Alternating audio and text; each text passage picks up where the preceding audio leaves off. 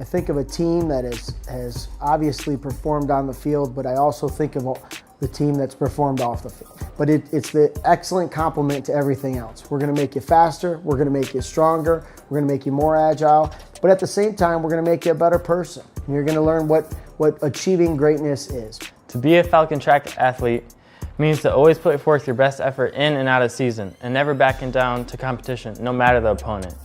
East Kentwood Track and Field has a tradition that's completely unmatched.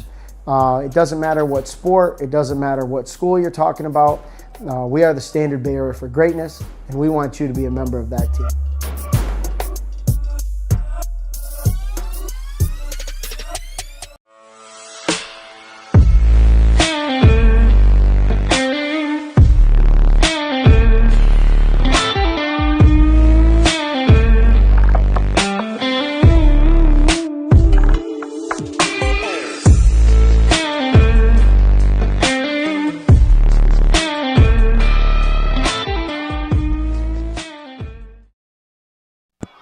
And welcome to Falcon Stadium, all right. Where we are here for track versus the Rockford Rams on this absolutely frigid day. If you thought last week's track meet was colder, this one's got to be. We have gusts up to 40 miles an hour, a west wind, which is at the runners' backs in turns 1 and 2, and then into their faces in turn 3 and 4 as you see them rounding the corner there. Hey, here comes Caden Holt. Yeah, partially underway in our first track event of the day. And we're moving into, I think, the last leg of the 4x8 here. We firing up the live stream and getting it going, and I think it's going to be Quibell in the last leg of the 4x8 for the boys. But a very cold day. Yeah, Preston. It is brutal. This is unbelievable. This is the track meet to be watching the live stream warm at home. Yeah, we might have a lot of people watching. There are not very many people who braved the cold out here, and almost everyone's in a blanket and a coat. The brightness that you see on your screen as far as how bright it looks out here is a camera trick, yes. A little bit of a deception. Yep, that is all cameras. And so it is kind of a dark day, kind of a cold day, a very windy day, and a day where you're really testing the toughness here as the girls move to the last leg of the 4x8 and the boys move to their last lap. So, yeah, it'll be a fantastic, normally a really good track meet. Yeah. Kentwood Falcons and the Rockford Rams. It is also usually a classic. Usually the longest track meet, too. Two of the biggest track teams by number of students in the OK Red. So this one will go probably until at least 8:30, 9 o'clock. I know we're looking at probably 16, 17 heats of the 200 again. So, yeah, buckle in for a long day here at track as we work on getting some results your way. The field events well underway, pole vault, high jump, some of the throws underway, and, of course, the 800 on in front of you right now. I think they're having a little trouble with the timer still. I don't think that's an official time right now, the one that you see on your screen. But I think it is updated. It's updated. Okay, now. It's been updated. But Ethan Quibell kicking it into the final stretch. He's leg number 3 of the 4x800, and he's going to hand it to Evan Nicolas, who had a phenomenal comeback in last week's 4x800. Really did a great job of kicking it at the end, and the Falcons have about a half of a turn lead here on the Rockford Rams for the boys. And if you're curious about live updates, you can go to athletic.net, search for East Kentwood High School. That timer that you see on our screen is also available on the app. You can follow along live with the girls 800 right now. Girls long jump underway as well. Abby Terry cleared 15.4.5. So a lot of those field events happening now. Athletic.net, if you search East Kentwood, you'll be able to get all of those results. And one of the results coming in final here is going to be the boys 4x8. And it looks like Evan Nicolas is going to do it. Really good. Oh, we have one lap to go. Yeah, one more. One lap to go, and it is tightened significantly here. So again, that wind at their backs through 1 and 2, and then the bleachers thankfully block a lot of the wind down the back stretch and front stretch. But Rockford is reeling them in, and Rockford is going to go for the pass on the inside. Nice little block by Evan there. And see if we can have a repeat of last week. Really interesting stuff here. And everybody's up again. And Evan's taking the lead one more time down turn 3 as they get hit by the wind. We're going to see neck and neck. Here comes Evan Nicolas. And the big push late is going to get him the win. Evan. Phenomenal kick down the front stretch and into a Falcon victory in the 4x800. Evan doing a great job. You can really see the wind hitting their faces when they get out of turn 3 there. It is. Yeah, that's like running into a wall. Really going to test the mental toughness here a couple times in the day.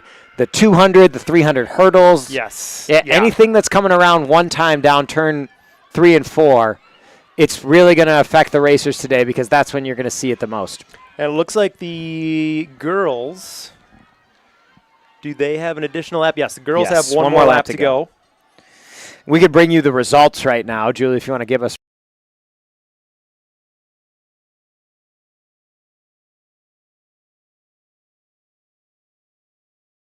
Live.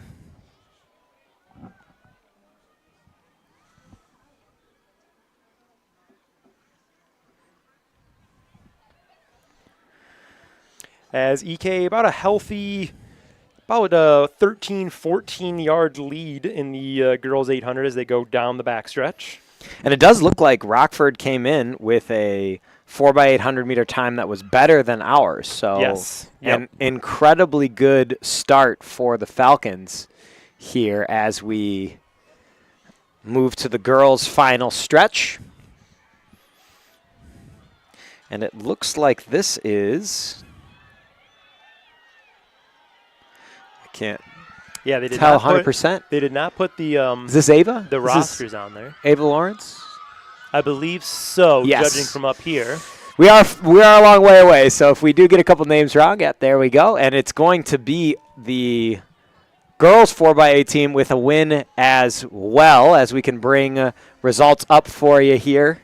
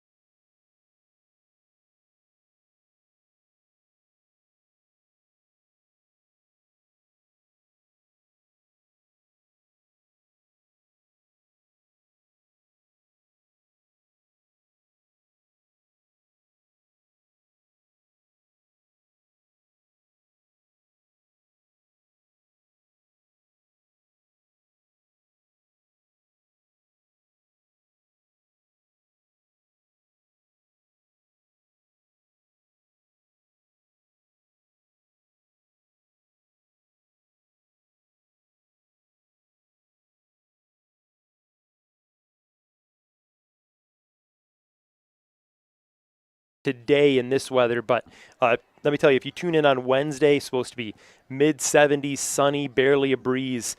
That is going to be an absolute event where you're going to be able to see quite a few PR times set in that one as the athletes keep on getting stretched out. A girls' long jump among the many events happening right now. Again, Abby Terry just cleared 16:01. Maylee Guerrero clearing 16:03. As well, so make sure to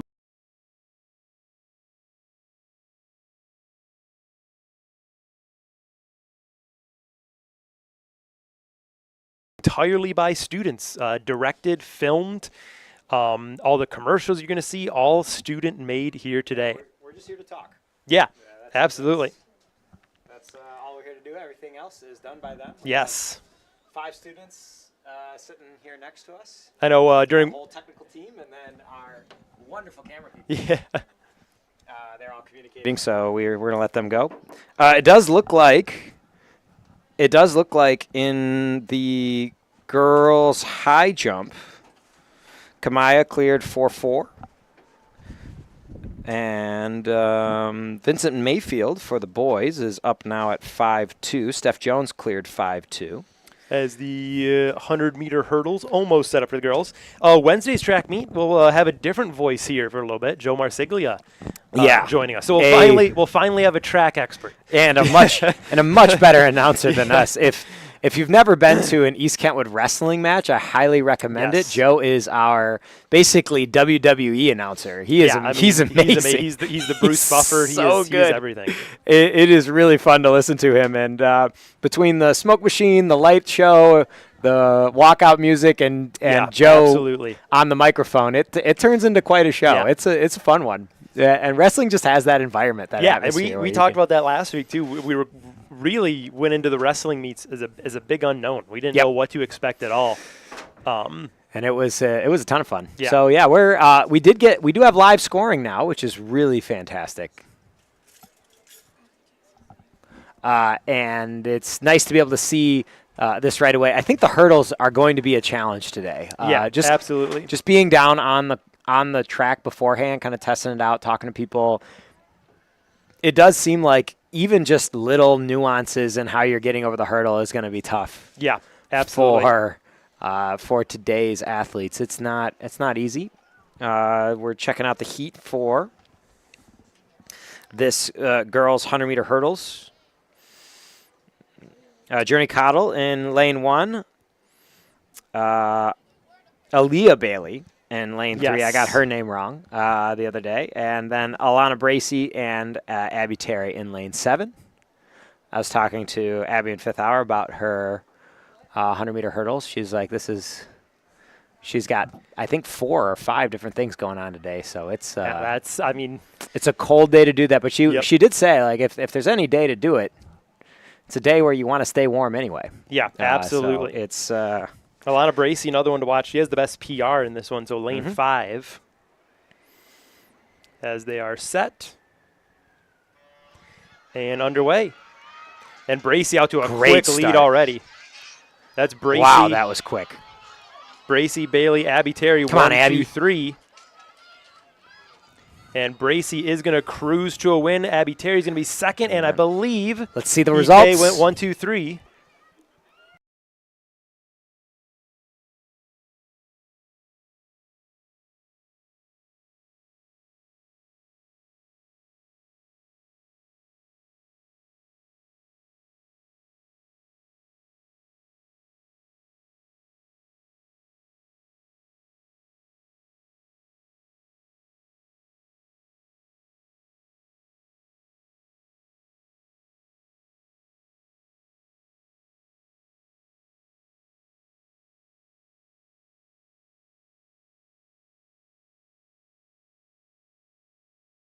I'm ready to go today.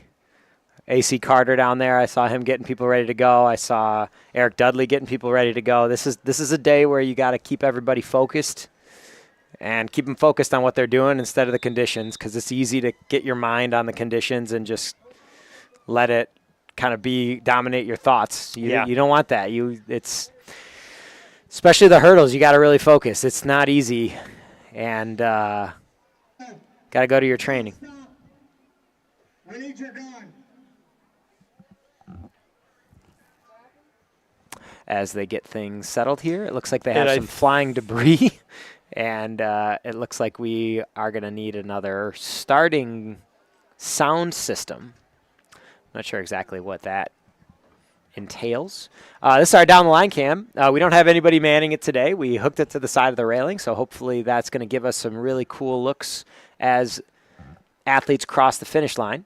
Yeah, and they're gonna need a minute because they're gonna have to actually restart and troubleshoot the starting gun. So that's gonna throw all of the times off if that's not we're gonna set correctly. We might be here a second. But yeah, a good time to shout out all the production club members who are helping us today. London on the switcher, who has become an expert, also a fantastic Adobe After Effects graphic designer. Yep. She's done a lot of our graphics design. Zaya is working the main, the field main camera, and the main kind of in and out of the audio. And Andrew over here is helping her do that. And then Julie directing looks the like live Julie's stream. directing the live stream. Brooklyn's Owen. back here working on a camera. We have Owen working a camera. We have Diara working a camera. And then we have a super zoom cam that's going to help us with some of the shots of the field events. I'm going to take this. Owen, you want to move super zoom? Owen, you want to move super zoom to the high jump? And they may actually Move super zoom be to the getting high ready jump. to It's in do Diara's way.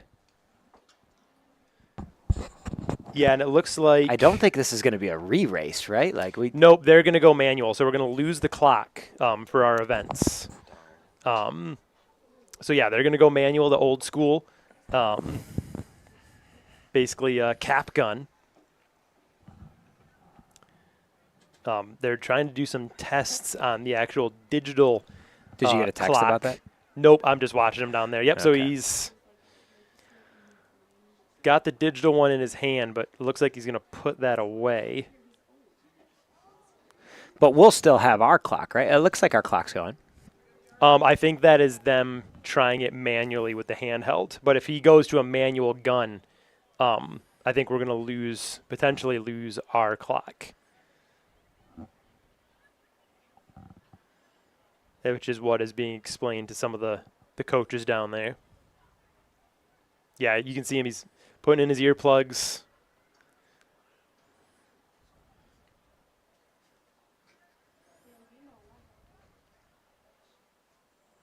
Is that a? Yeah, they're trying to get things figured out down there.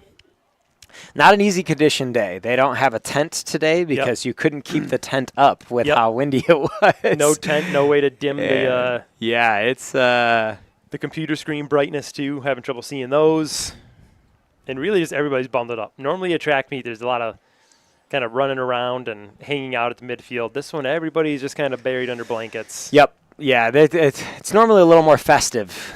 Yeah. Before the track meet, like kids are running around with their friends, getting warmed up. People are saying hi to each other. There they are. Yep, they're going handheld. Interesting. Okay, so we might lose our clock and our results here. I'm not sure. We should be able to keep the results, but I think some of the timing will have to be done like manually. We will now resume competition. Thank you. It does sound like they're pretty. They just gave an announcement, and it sounds like they're pretty confident that we're going to have what we want here. So hopefully, we I get think what we we may. need. I don't know if we'll keep the live clock. That's what I'm curious to see.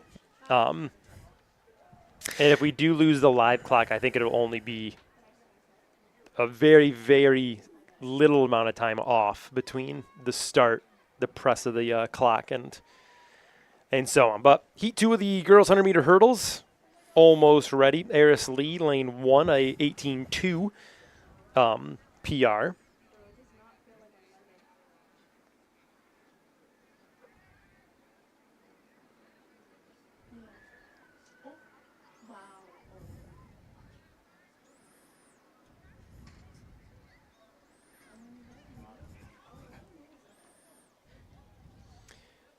As we're still waiting on that. Does look like they're ready to go.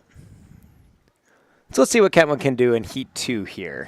It is interesting because they have Heat 1 as varsity. Oh, we're going to keep our live clock. All right. That's fantastic. So this is, I believe this is actually a JV as the live results. It is. This is a JV 100-meter hurdle. That is why you may not see those results on athletic.net. Make sure to click on that. So Eris Pull up Lee, the results live.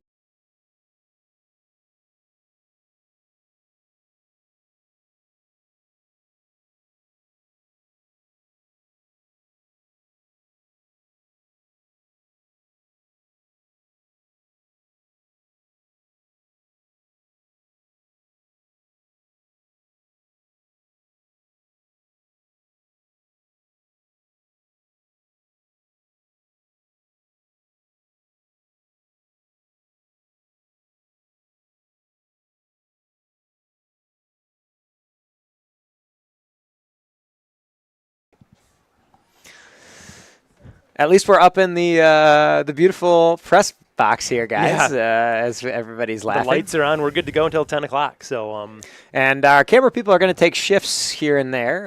We're going to give them a chance to move around a little bit and get out of the cold because it's cold.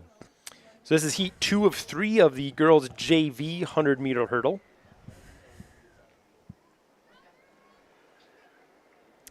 Lane 1, Quinn Smith with a 20.14 season best. That's the speedster out there. And we'll see, it's actually Ava Gomez in lane 3 to a big lead. And Gomez looks like she Nice job, Ava. will cruise to a victory, and she may be flirting with a season best as well. And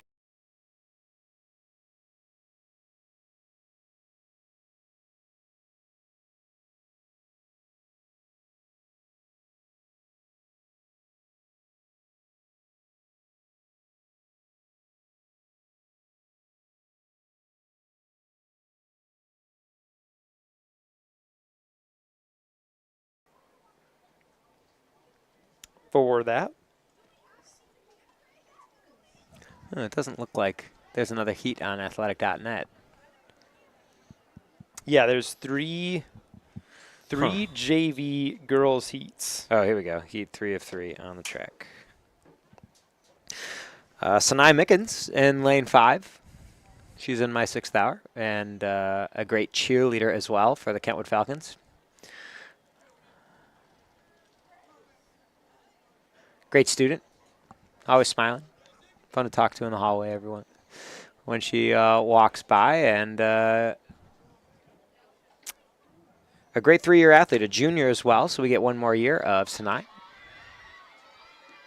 as they get going here. Some really clean racing so far out of our hurdlers. Not an easy day to hurdle. Conditions really difficult. They're basically getting hit by the wind the whole time. Yeah, so yep, the it fact is that not we've kept the hurdles basically in the air. Don't want to jinx anybody, but that's pretty good out of our heats, all of our heats. Yeah, good job there. Over Really, at the really.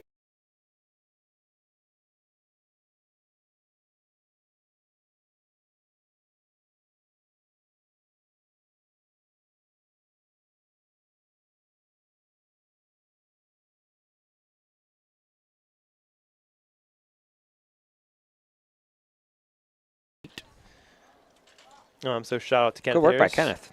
Javon Alexander as well, clearing 21.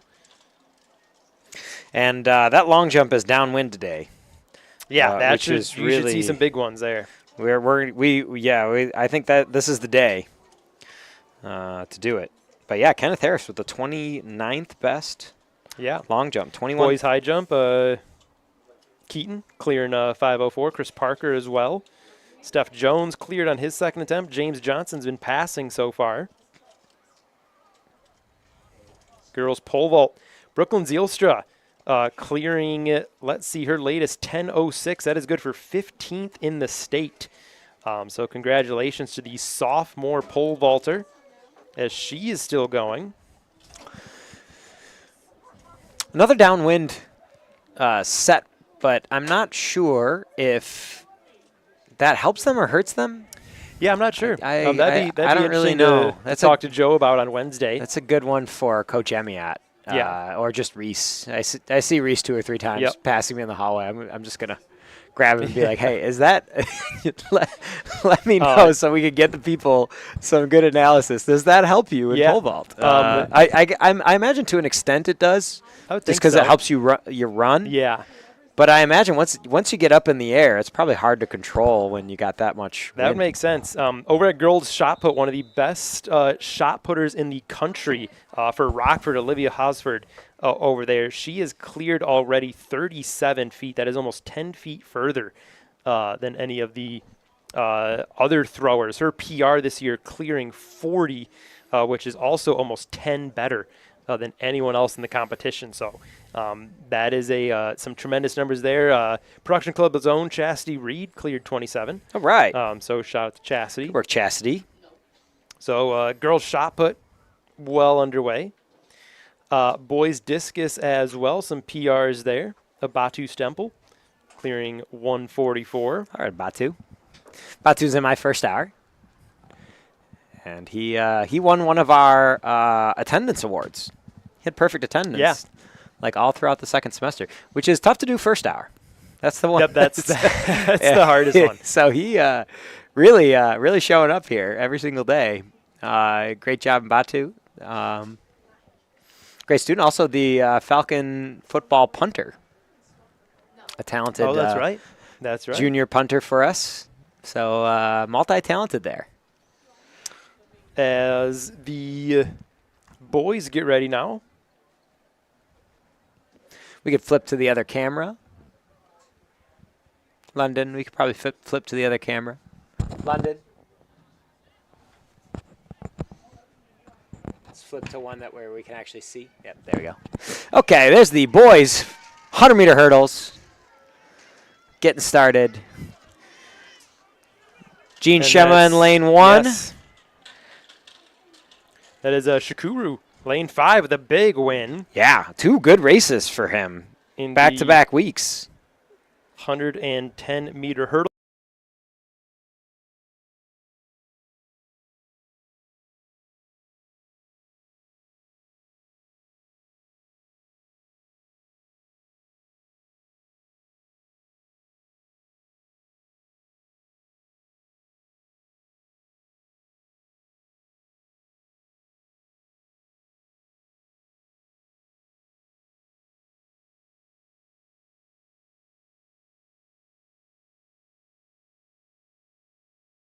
Fisher, that's what they're doing. That little bit of a delay. They actually zoom in and they debate. They get tons and tons of training of what body part crosses first and where they have to score. Yeah, it's interesting to watch them Yeah. from behind. Like they're Yep. just watching them do it on the computer screen.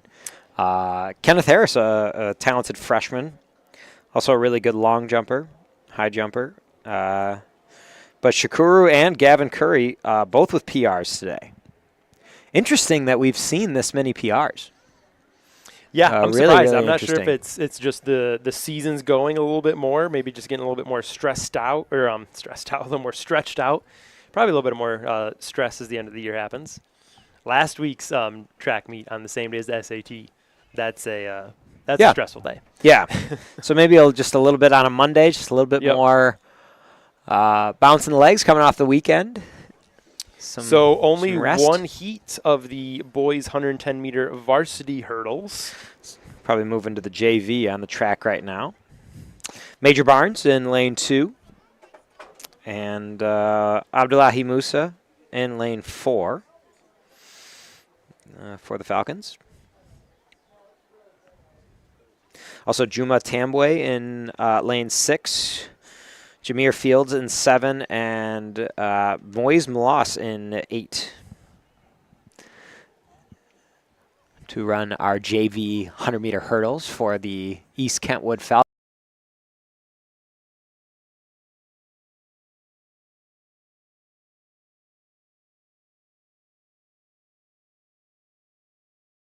Crew in front of us. They're not happy with that comment. The I think flag- it's still cold. Flags are still straight out. Yeah, wind's not supposed to calm down until 10 or 11 o'clock today. By the end of the meet, the feel-like temperature is supposed to be into the 30s. So it's going to be very, very cold. So it's the towards feel the end of a this one. late November football game Yeah, yeah. is where we're at here. And it is it's cold in the stands today, Yeah. too. Not getting the sunshine and warmth that you would get as we start our 100-meter hurdles. Oh, Major stumbled there. Still up, though? Yeah, not going to affect him. He is going to continue to cruise Really good work to by a win. Another Major little stumble Barnes. there, but Nice job as we go to results.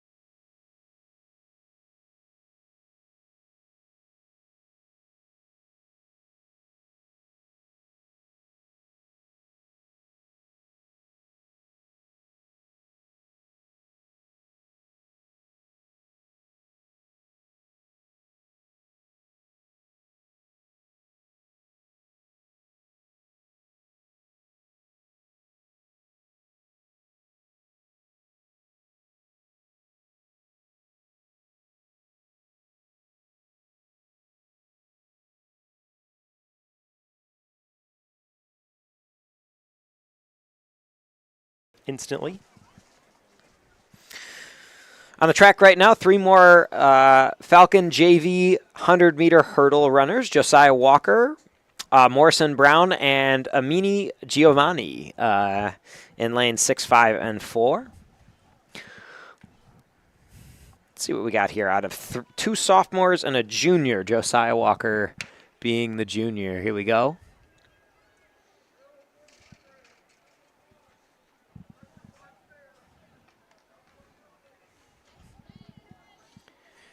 And that is going to be a nice win. I believe that is Morrison Brown. I believe so.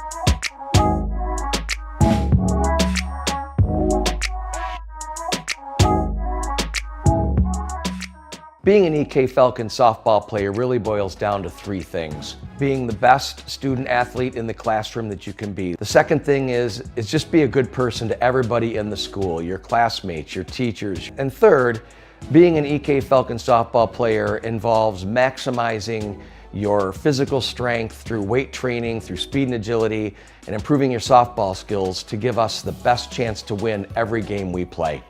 To me, you're not only representing yourself, but you're representing everybody around you, your teammates, your coaches, your family, and East Kentwood as a whole. We really get that good chemistry, learn how to play together on the field, learn how to love each other, and learn how to win games together.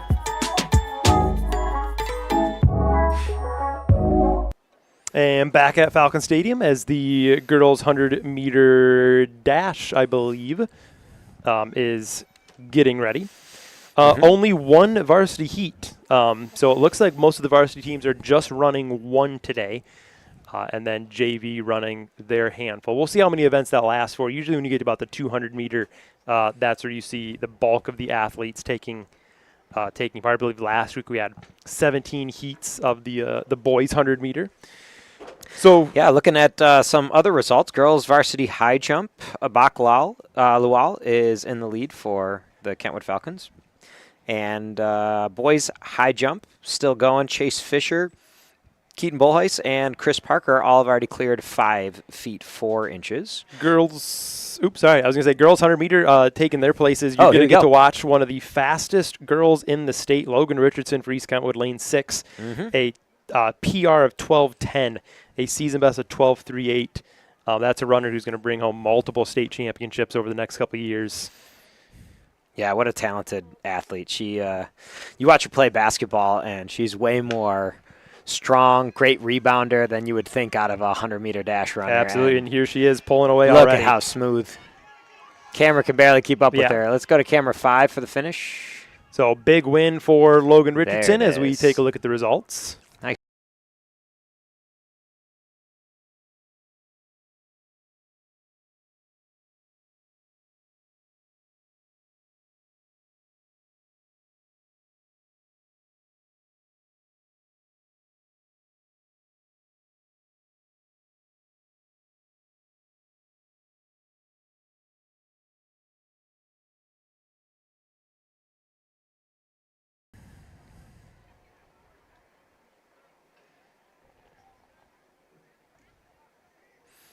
Journey Matthews in lane 1 for this JV heat, I believe.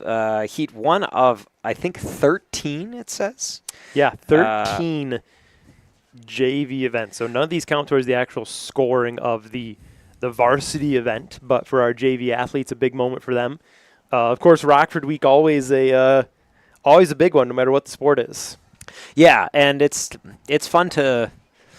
I mean, these are 2 very, very proud athletic departments, big schools that really try hard to be good at whatever they do, and it's fun to match the best with the best sometimes. And Rockford does a good job of always being extremely competitive in any sport that it seems like we play against them, and That's fun. It's fun to be in the OK Red where you have a lot of incredibly strong competition.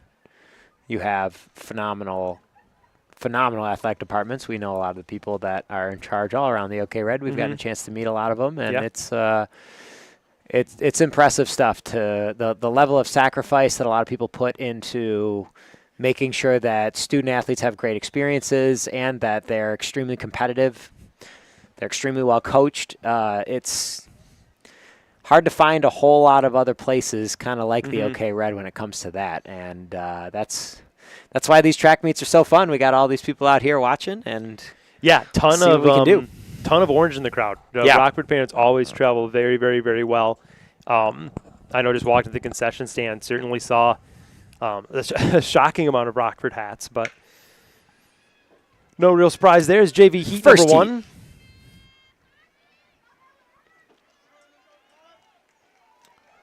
As this one's going to be a close one.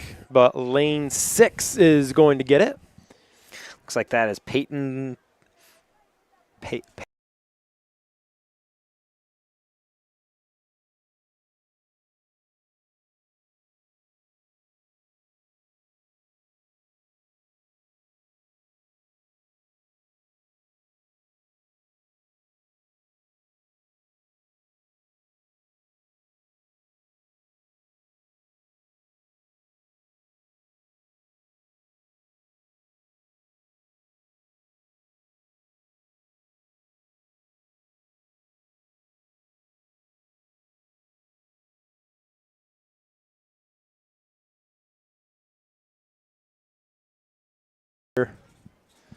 Slowly getting ready for heat number 2.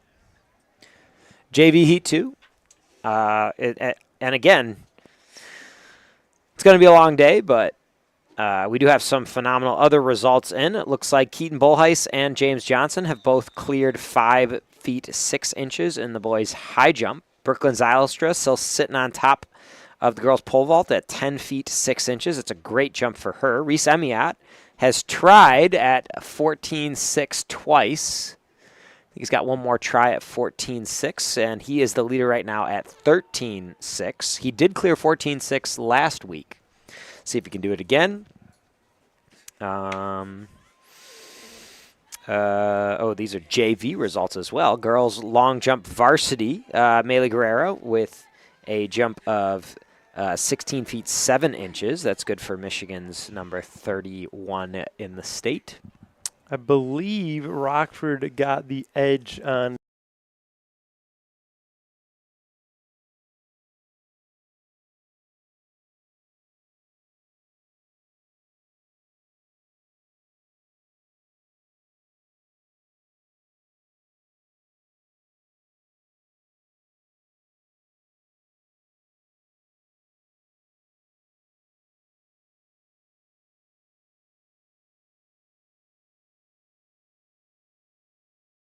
It does not look like. Yeah, there's a lot of movement on it. It's not it's not your stereotypically relaxing track meet. You got some snuggies on out there, some big blankets. People are trying to stay warm. Yeah, I was talking to a few of the athletes down there before, and they said it was definitely the most glum it's been at a track meet that they've experienced. They said it's great word. Yeah, one of the first times it hasn't been incredibly fun to be out there. But looking at the weather, it looks like, knock on wood, we're going to get a little break. Yeah. This should be our final cold weather track meet. We're looking great for Wednesday in the 70s. Next week looking great too. So let's go back to the live camera. As we get our 4th heat. Yeah, heat number 4. Meter. And a big win for East Kentwood, lane 7. It's going to be Kylie Walker in lane 7.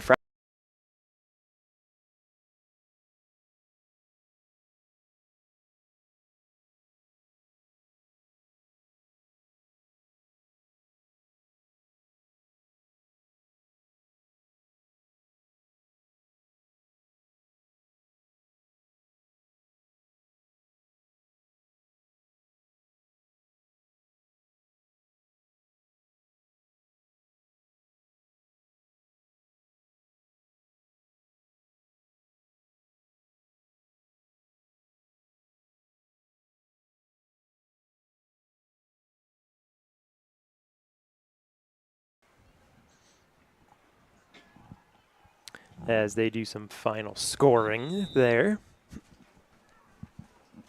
Great to have the live scores up and Yeah. ready for everyone. Yep, It does, that's great. It makes things significantly easier. Not only to watch here in the stadium, but to watch at home, to get those live names with the scoring. Great work by Justin and Ashley to get that all set up for today's big meet with the Rockford Rams. Here we go. Heat number 5, I believe, heat number 4 in the 100-meter JV dash.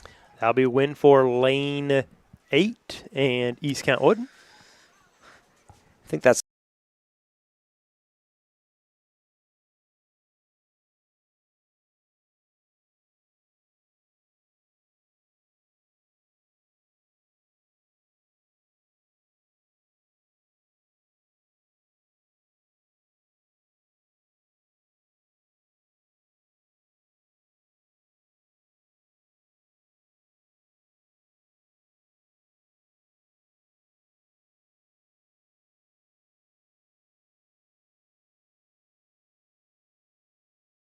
To the JV heats.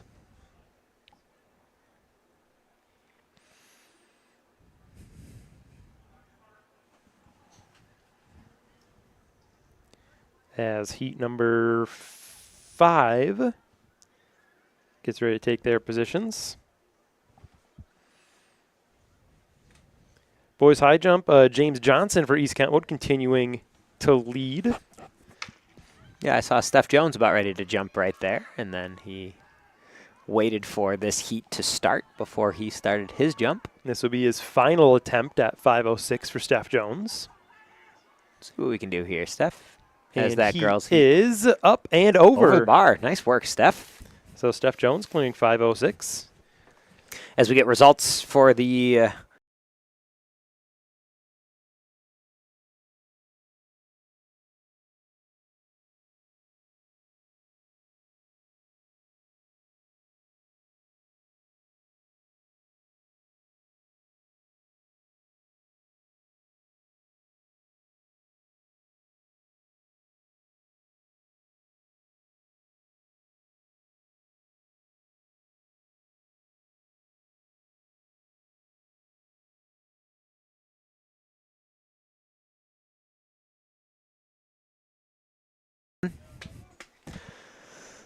it's good stuff. I haven't seen a lot of action out of the throwers yet. Looks like they were still warming up, and most of them are just standing around in blankets right now. So I don't know when either they're done or they're just starting. They haven't started yet. Here's heat 6 for the girls' 100-meter dash.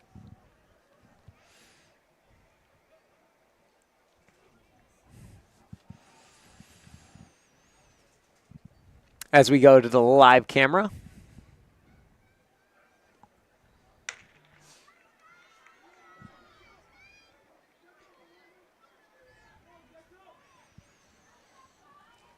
And Rockford looks like they'll get the win here. EK going to be neck and neck for third, and that'll go to lane 7.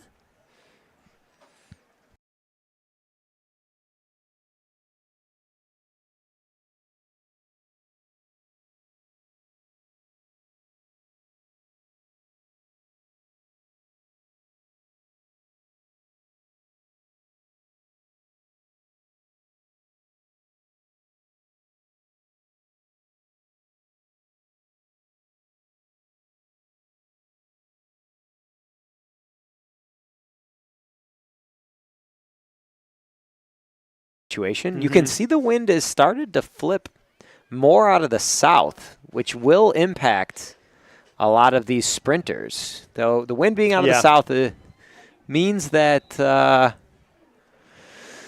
they're going into the wind a little bit more, and that makes it a little bit tougher for our sprinters. I believe it would make it slightly more difficult in different longer run events as well, just because it's that last little kick zone Yep. where you're getting a little wind in the face. Yeah, I was even just walking over to the Jumbotron earlier today on the walk back to the stands. Just the amount of dust and leaves and things like that getting blown into your face surrounding that corner will be difficult to deal with. Is EK going to go 1, 2, 3? Jazane Silva in that heat,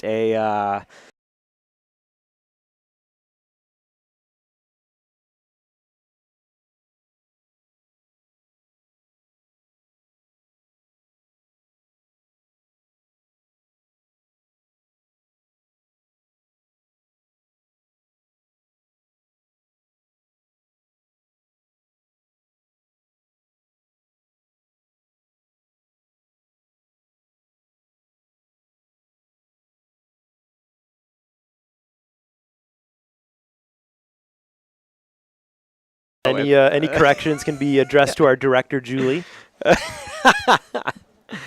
She'll answer the hotline. There it is. Yeah, Steph Jones did clear 5-6, and so it does look like a group of high jumpers on the boys' side are going to move on to 5-7.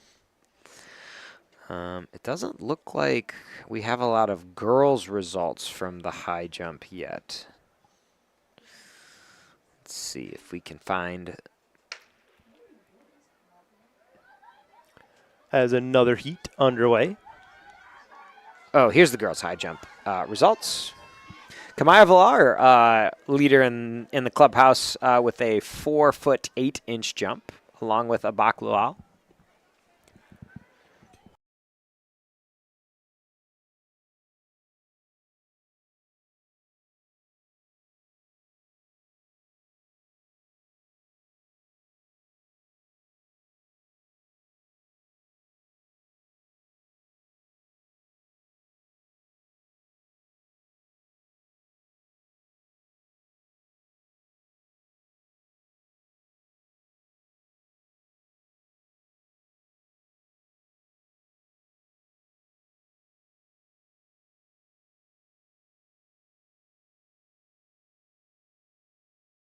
And Coach Rob Roloffs. Yes, that is can't miss television. Rob right there. Roloffs putting the coaching clipboard down Yes. and picking up the headset. Rob Roloff's a great baseball. The Roloffs family, a great baseball, softball family in Kentwood. I kind of wonder if the's a sport that he can't Sons coach. played. It certainly seems like everything. I don't think there is a sport that Rob can't coach. He's got a great eye for the just the general the way that you win things. I learned a lot of great lessons from Rob when he was the JV coach at East Kentwood. I was the freshman boys basketball coach, so we got to hang out a lot together, and we get to be on the call tomorrow. One of the questions that we got to ask him is, we were talking about this last week at baseball, is if you could name Falcon athletic arenas and stadiums after some of the past great Falcon athletes, like who would some of those names be?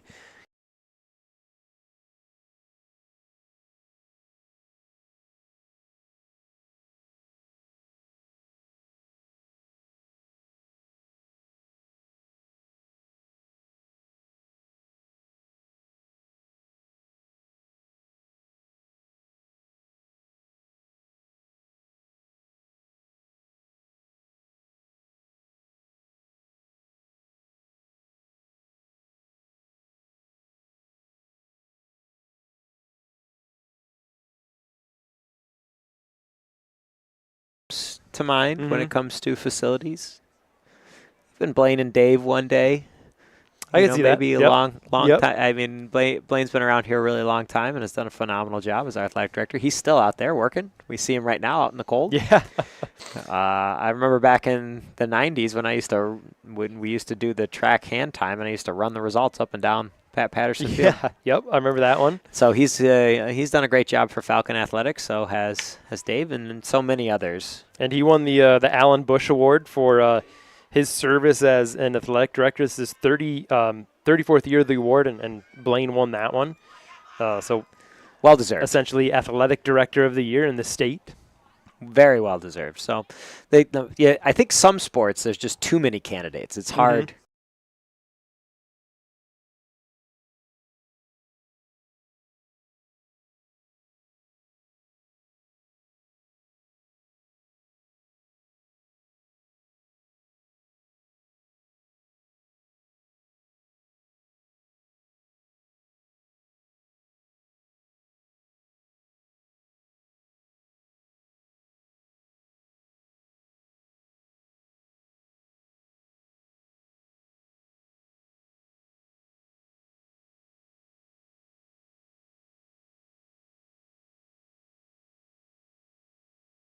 Kentwood Falcons. So, I mean, there's a lot of facilities, and it'd be kind of cool to do that. I don't know. I agree.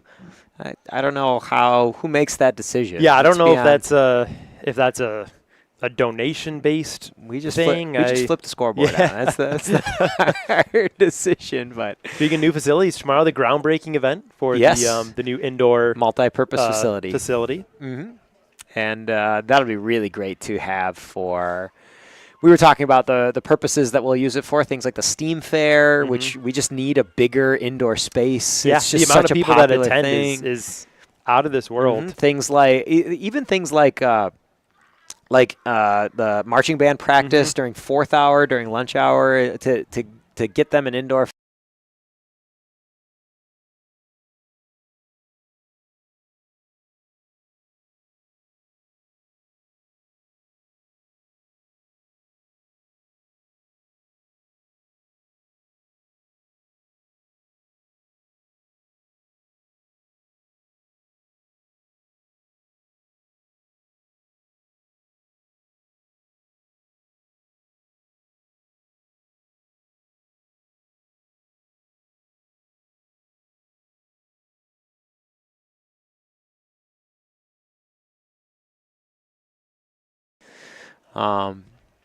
Back to the days of the director, the Dr. Sawyer and Jim Ross and some of those other people that were so fantastic for years. And so they've carried on that tradition all the way through Marshall Whirling, and it's great to see them continue to keep that tradition alive. The kids do such a great job with that. But it is an absolute work. An absolute grind for them during band camp, and it'll be nice to have an indoor facility where if it's 105 degrees out, maybe they can get inside. And then obviously all of our sports that need a little bit more space than just a field house, they'll get some more room. The groundbreaking on that has already kind of happened, but the official one, tomorrow, and then they expect to have that up by. Yeah, you can spring, you drive by an M6, summer. you'll be able to watch the progress all year. But yeah, I imagine the shell of the building, certainly in summer, and then ironed out later. But yeah, all of our fine arts programs really put in a lot of unseen work. I know London, who's directing, was just the star in the musical that wrapped up prior to spring break.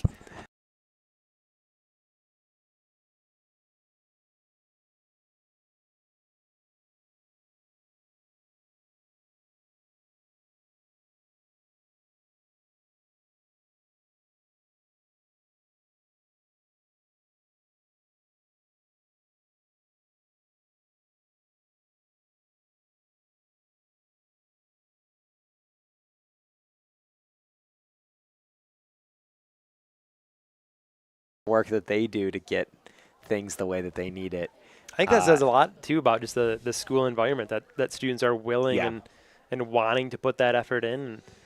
I know we kind of keep track of a club list, and there's over 100 different clubs in sports if you count all the teams at East Kentwood. Yep.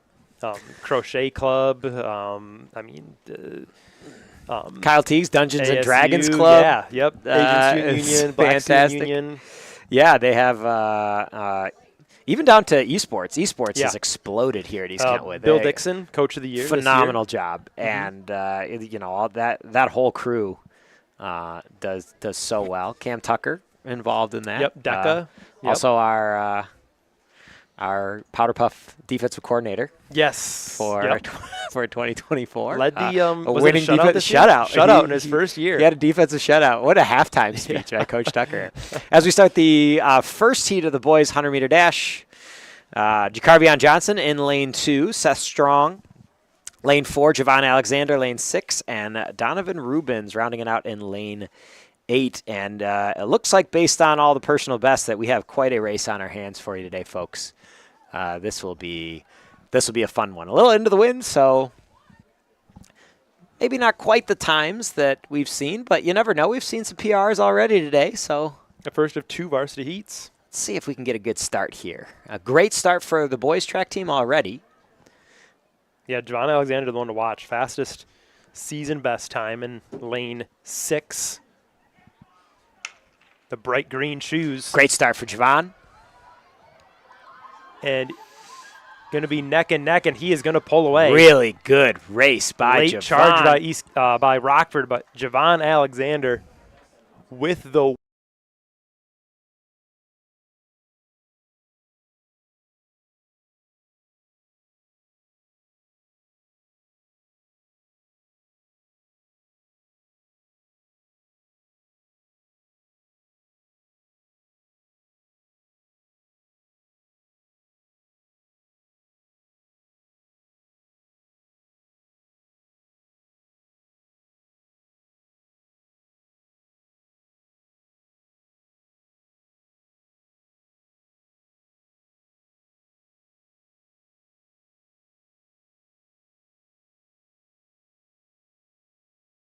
This is fantastic. Heat 2, an all EK heat. Cade Coffin, Xavier Gordon, Desharian, David Wynn in lane 6 as well. Xavier Gordon looks like this may be his first varsity run in lane 4. Cade Kaufman and David Wynn, 2 guys that hang out around our classroom plenty of times throughout the day, so I'm sure. Cade set a PR last week. And there you see Cade in the white T-shirt for the win, and his time.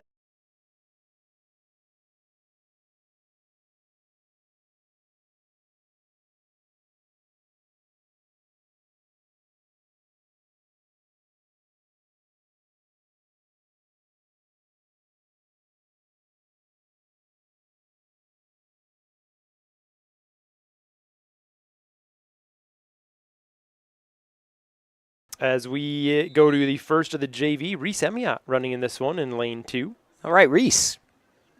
Sam, did you get the official pronunciation for Sam's last name? I know we were asking that. I'm still finding the JV here. It changes right over. If you stay on the varsity one, Oh. it'll jump right to go to the live. JV. Okay, Yeah. there you go. Reese Emiot, Calvin King, Samson Smingy.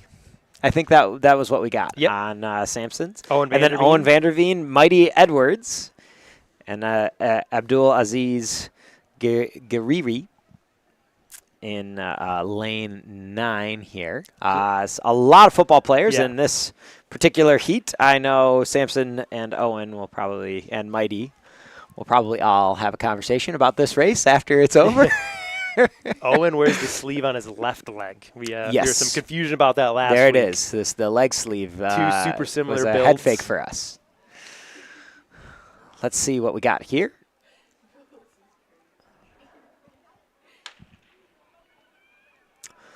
Great start off the block by Mighty.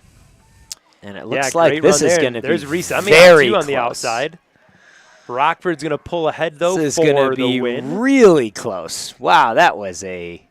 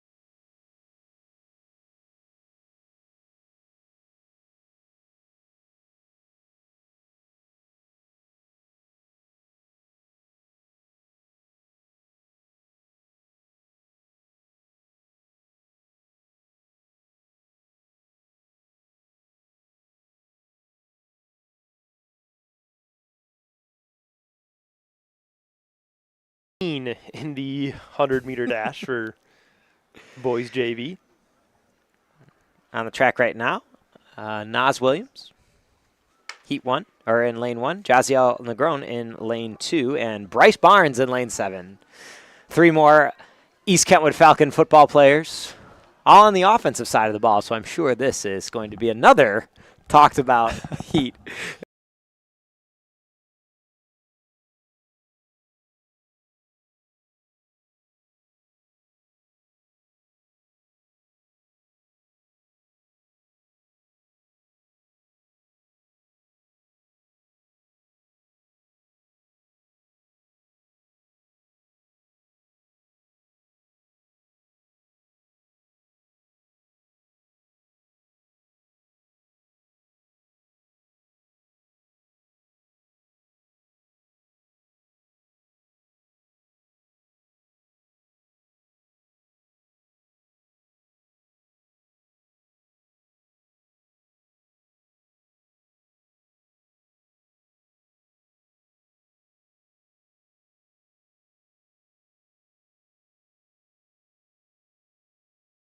To be able to be around them. I know they're always in the hallway with Coach Locke between classes, talking football, talking life. Yeah. And they're just wonderful role models for a lot of people there. Austin Nelson, one to watch in this one. Lane 6. people. Michael Swan, lane 5. Super Malachi Mario Bailey. Cunningham in lane 2.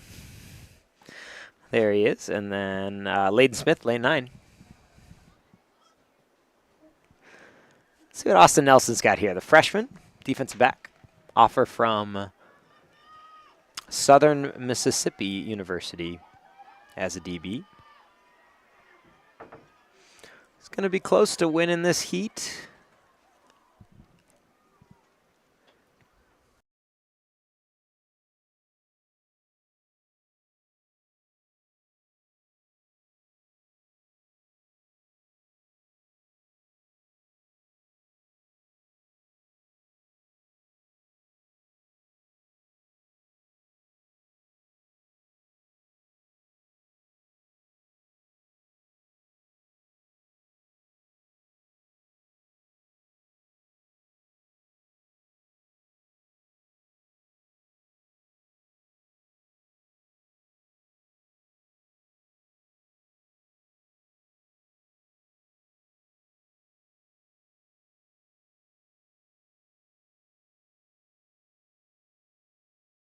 Rounding out that heat. Some updates from girls long jump. Rockford pulling in the lead. Drew Howell with her clearing 17:01.50, a new PR, good for 15th in the state, beating Maylee Guerrero's 16:07, which is good for 32nd in the state. So some tremendous jumps going on at the girls long jump pit.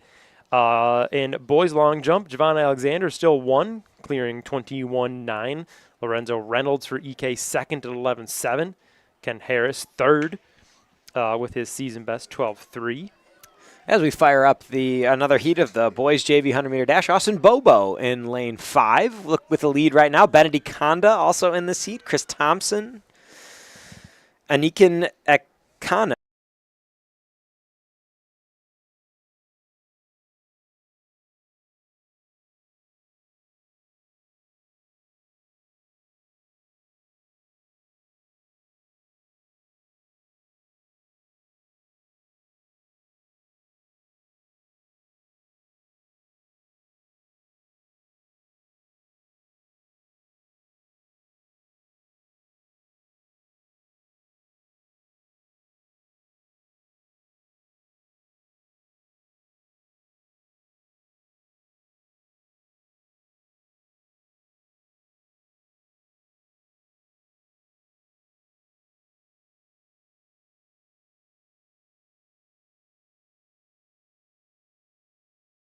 That particular heat with 12.72. Kenyon Battle in this heat, along with Quashan Julian, Dallas Thompson Moody, Jonathan Flores are the Falcons in this heat.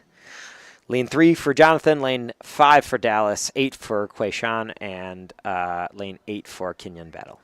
Some other results, girls high jump, Rockford leading that one. Greta Caprath clearing 5-0.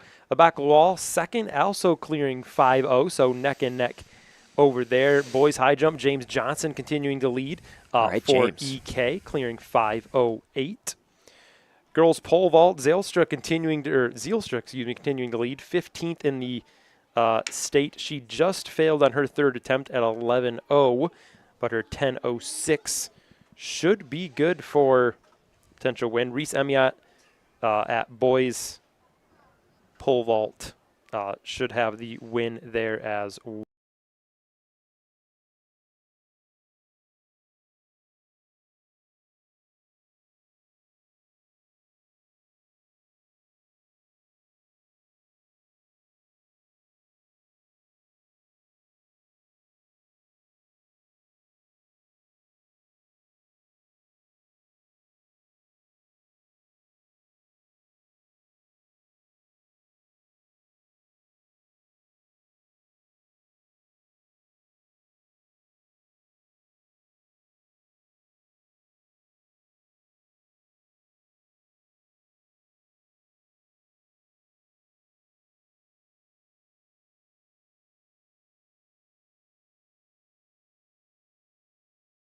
Impressive Yeah. stuff out of Yep. out of that crew.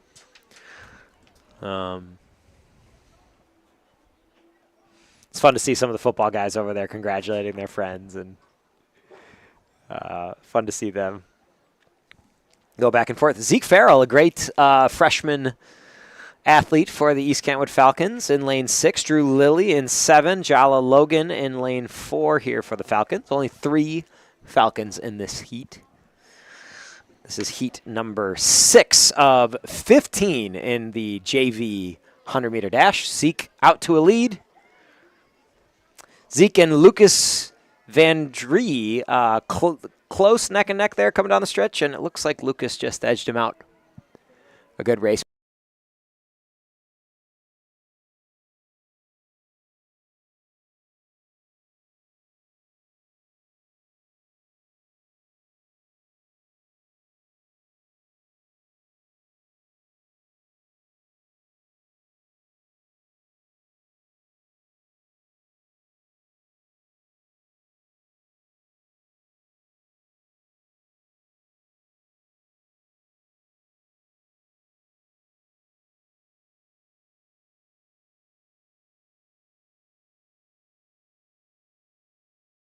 Season, you can just see the improvement as they continue to work through. It's a grind. Technique. It is not easy to just kind of come out and join a sport. It is a grind mentally, physically. Those long practices after school combined with all the work you got to do in your classroom. Mm-hmm. In this 7th heat of the 100-meter dash, Traylon Robinson in lane 2 for the Falcons, Tyron Harris, lane 6, Aiden Glazier, lane 7, Carmelo Kanzler in lane 8, and Elijah Bondin in lane 9.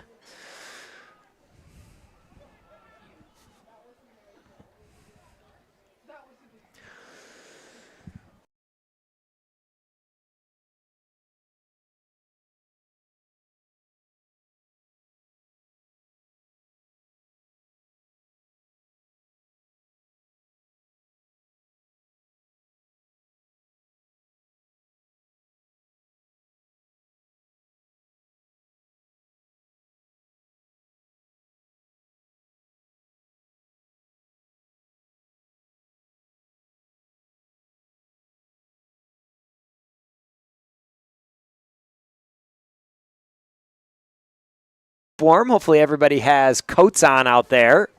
Robel. Put a coat on. Put a coat on. There's a coat right there. Please put the coat on. My goodness, we have some very tough individuals here in Production Club going out there without coats on. That's one word. I brought a big I brought a big bag full of old coats and blankets and gloves. And then Robel is out in after last week. Hawaiian shirt, T-shirt. Just a button up and shorts. Yeah. Okay. All right. Heat number 8 of the JV 100-meter dash. Jesse Phillips. Tailback for the Falcons in lane 1.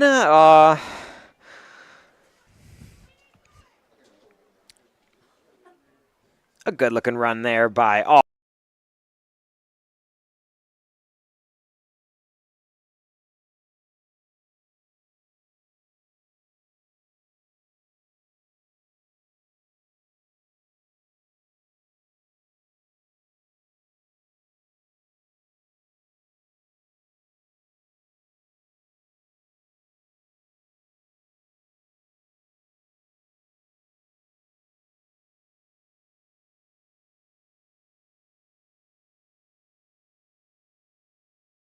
Same for boys, just 3 events scored, 16-7 lead for them. Again, a lot of the field events still in the middle of taking place. It looks like high jump is getting closer to wrapping up. Yep, James Johnson with a 5:08 leading for the Falcons. Brooklyn Zylstra, it looks like, is going to win the girls' pole vault. Sometimes hard to see how that's going to end up. Reese Emiot with a 13:06. LUL leading girls JV high jump. In this heat of the boys 100-meter dash, Aiden Belton, Yasir Sharif, Caden Cox, Justin Mateo, Andre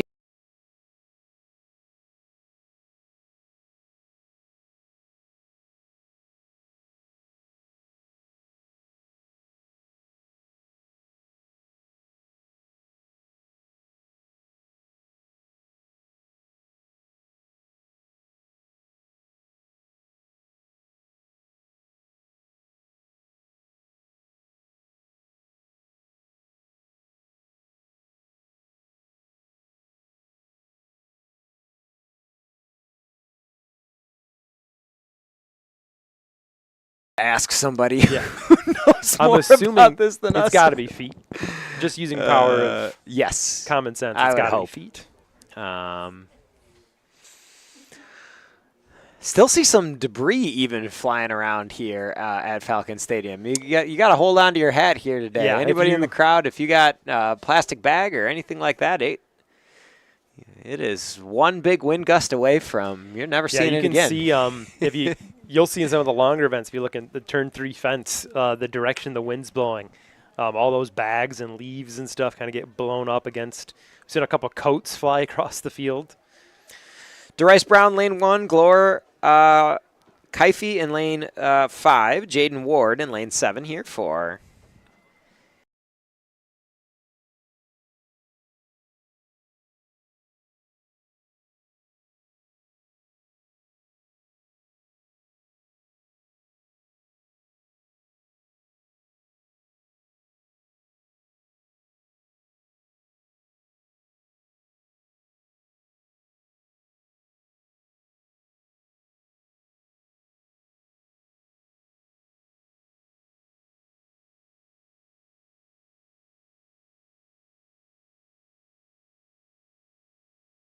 who wins the conference. I'm assuming just dual meet record would be, or are there like conference meets like as a whole?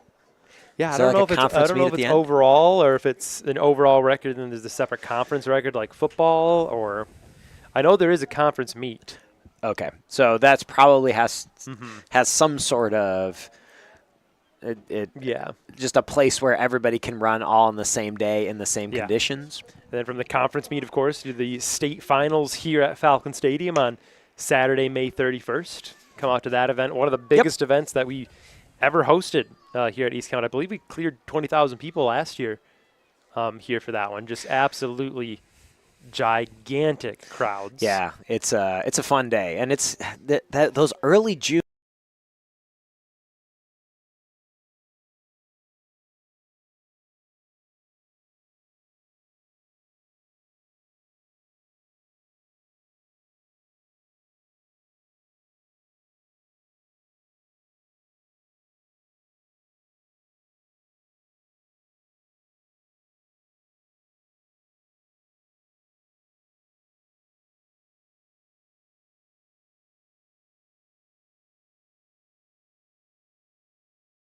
Friends from around the state and people that you know. I got to see a lot of people that I had met through student teaching and through You know, all the stuff I did in Ann Arbor, and it's just, it's fun to be able to reconnect. And you have some big names that come out too. Oh, I mean, absolutely. Last year we had, I think we've mentioned it countless times just because of how cool it is. Barry Sanders is here watching his niece from the East Side run, and really neat.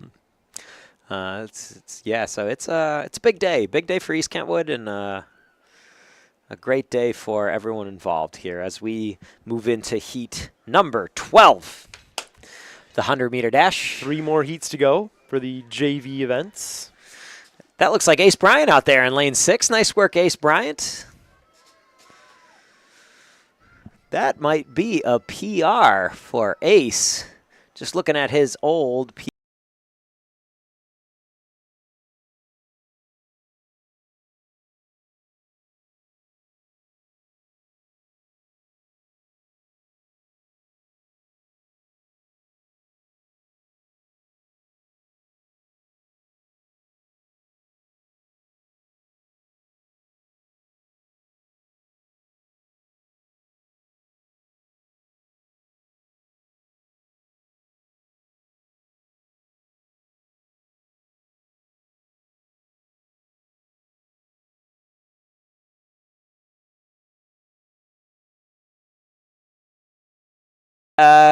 Little entertainment for the middle of the 100-meter dash. Heat 13. Yes. Ace Bryant with a good run there, though. Ace Bryant is a very talented wrestler for us. He's a sophomore. Fantastic work on the wrestling mat and also in the classroom and on the football field. So multi-talented human in Ace Bryant. Always got a smile on his face as we move into another great heat of the boys 100-meter dash. I'm looking at the high jump live score. It looks like James has one more try at 5:10, along with Connor Mahal.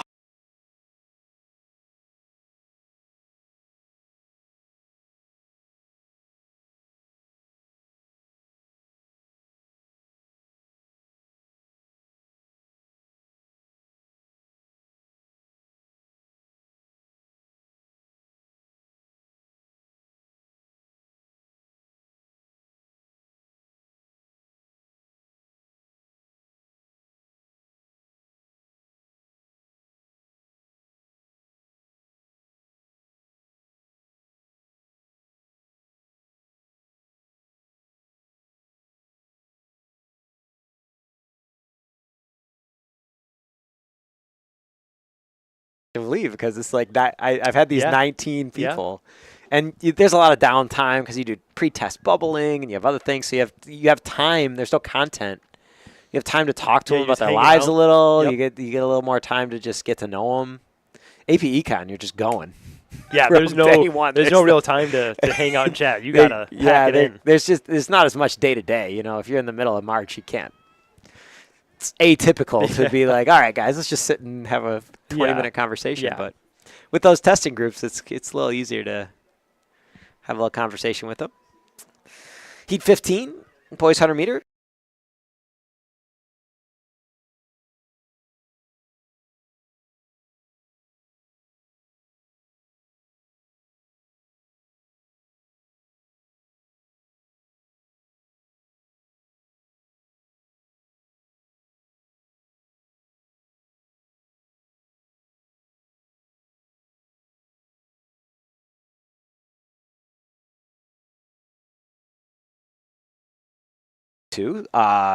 Both PRs for both crews on last week against West Ottawa, so we'll see what they can do today. And Blaine's right behind this heat, ready to move the blocks. He's there. They want to go. He's there. He's getting. You can tell people down there are cold. Just got to remind the crew up here to make sure that we're switching out camera people.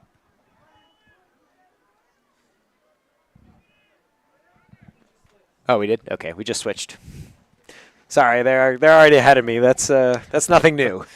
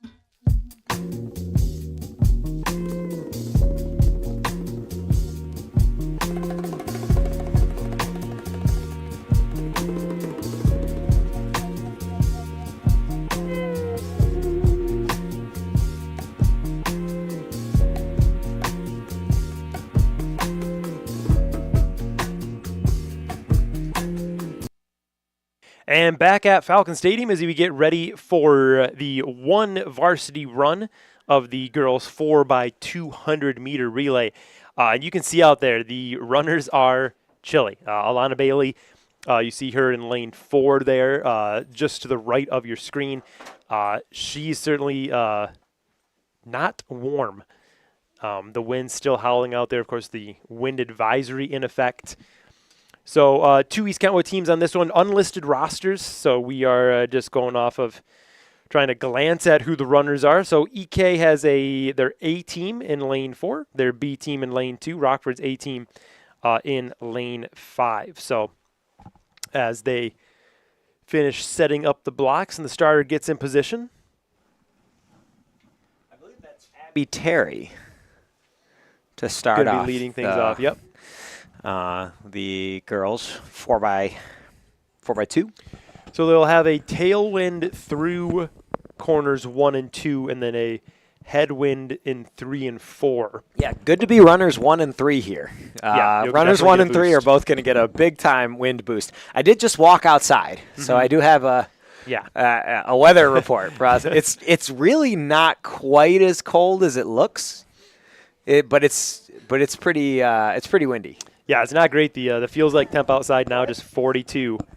It almost looks cold. It's weird. It almost looks colder than it is. I mean, it was cold. It was cold, but I don't know. We'll see. Here's our down the line cam. Should we get like a sponsorship for the down the line cam, like Pepinos? Something, yeah, something. Just the Pepinos finish line cam. We appreciate our partners over at Pepinos. As we're underway. Yeah, there goes Abby Terry. So wind at the back, and now the wind will be mostly blocked by the bleachers that we are on. Rockford a healthy lead. Terry shrinking it slightly. Maybe about a 10-yard lead. And we'll see how the exchanges First exchange. go. It is clean for EK, clean for Rockford, but EK is going to do a good job there shrinking that distance. And EK running into the wind now. You can really see him hit that wall. Yeah. Now the wind blocked. And EK neck and neck. A good race so far. Yeah. 2 very clean exchanges there down in turn 3. Rockford going to build up their See lead a what we little got bit. there. And Good 2 handoff more. by EK. And EK will burst into the lead through 1 and 2. Wind at their backs now.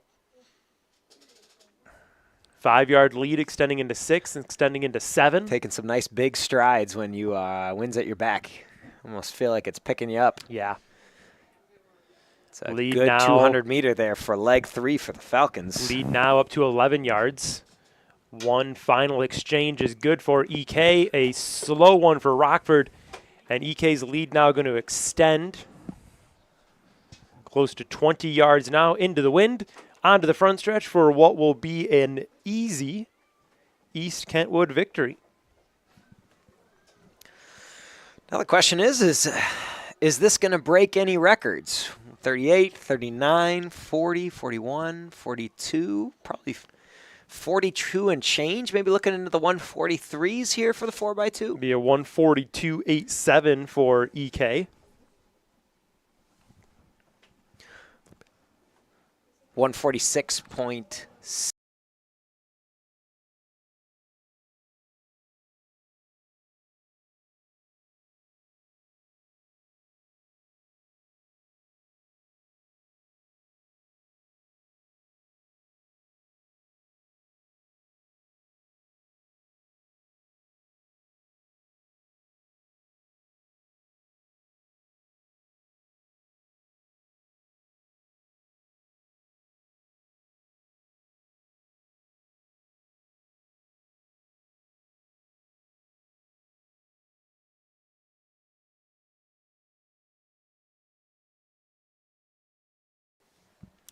No season best or a PR for the 142.87 from the girls 4x2, but a strong race here in the conditions. East Kentwood A team in lane 4 here for the 4x200 meter dash. Emphasis on just clean exchanges, try to build out plenty of momentum in those transitions. Just the one run for the boys varsity, 4x2.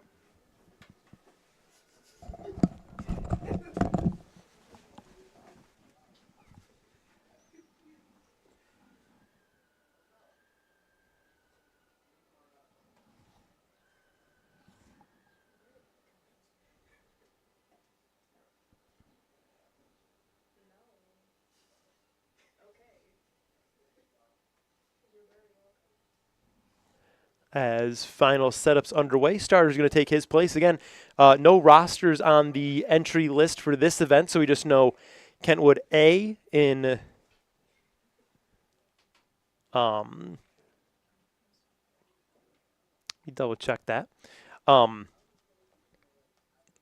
Yes, Kentwood's A team in lane 4 to the B team in lane 2. Rockford taking lane 5, just the one squad for Rockford. So we'll see what EK and Rockford can do as the runners are set on their marks. And we are still waiting for one EK runner to get set. Go to live. And we are underway.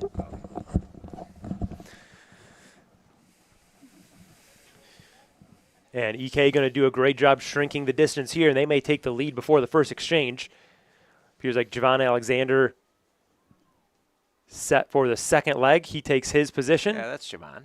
And they're underway. Clean exchange Wow, by Kentwood. really? Slow exchange by Rockford, and EK is going to burst into the lead. Really good. Javon Alexander Nice work, guys. into the wind in 3 and 4 onto the front stretch, and he is pulling away.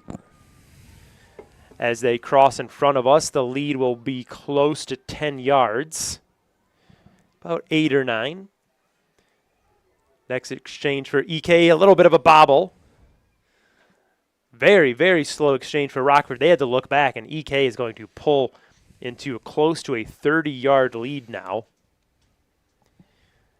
Yeah, some really good exchanges there. If EK can continue their the first smoothness. The first one was really smooth. That was impressive stuff. Another great handoff there. And another slow one by Rockford. Anytime I was that's Malachi Mosley here coming. I was at practice, they mentioned anytime you look back, you're losing time. It's supposed to hear the handoff as opposed to see the handoff. EK will cruise to a victory here, as they will flirt with the minute 30 mark, and they should beat it as we check the results. Minute 30.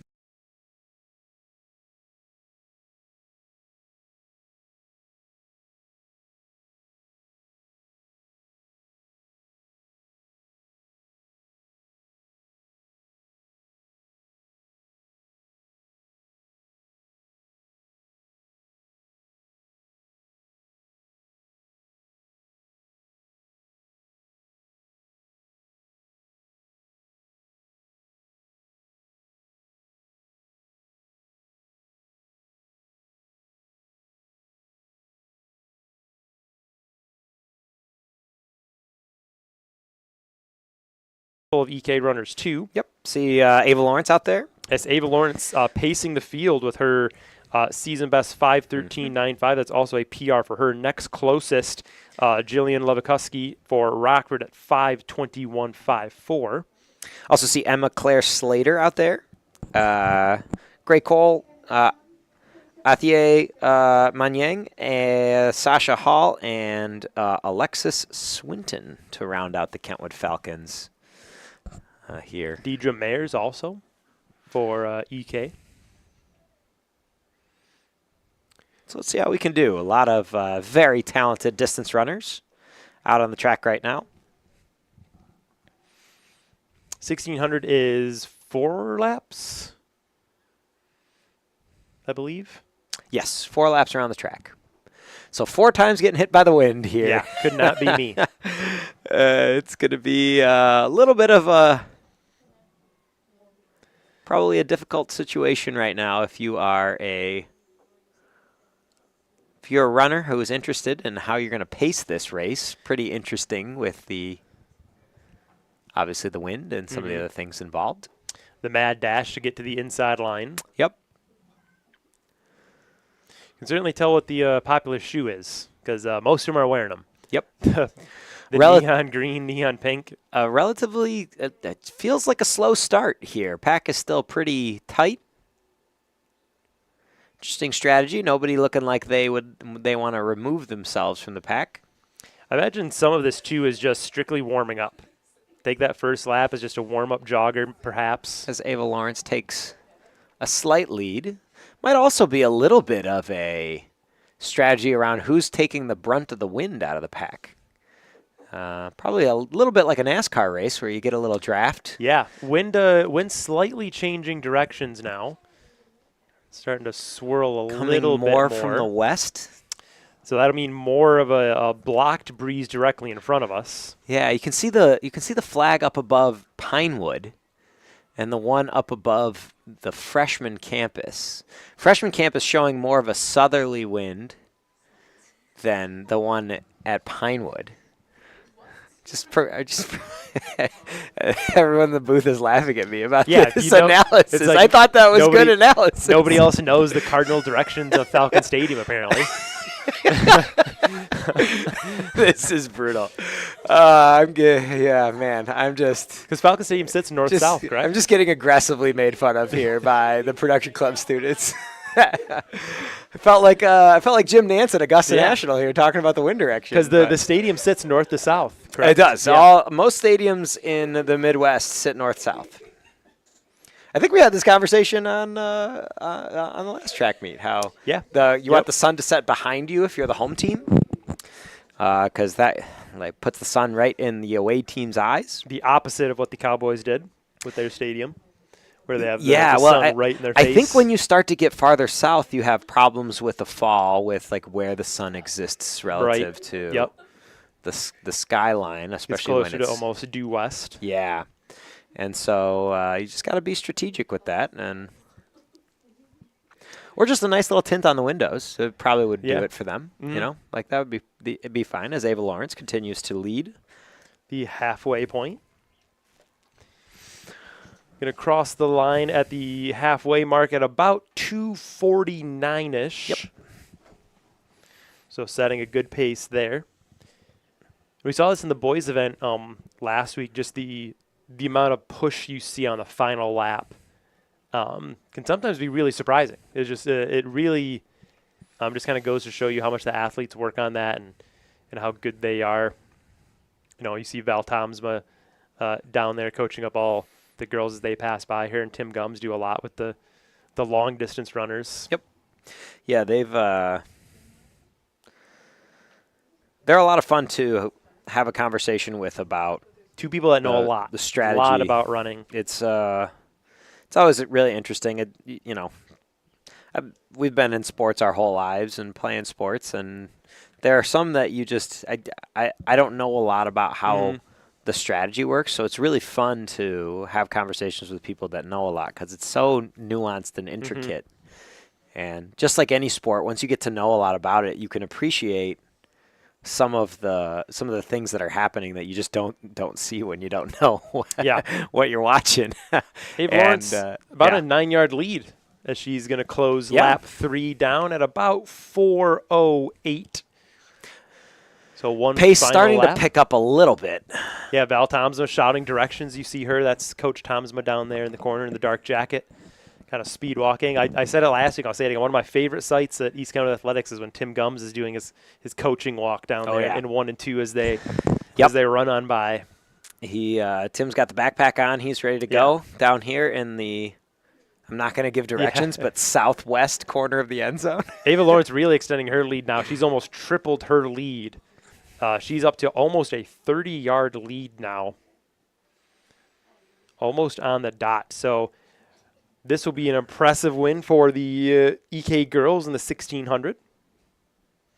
We'll see if Ava Lawrence can. She's been taking the brunt of the wind the whole time. Hopefully she's got something left in the tank here.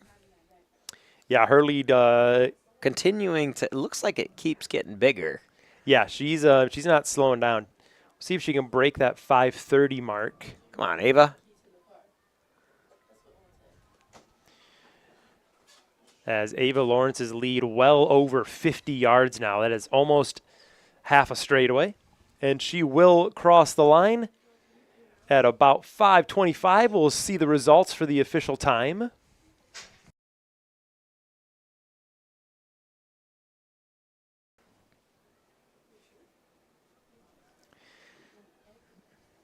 So not a PR for Ava Lawrence, but a win is a win, almost a 10-second win over the Rockford freshman. Yeah, I think that's a product of that first lap maybe being just a little bit slower.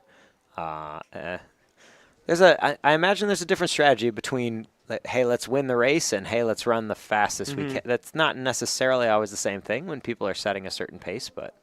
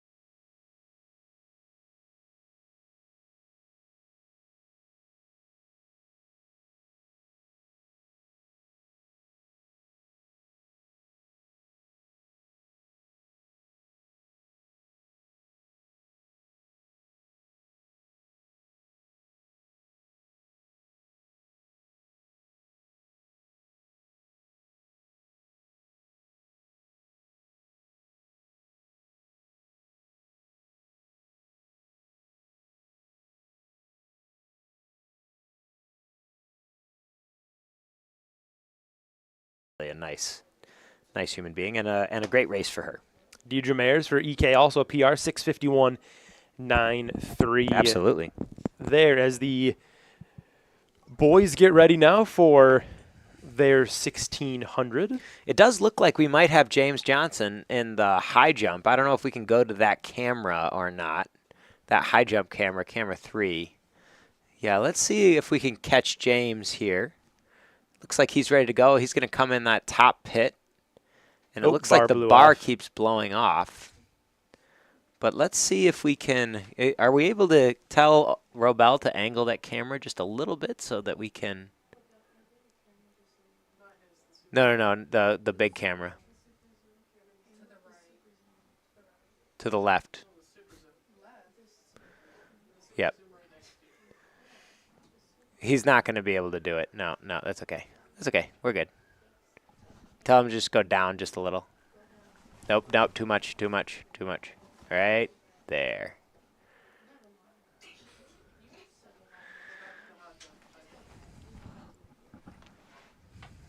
Tough. Okay, well, it looks like James is going to go, and he does not clear the bar, so. Do not get it out of James Johnson. I don't know what that does to the final results. But it looks like we have a JV. Oh, no, this is the varsity 1600 meter.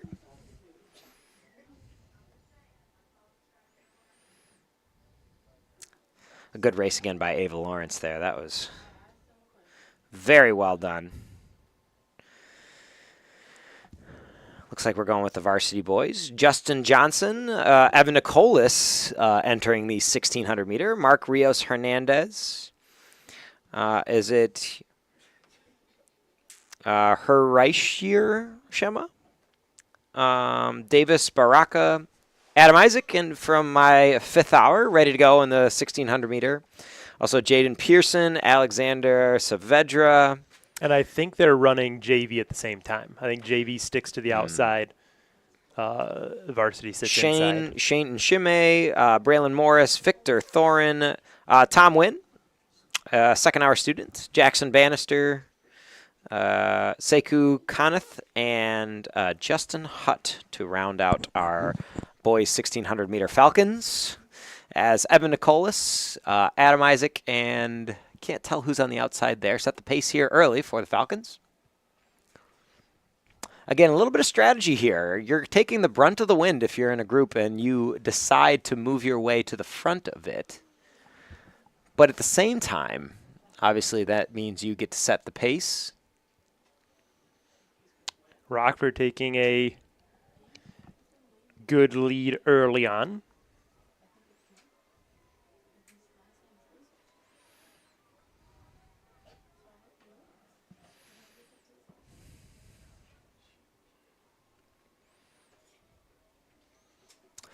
And the wind hasn't died down. We still have a very consistent, brisk wind. Yeah, that wind's going to stay in effect. The wind advisory out for the area, gust 40 plus, as Rockford's lead about 15, 20 yards now and continuing to expand.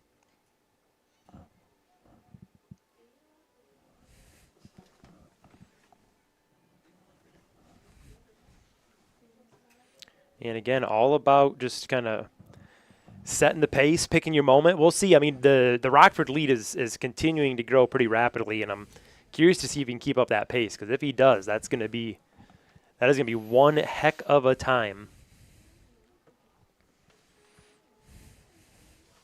Rockford does have 2 athletes in this race whose PRs are better than anyone the Falcons have out there. Nathan Losser and Hayden Lafferty. I'm going to guess that that's one of those 2 out front. Yep, I'm going to go with that. That's a pretty good pace here out of... I think Isaac Tanis was talking about some of the distance runners for Rockford in class today. Yes. Yeah, a good set of distance runners. As expected with the Rams. Yeah. You know, they all the way back to Dathan Ritzenheim. I remember Dathan Ritzenheim back in the day, setting records for the Rams. And so they have a great tradition of some fantastic distance runners. Close to a 30-yard lead now for Rockford.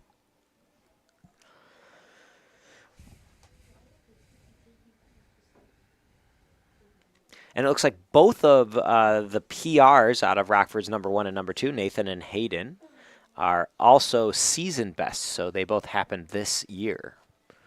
An interesting fact to consider. So they've been running well this season, having their PRs happen this year. See Rockford's coach in the bright orange jacket there, barking directions out. Lead continuing to grow. As we enter the final lap, Tim Gums now approaching his athletes.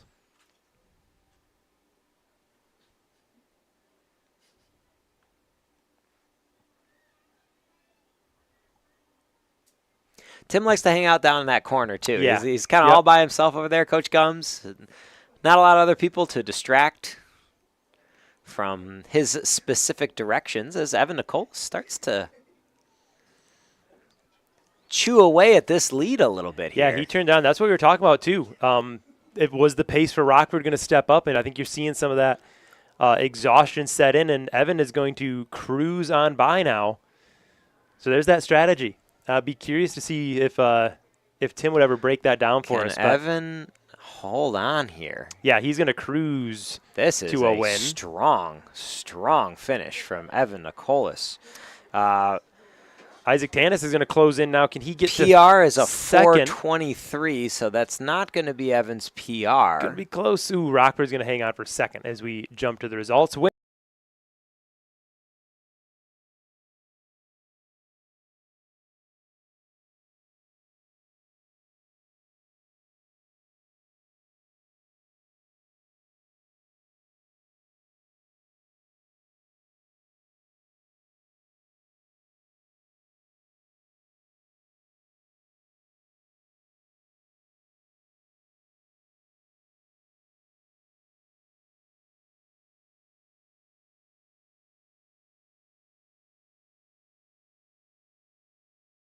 With some incredibly windy conditions.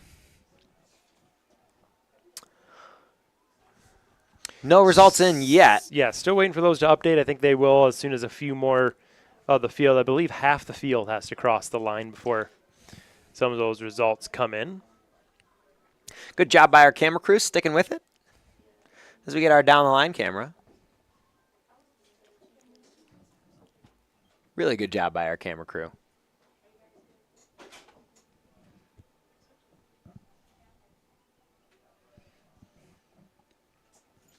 Looks like we still got a couple pole vaults to go here. We're just Pole vault, shot put peering, still happening. yeah, peering out at some of the field events. Shot put is still happening as well. Discus still being thrown as over And there. some high jumps.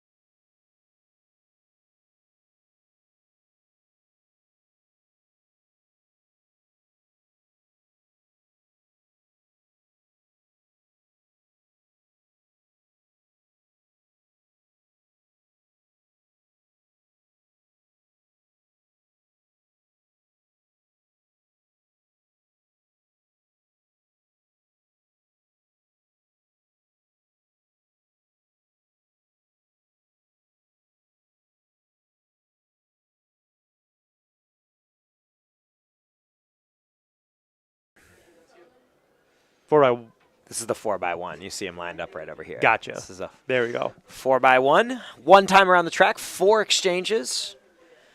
As quick as it gets. Mm-hmm. Barely have time to get up to speed before you're either grabbing the baton or giving the baton away, but looks like they're just getting everybody ready to go here. Again, we don't have names with these heats. We just have Team A for East Kentwood. That's the only information that we have about the heats, so hard to tell who's who. We are way up at the top of Falcon Stadium here in the press box.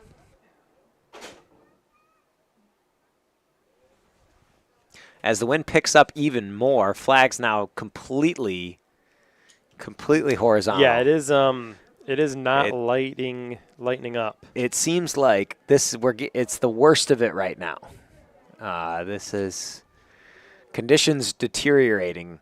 Almost incredible that we got this thing in. Yeah, absolutely. A little bit of rain this morning, and it's been quite something.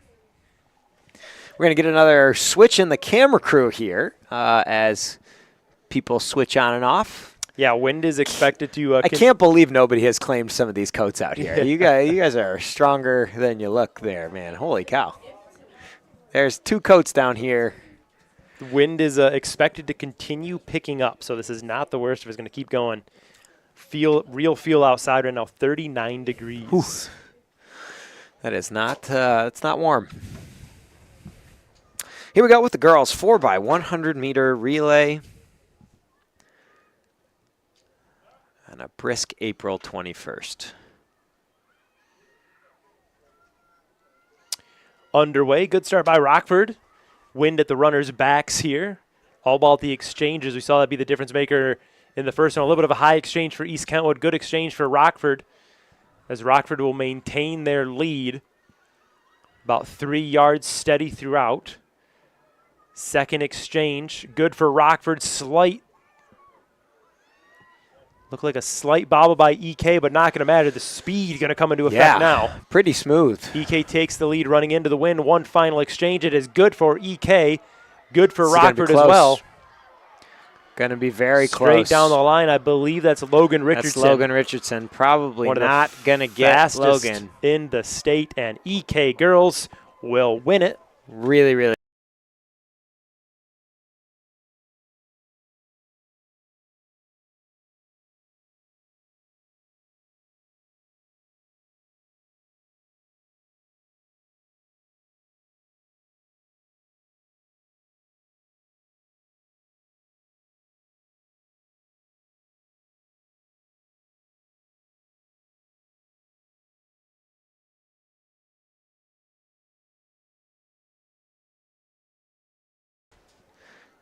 Looks like there's going to be a number of Rockford lanes here. 4 Rockford lanes.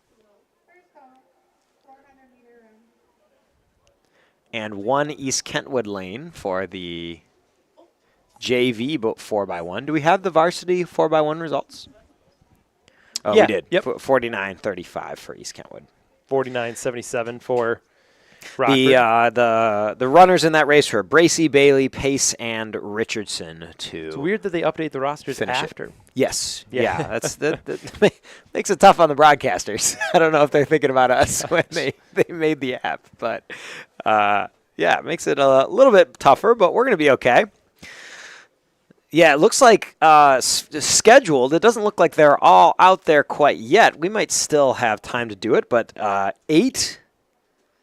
7 lanes of Rockford Rams here for the 4x100 meter JV relay and 1 lane of East Kentwood Falcons. That's a lot of lanes of 4x1s. Yeah, that's not an easy race to have that many people who can do it. You're surrounded. If your exchange is even a little bit off, there's someone right there next to you to bump into. This is a difficult race to get good at. I mean, that is a quick transition, and obviously you got to be fast, but people are coming flying at you with the baton there, so it's not easy.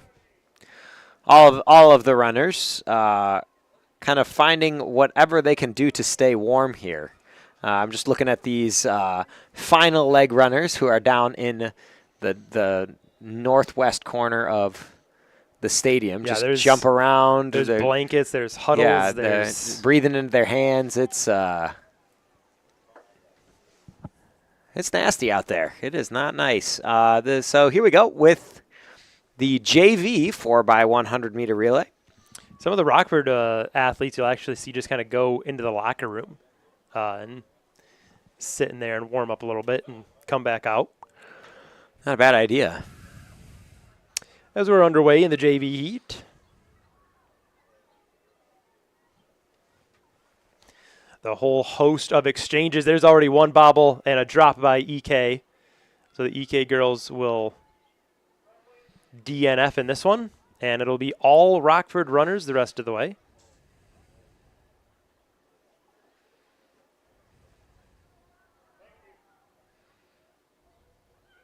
Good learning experience, though. JV heat. Not an easy race to try to figure out. So the more experience you can get with this, the better. I do feel bad for our final leg runner here. Just not getting a chance to run after dropping the baton here in the first exchange. But Rockford Rams will finish it off.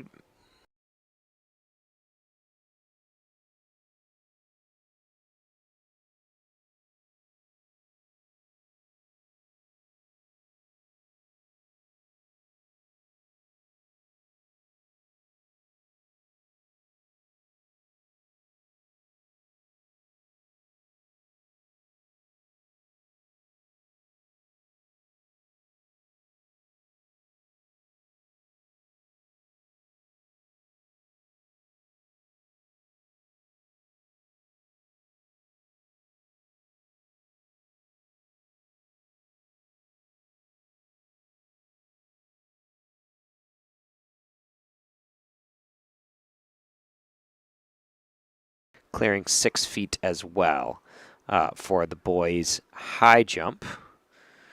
Girls pole vault.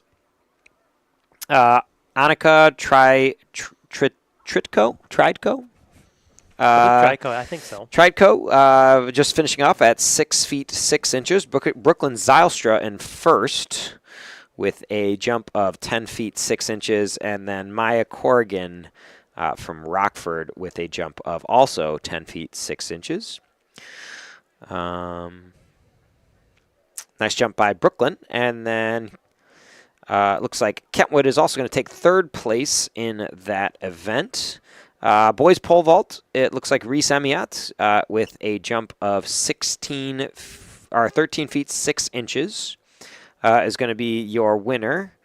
Second place, Elijah Bowden with a jump of 10 feet 6 inches. And in third place, Cameron Mervine with a jump of 10 feet. That's boys pole vault. As we continue, boys high jump. Oh, no, that's JV. Girls long jump varsity. Abby Terry up now.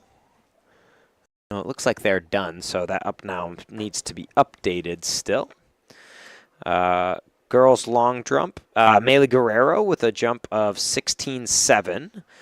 Drew Howell with a jump of 17 feet 1.5. That's good for Michigan's 15th best of the year in the state of Michigan.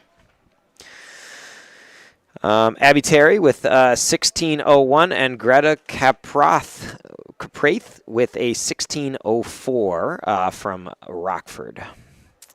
As we continue to check out results here from this dual meet with Kentwood and Rockford, as we're in the 4x100 meter dash for the boys.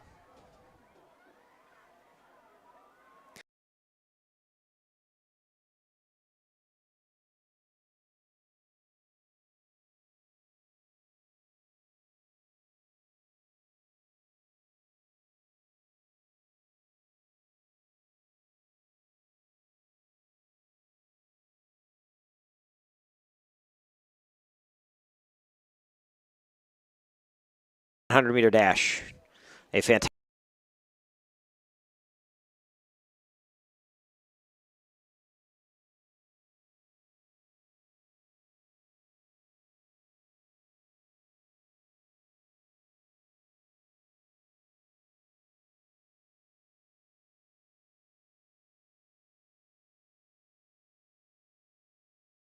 A JV heat of the 4x1.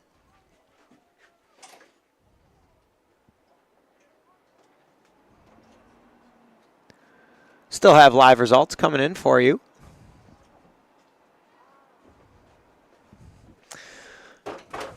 Here's the JV 4x1. It looks like Bryce Barnes is going to... I can't tell. I think that's Bryce Barnes. Is going to start our JV 4x100 meter dash. We had a few little technical difficulties there. We are back. We are good. We're good now. Did we freeze before the end of the 4x1? Yeah, the boys we were frozen that whole event, but we were still live. We could hear you. Okay, we were good. That's good. Looks like Bryce is going to start this leg, and Sampson's going to end it. Sorry about those technical difficulties. Live event here.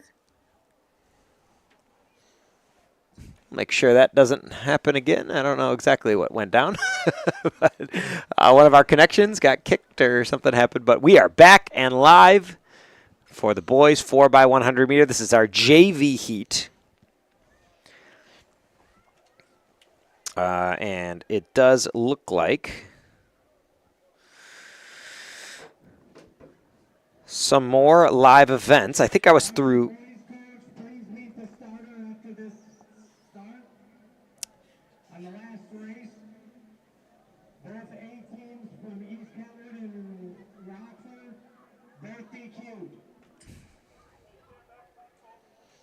I heard Rockford DQ. Yeah, I think over the announcements. They said both A teams DQ'd. I wonder if that was for the last heat. So, I mean, that would be the varsity heat of the 4x1. Don't know what that means about this JV heat. Maybe that makes this JV heat slightly more relevant. we you know, when it comes to the scoring, I don't think JV heats typically are It is. So scored. both A teams for EK and Rockford were DNF. So the East Kentwood B team gets the win. So that's Greery, Vanderveen, there it King, is. Johnson. So EK still gets the 5 points. As we start the JV 4x1. It looks like Bryce Barnes is going to lead us off here. Can't tell who's coming down the backstretch. It's hard to see. We don't have names in front of us. Boys JV 4x1 is live. Coming down the backstretch, it looks like Exchange are pretty close together, so it's going to be a close one. Samson Smingy in lane 5 with a slight lead for the Falcons. And that's going to be a It's going to be a JV win for the Falcons.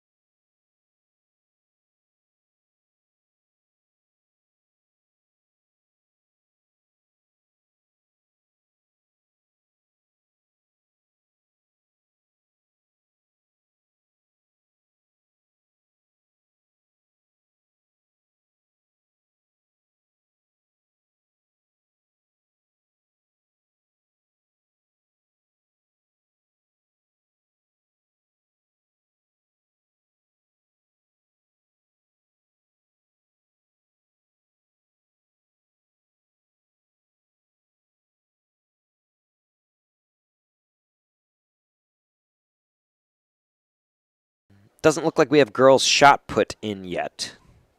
Yeah, some of those field events take a little bit longer to get entered in and finalized. Lining up for the girls' 100-meter dash. Technically, I believe it is a dash. One time around the track here. One varsity heat. Lanaya Carnegie in lane 8 for the Falcons. Deborah Awodiek in lane 6. Atiek Anyang in lane 4. And Anai Mak in lane 2.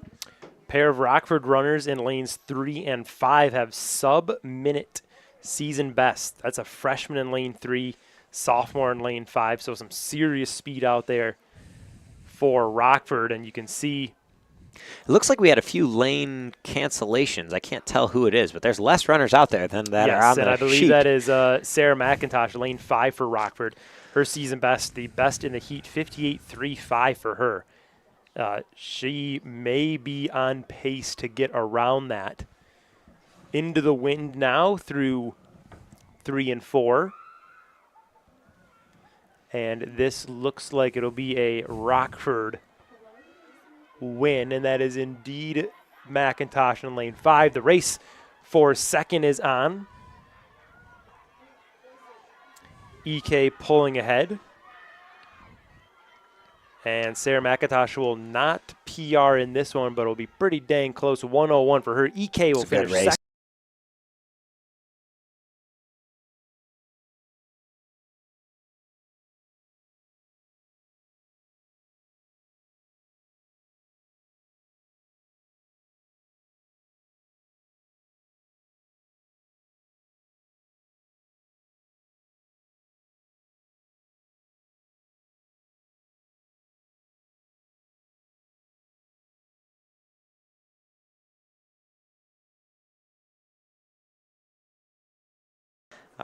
That race for her. Great job.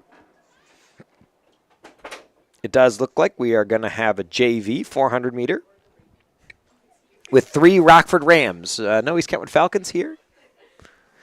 in this JV heat.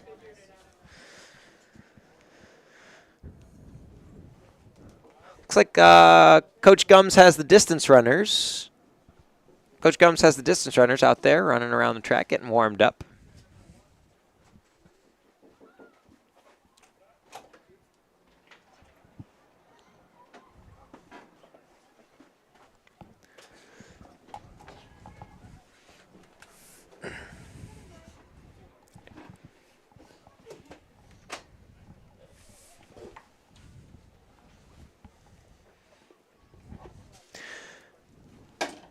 As we start this JV heat of the girls 400-meter dash. One time around the track. Good pace being set by this group. So we get to 20 seconds remaining till a few PRs here, potentially. Believe that is Ariana Moore in lane 5 with the lead right now, followed by Adrian DeYoung and Addison Cummings. Good looking race for these three.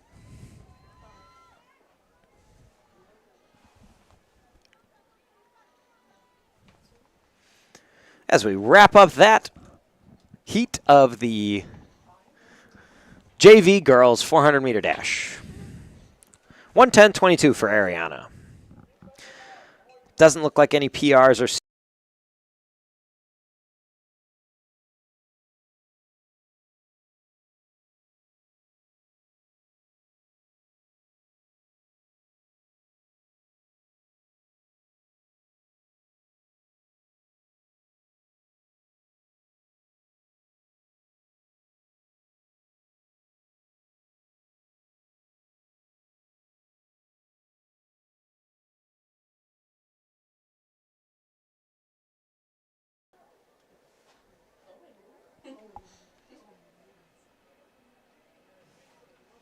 as we get going here, we got a little bit of a camera switch around, so I'm gonna step out real quick.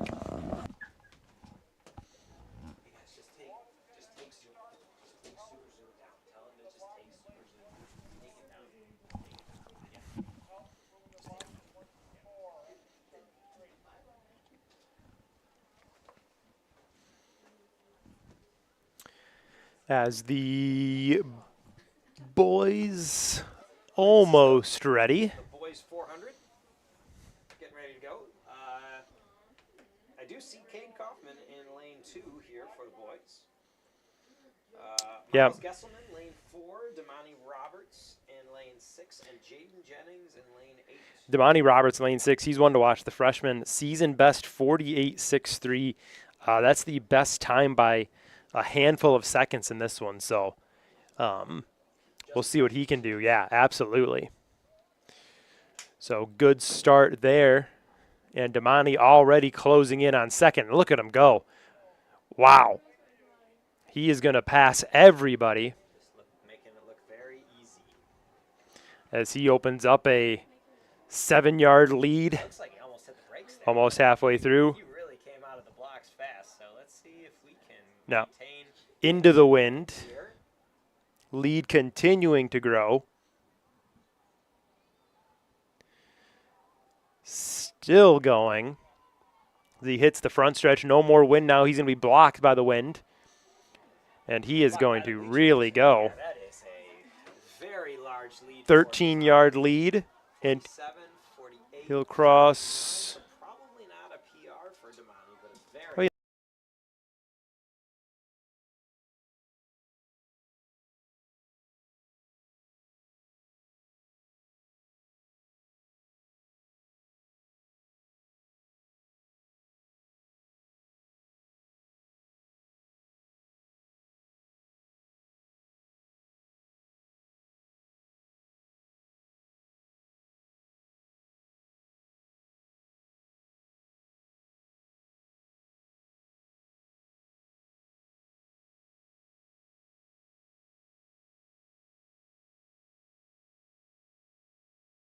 Lane 1. Anakin Eckenham in lane 4. David Driver, lane 7. The rest Rockford Rams.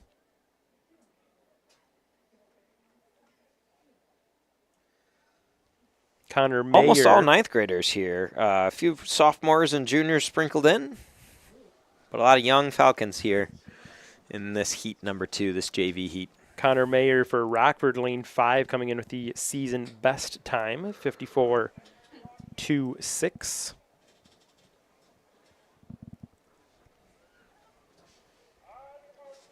The only sub 55 in the JV first heat.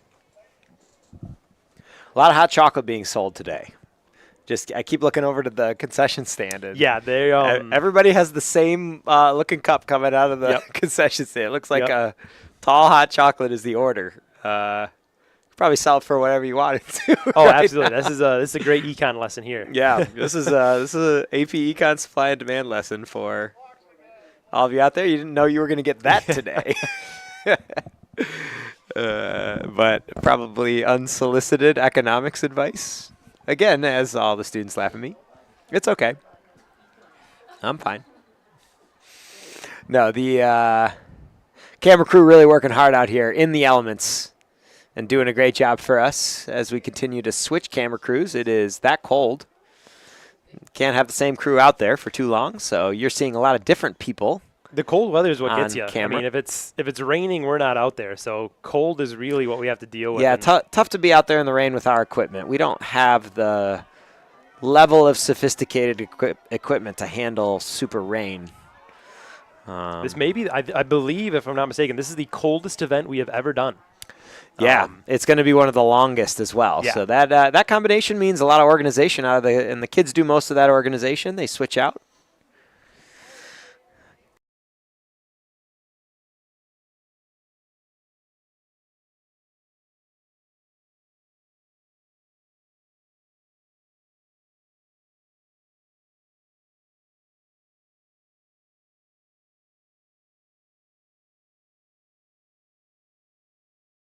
Two of the 400 meter.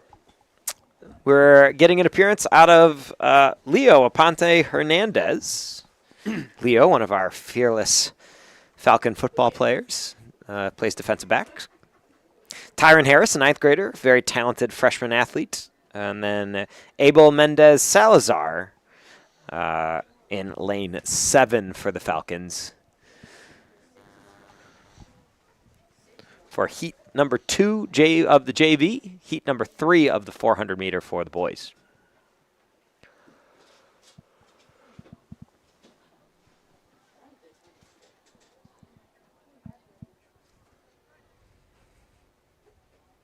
The bell has been dormant for a while. The PR bell. I don't know if I've seen a whole lot of people ring it. Yeah, I know we've had PRs, but I don't think anybody's rang it, even if they have set a PR. Yeah. Yeah, I'm not sure. I don't know. I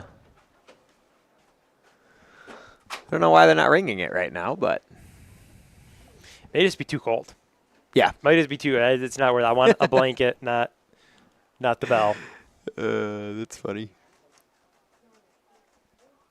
But high jump pits are covered. Pole vault pits and long jump pits are covered. Discus wrapped up.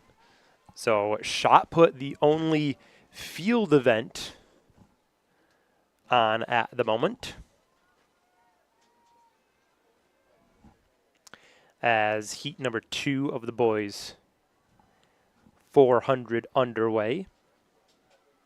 A good EK lead at the halfway point, about 5-6 yards, as they head into the wind now as they hit turns 3. You can see that's where the wind's blowing all the leaves and debris up against the fence in the corner. That is the direction of the wind. So really almost right to left across the field. As down the front stretch, lane 5 with the win. As everybody crosses in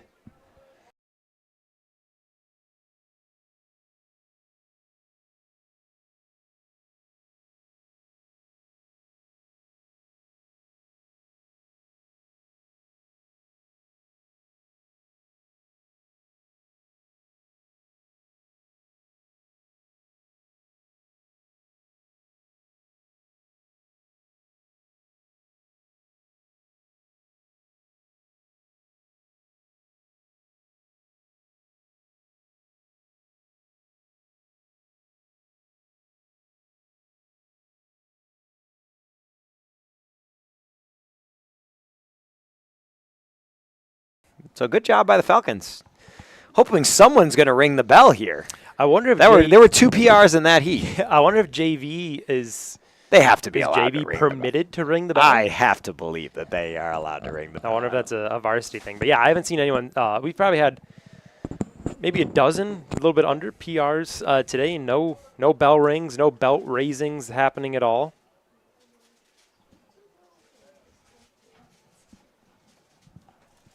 Moving into heat number 3, Benyam Jakob, a sophomore in lane 2. Kachol Manyang in lane 3. Austin Leiter in lane 5. Evan Niebauer in lane 6. Aru Makior in lane 8. And Jala Logan in lane 9 here for this final heat of the men's 400-meter dash.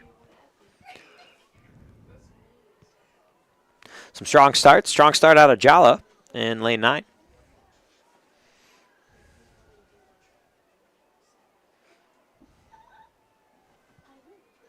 As the blocks being put away at the start-finish line. Yep, Blaine's getting them up as fast as he can every single time the second that race starts. We are out of here. Very efficient job done by our fantastic athletic director. Coming down the back stretch, looks like Evan leading this heat. Jala close by. Looks like Jala might get him. And he will for the win. Probably going to get under 1 minute. Very close.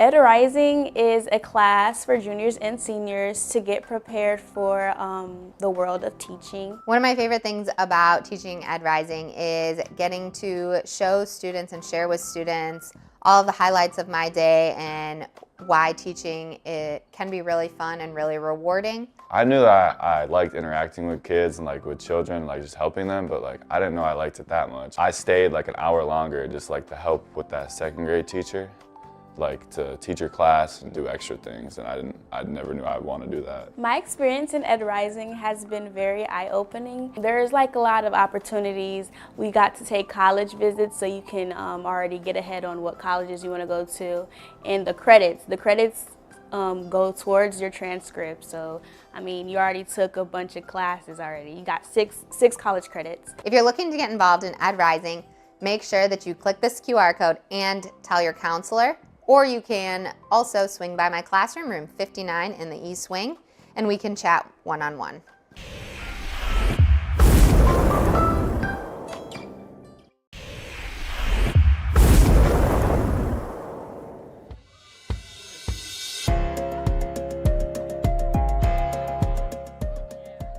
We're running our first ever Science on Saturday. So it's an extension of our what have become our very popular science summer camps, where we use the high school teachers, the high school students, and the high school resources to teach science to the elementary students of Kentwood.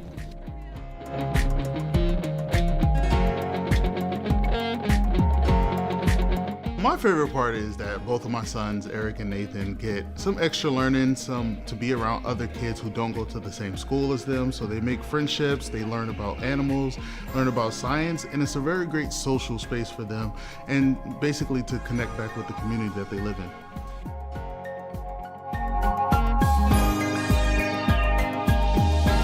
I think it's important because it helps them just grow in science, and that can be linked to so many other things like STEAM, just science, technology, engineering, art, so many other things that can help them figure out even what they want to be when they grow up at this age. We want them to really say, I was busy the whole time, I was doing science.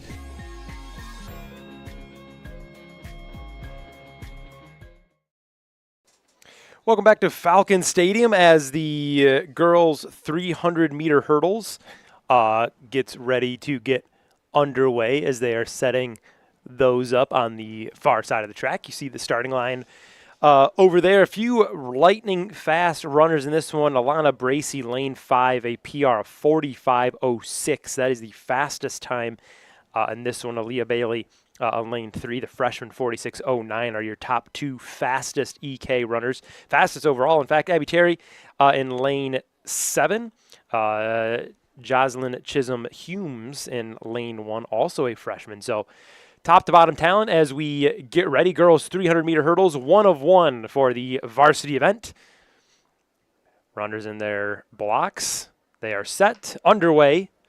And this is going to be a tough event. The wind in 3 and 4 is going to be tough as Abby Terry takes the lead after 1.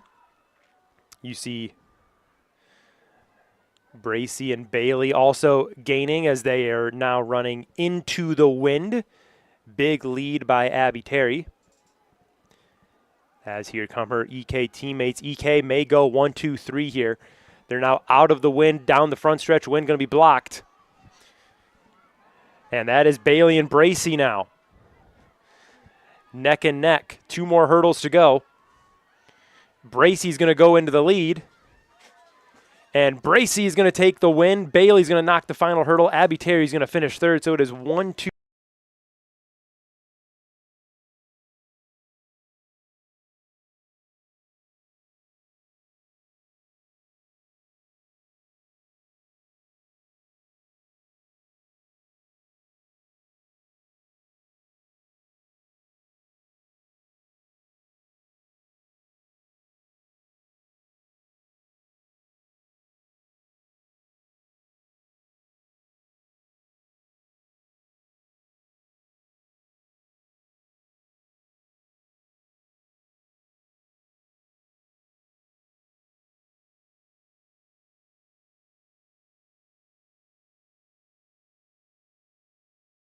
Yeah, it's hurdles brutal. is tough. Yep, that's tough.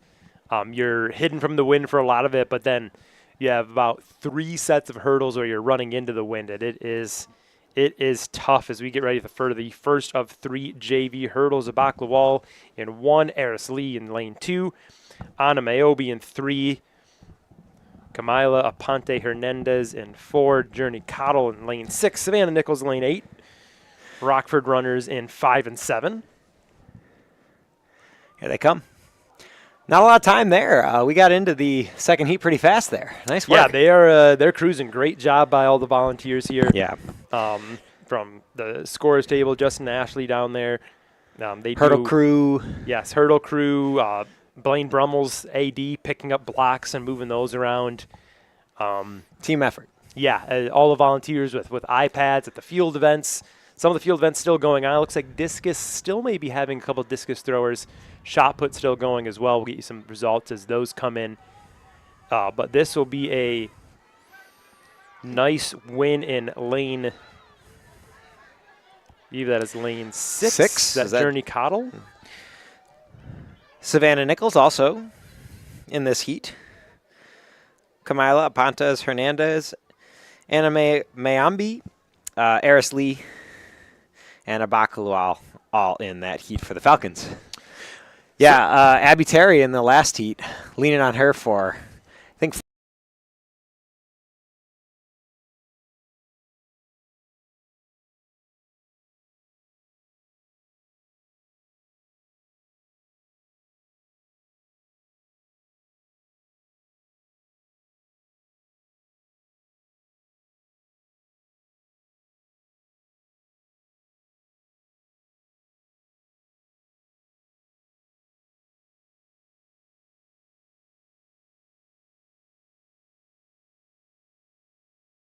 Louis in second, 102.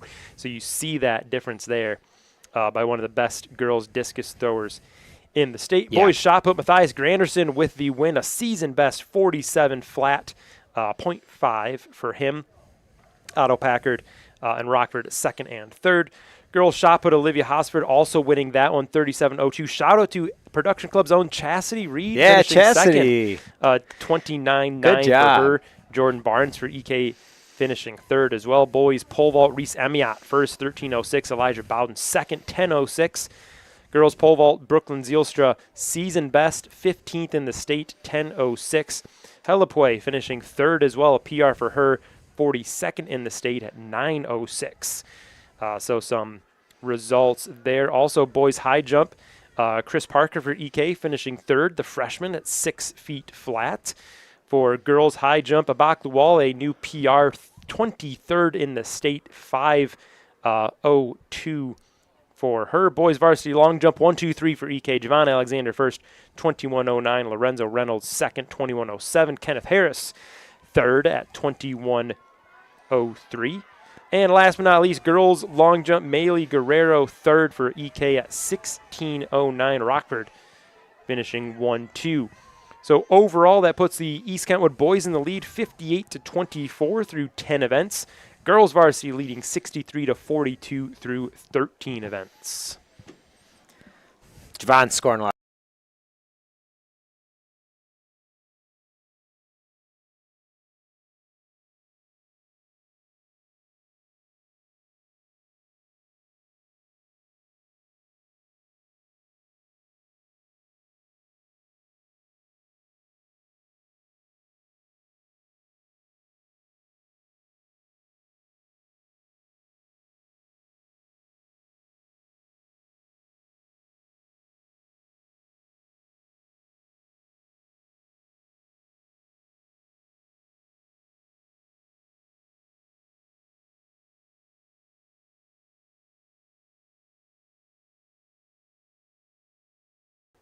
Previous heat.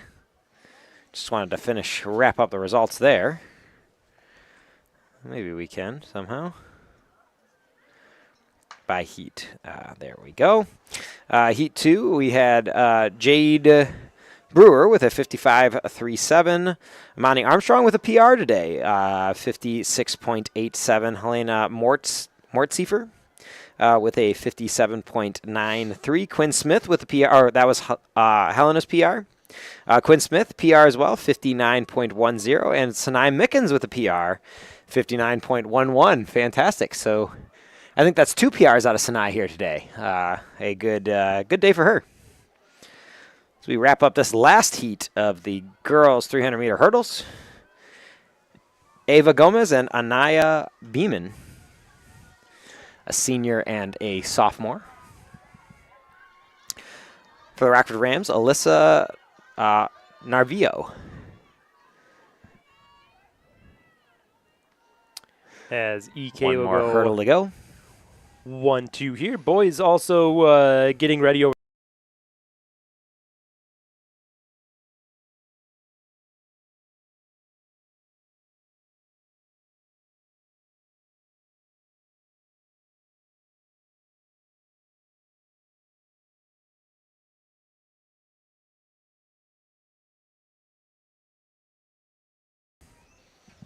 Gene Shema, 42.24, the season best. That's a great one there. Shakuru in lane 5, the fastest season best for EK, 41.38.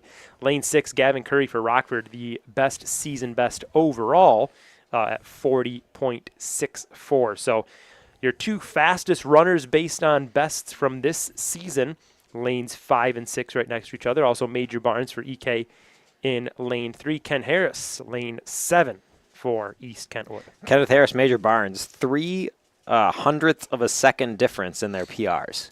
So kind of a fun one to watch here. Yeah. If they can both find a way to run their best today, that's going to be a close one. Coming down the stretch, a freshman and a sophomore for the Falcons. Shakuru really impressive in the hurdle events. Yep, especially last week too. Yeah, couple big wins. Has had a good couple weeks here. He's fun to watch. Very explosive. Just can get up and down, in and out of the hurdle really fast. Absolutely. We've had some good hurdlers over the year. A couple years ago, Josh Hurt was a great hurdler. Yep. Some other ones. We have Josh at Grand Valley still. Joe Mayhew. Yep, Josh. Yep. Joe Mayhew was a great 400, 300 hurdler for the Falcons back in the day. Same thing with Josh Mayhew. So we'll see what this year's version of the 300-meter hurdles for the Falcons can do for us right now. Underway. Again, Shakuru lane 5, Barnes lane 3, Schemmel lane 1, Harris lane 7. See Harris out to the lead for EK. Shakuru chasing him down as they now run into the wind. Ken Harris in the lead, Rockford close. Here comes Shakuru now. Just very smooth. That's Shakuru and By Curry. Shakuru.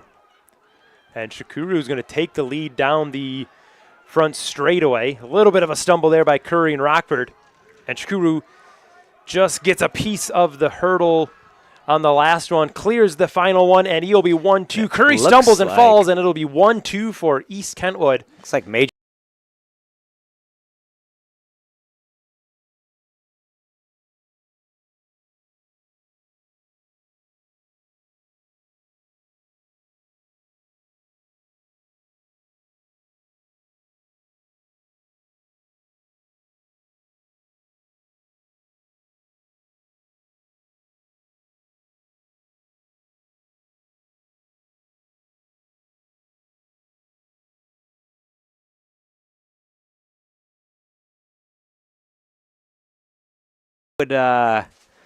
I believe that this is a good race for him. Very mentally strong. Like doesn't back down from a challenge. That's a race for a person like that, because you just got to stick with it when you're in this race, because anything can happen in those last couple hurdles. As we get ready for one of two of the boys' 300-meter JV hurdles, an all-EK event here.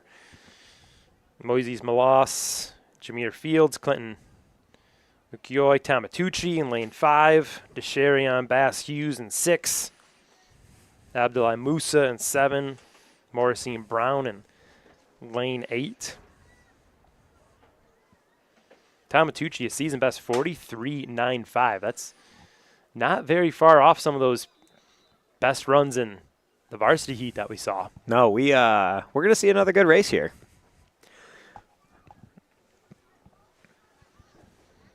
Some very talented young freshmen coming up here, or young Falcons coming up here.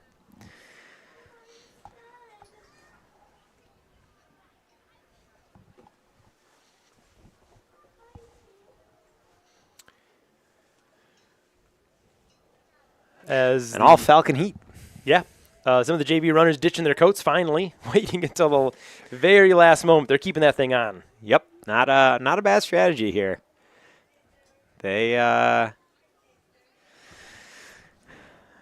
They're doing everything they can to keep warm.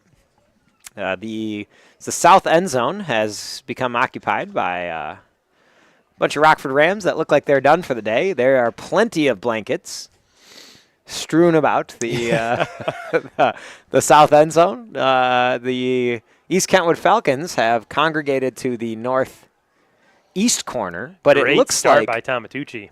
It looks like most of the East Kentwood Falcons might be in the locker room at this point. Yeah, I think they... It seems like there's way less people out here. Yeah, than they're there cycling were. in and out. Yeah, Tamatucci, very, very smooth. May see him Here. eventually make a varsity heat if he keeps Really like smooth this up. here. Come on, keep going. Ooh, a little Keep bit going. of the second to last hurdle. Just a tough race to finish off. Ooh, almost clips that there. last one. But still going to get the win, but really had a chance at a PR there for a moment.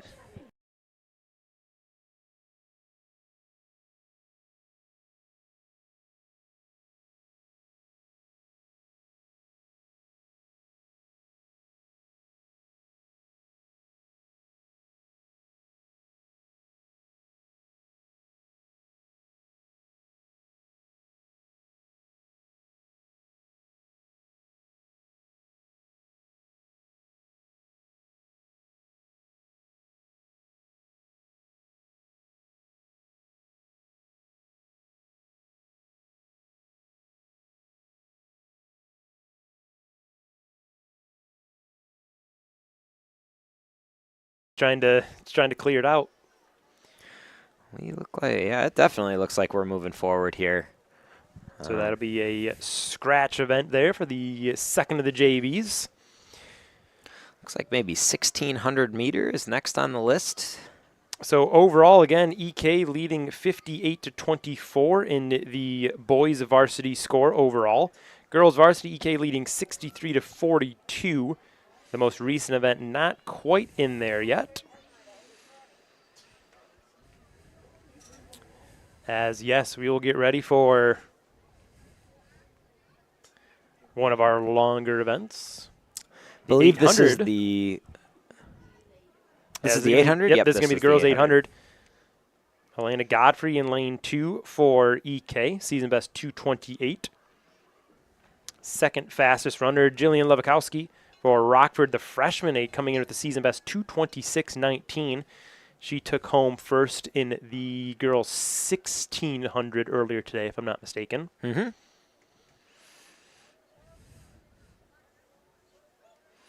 And then a whole host of Falcons down here.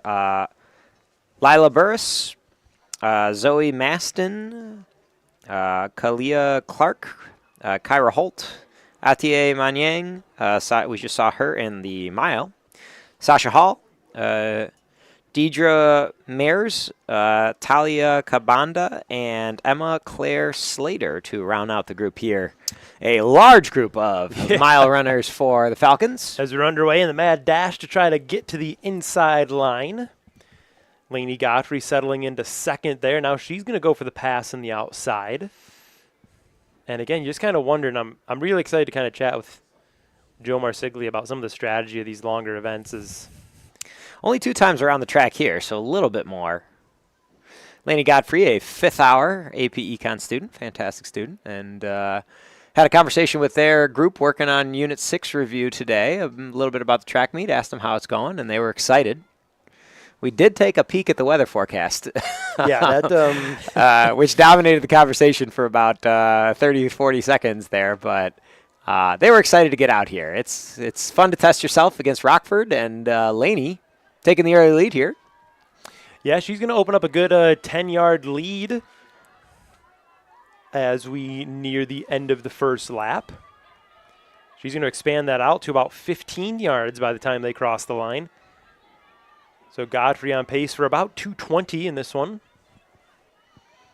Her PR 2:28, so we'll see if she can keep up that pace.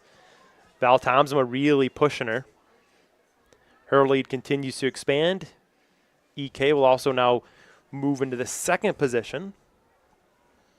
But we saw in the boys 1,600 meter when Evan Nicolas really shrank the leader's distance on the final lap, how much of a late push can do. But like you said, only 2 laps around here. So yeah, coming down to the last quarter of this race, last 200 meters.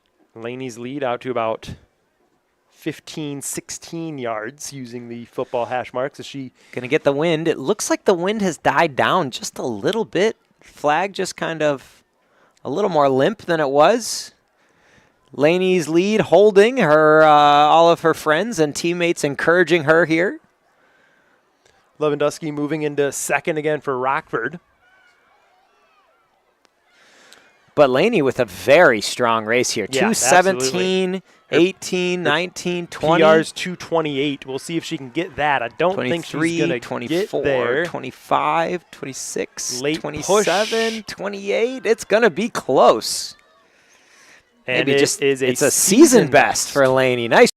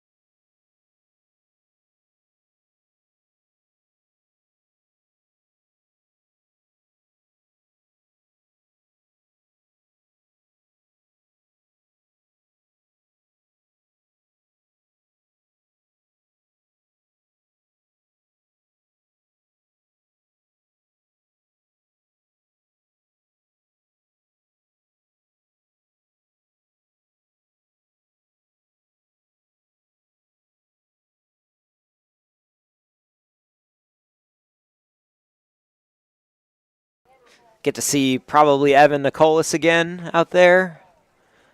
Most likely Caden Holt out there. There's Tom Wynn. Kyra Holt, also a season best in the girls 800 meters. Some of those results still coming in. Kyra Holt, 2:48.56. Right, good job. One of our talented young volleyball players, Atier, also with a season best. 2:57.87. Wow, the crew really came to play. Yeah, that's a lot of season. Really, that's really a lot of times. You just kind of scroll through it. That's a lot of season bests and PRs for the girls 800. Nice job. That event's still being scored, so we'll wait on the start of the boys event. Easy to build some momentum there. Eh? That's kind of yeah, like middle/later in the race event. You know, you're starting to come down to it, and you get some serious momentum there. Ethan Quibell with a fantastic race last week. Yeah, he said his PR last week, 2 minutes, 0 seconds, 0.49.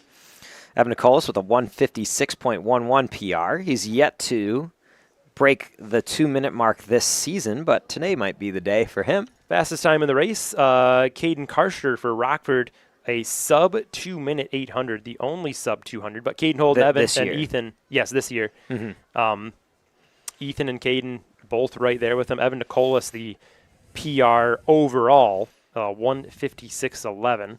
That'll be tough to beat that one on a cold day. Maybe Wednesday, though. Wednesday's going to be sunny and 75, about as ideal as it gets. Adam Isaac out there for another run. Did a great job in the mile. And you see some of the JV runners lined up ahead there, too. He had a great 800 last week. Mark Rios Hernandez, a former AP Econ student. Hershier Shema, Davis Baraka, Jaden Pearson, and Alexander Saavedra round out the Falcons in this heat. 2 times around the track for the 800, and it looks like, don't know the strategy there, but some of our quicker Falcons started out wide. Maybe that's just how that's supposed to go. Yeah, I was curious how those are getting. I think they get lined up out there based on speed, and then they have to stay in it through the first corner, and then they all make the mad dash for the inside. So Rockford in the lead. Ethan and is that Caden in third? Yep. Ethan, Caden, and Evan are going 2, 3, 4 right now for the Falcons. As Rockford setting the pace so far. Ethan looking really strong there. I mean, it's he had a great race last week. That's got to build a little confidence. Feeling good. There's Adam Isaac. Rockford's pace right now is going to be sub 2 minutes. We'll see if he can keep that up. Ethan crossed at about his pace from last week, maybe a little bit under if he can keep it up. Tom Wynn going to come in under 110 for that first lap. That's a nice lap for him. And in the 1600, we saw what Evan, was able to do on that final lap. But with the 800, not as much room. But here goes Evan with that big push again. He's going to pass Caden for third. It's not Tom. Wrong event. I was looking at the wrong one. And it looks like Evan's going to make a big push back. Evan is going to make a push here.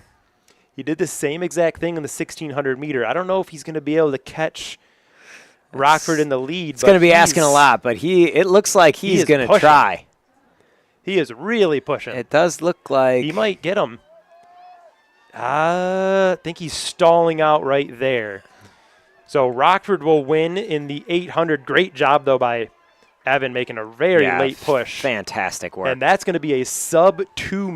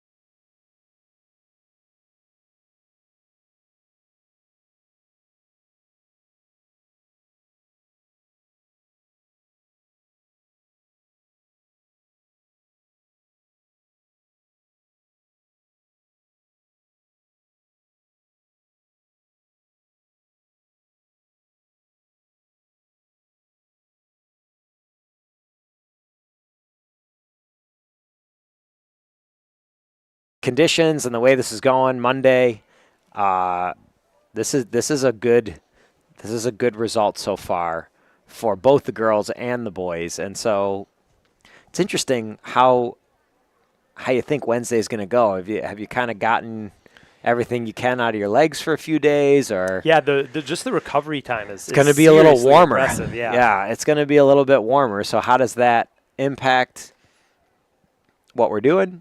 It'll be interesting to see.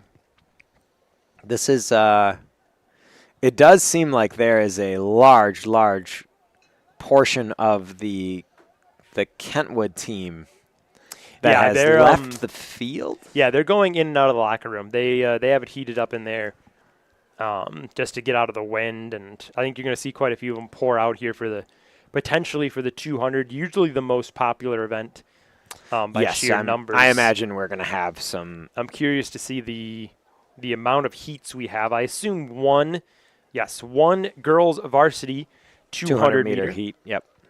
Ariana Carter in lane 3 at 26.24. Logan Richardson, though, the one to watch in lane 5, a PR of 24.78. That is about 2 to 3 seconds faster than the next runner for the sophomore.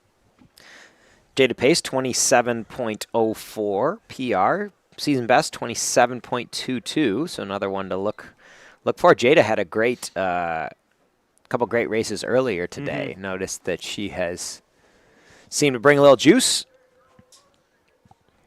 Let's see what the Falcons can do here. 200-meter dash.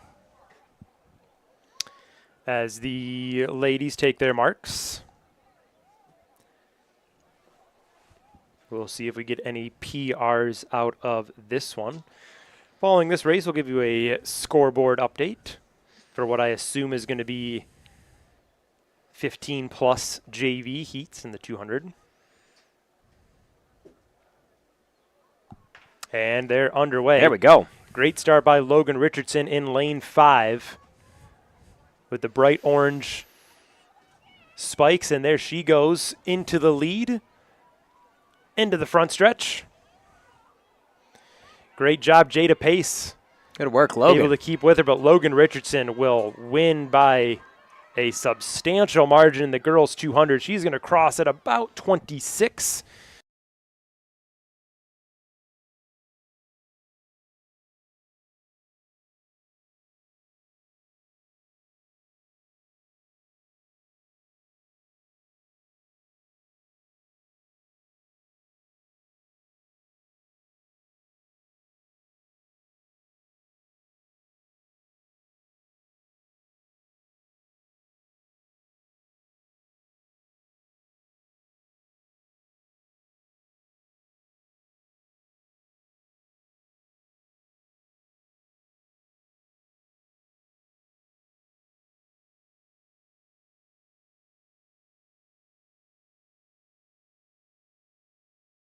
If that holds, but 11 JV 200 heats coming up.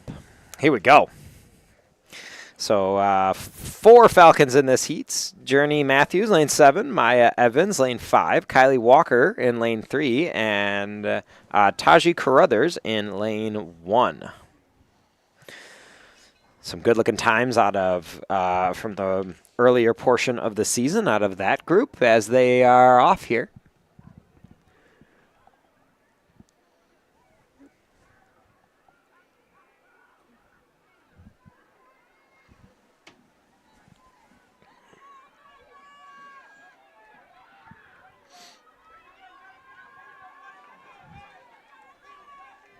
And it looks like it's going to be close here. Looks like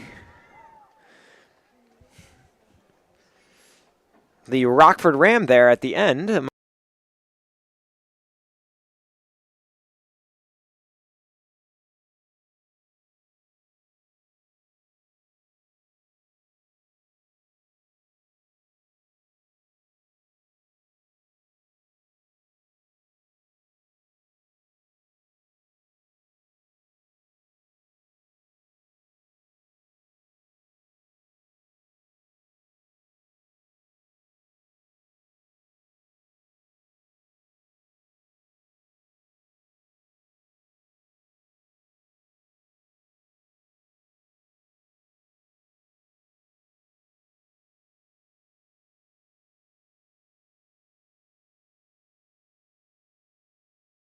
Here into this third heat of the 200-meter dash. Maybe about halfway through the event tonight. Maybe might be slightly more than halfway through. Still got the 32 to go. Yeah, 32, and then the big grand finale, the 4x4. 4x4. But there's going to be a lot of heats of this 200, so we're going to be watching a lot of 200-meter. This is 2 of 11 for dashes. this yeah, JV. This is then the boys. It looks like that's going to be lane 8, Anai Mock, with the win for the East Kentwood Falcons in this heat. Heat 2 of the JV.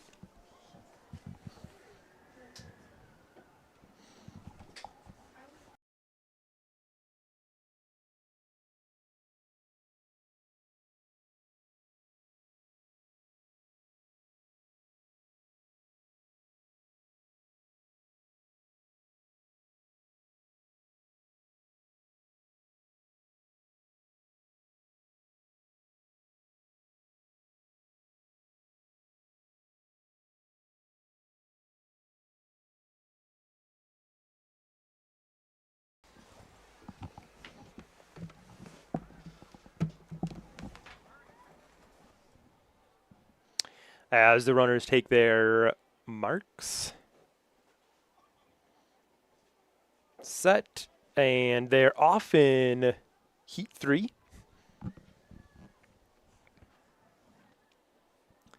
Again, into the wind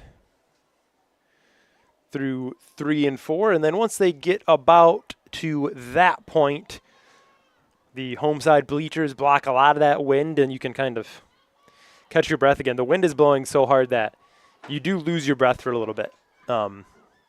If that gust hits just right, it'll take your breath away. As a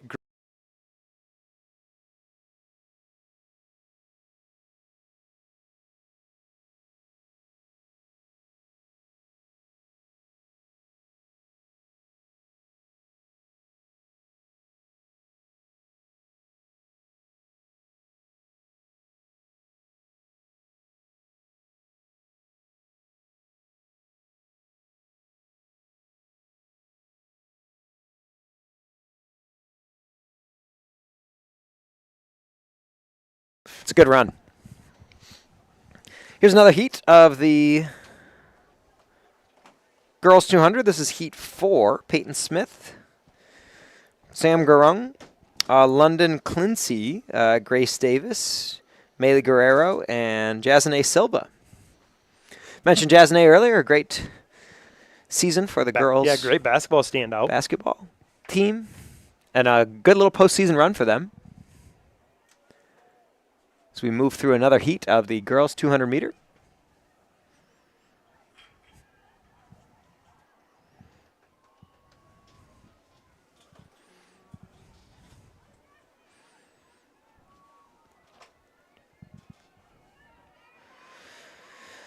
That's Jasne in lane 2, and it looks like that is London Clincy in lane 5. Gonna grab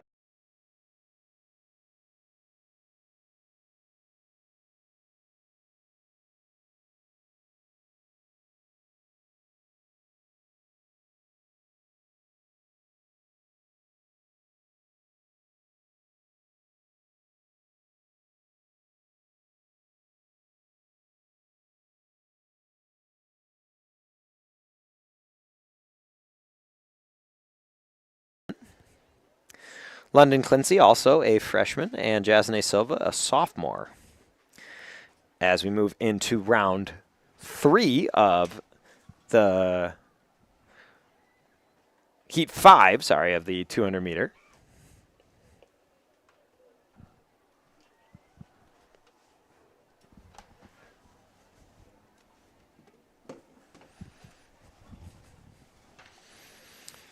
And it's Shanti Yarborough in lane 1, Cabria Kimball in lane 2. She was a Powder Puff football player.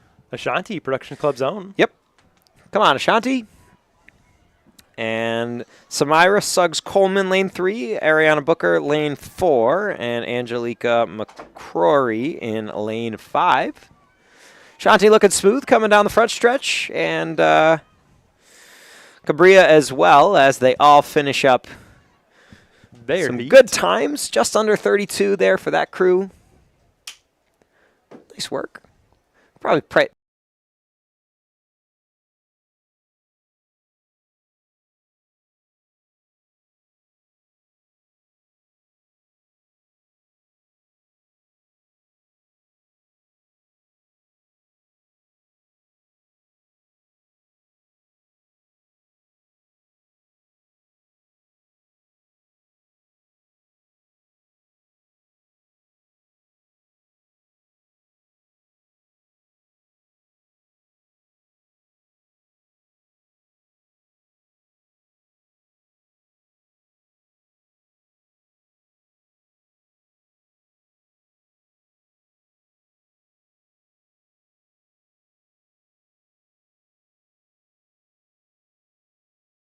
some of those big events in the fall and in the winter. As we move on to heat number 6,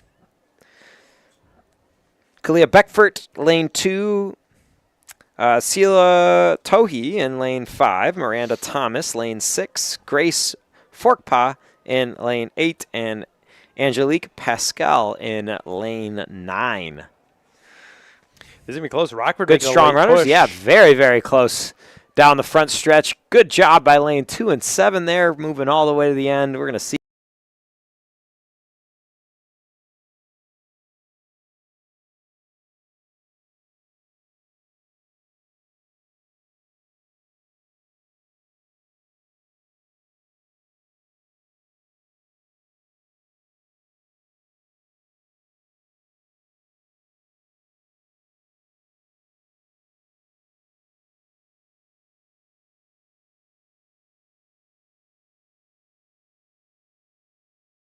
Yeah, it does look like potentially the locker room has gotten a little bit less busy there. And have confirmed that nobody's ringing the bell, regardless of PR. There Did is no bell ringing. Did someone break the bell? I don't know, because I'm not seeing. Normally they have some belts out there, some PR belts, like WWE style championship belts. Those also are not out there. So I don't know. Maybe for Rockford days, there's different rules. Perhaps the intensity's ratcheted up. I don't know. Someone might have just forgotten the belt. There's a good chance that we forgot the belt. And once we forget the belt, Coach Emiot probably said no to the bell either. We're either doing it all or we're doing none of it. I could see that. I could see that happening for sure as we.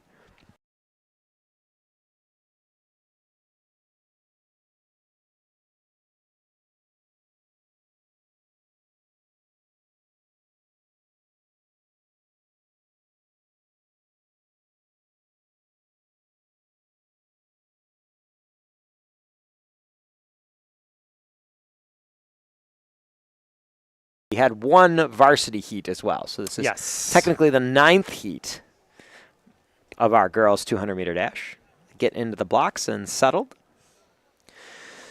Once again, great job by Jessica Michalowski and Ashley Bartley. Phenomenal work with our live scoring system. It's been extremely reliable today. Yeah, busy time of the year for them. They do all of the middle school track meets as well, and not just for Kentwood. They actually have a company, Falcon Timing, I believe it's called. So they're contracted out to middle schools and lots of events, all sorts of events. Yes, it's a big job. There's watching them set up.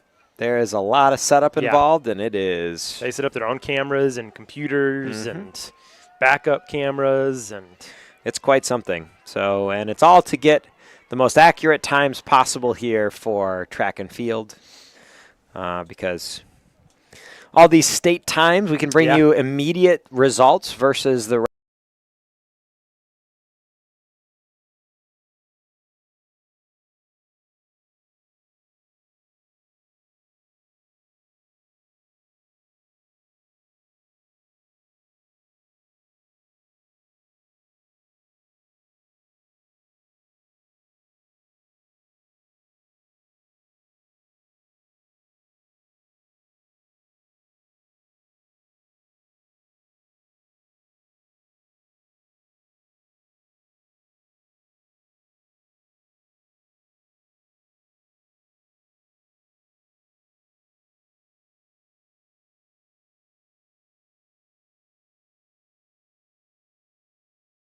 And even on athletic.net too, you saw last week boys 4x2 national broke the top 100 for national times too. That was a great race by the boys 4x2. And we'll probably have a few more PRs coming Wednesday. It's going to be next Wednesday, another home track meet, and then I believe one more after that the following Monday, week. maybe. Yeah. Maybe the following Monday. So for the Falcons, they're all very condensed here. So that looks like it's going to be, I think that is Nee Lee, freshman.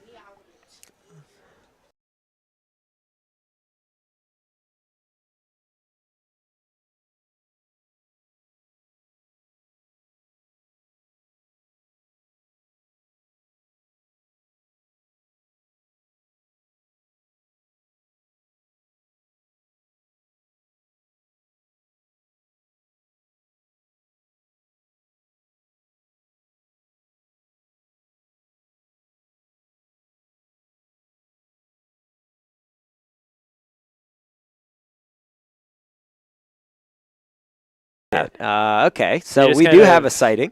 Just kind of picking up the striker in the inside. And should have just put a camera on it. Yeah. Just a PR bell cam. But yeah, it looks like you could kind of pick it up and put it back down, but there's no way to really. Is it too cold to ring the bell? It's the bell not moving? Maybe it could. Might have to get a replacement bell. That'd be quite something. That's there's a lot of tradition in that bell. That would be for only our second live stream, and we already broke the bell. Heat number 10 of 11 in the 200 JV for the girls. Looks like this is lane number 6. Mara Peña Rondon in first. Fantastic kick there at the end. Good work by Mara.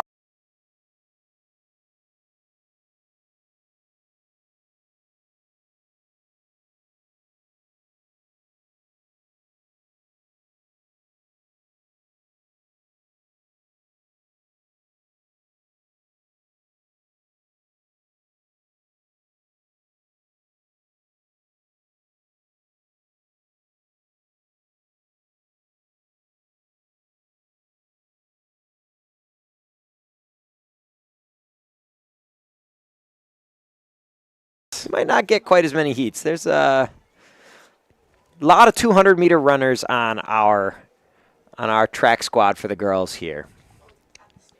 I believe that's Owen Vanderveen over there, getting ready for the boys. Yeah, you can see him from here. Looks like he's in one of those inside lanes as we start our last heat of the 200-meter dash for the girls. A couple scratches for EK. Alana Bailey was in this one originally. Never had ran it before, but not going for this event. Yeah, only four runners out there. 2 Rockford, 2 Kentwood. Sometimes last couple heats you get scratches and movements, things moving around a little bit as we move to the results.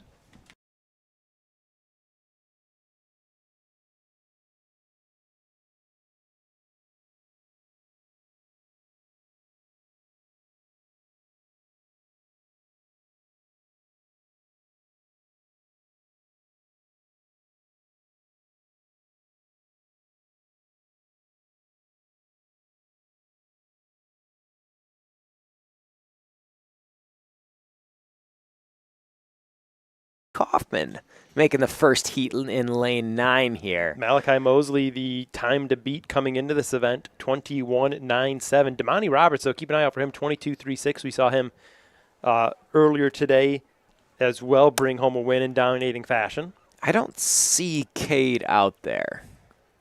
I do not believe Cade is running this event. Looks like only the first 8 lanes are occupied. There. So late scratch by Kaufman. Still get to see Devin, Damani, Malachi, and Donovan here in this first heat. Let's see what Malachi Mosley can give us today. That And does not they're look off. like any of those names that I said. That looks like Yeah, this is not. this is not the this is same not the heat lineup. that we just got. So we're gonna go with a different group of names. That's Owen Vanderveen there. Coming So down in lane I think 3. the whole first heat was a scratch for the boys.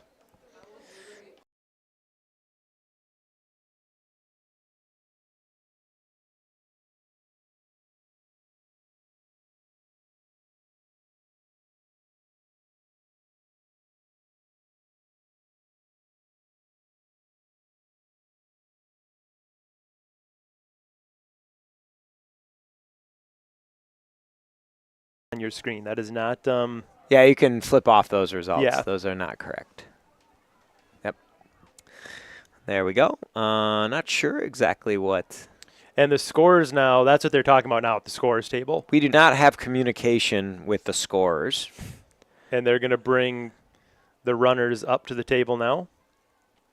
So we can't get. It'd be nice, like in a broadcast, like a CBS NFL broadcast, to like bring in the referee and say, like, okay, what's going on? Can you tell I us? wonder if that's score related. Maybe if EK mathematically knows they have the meet won, if they're running some alternative I think lineups, perhaps. I'm sure that happens from time to time. So not exactly sure. Are we getting others? Oh, no. Over.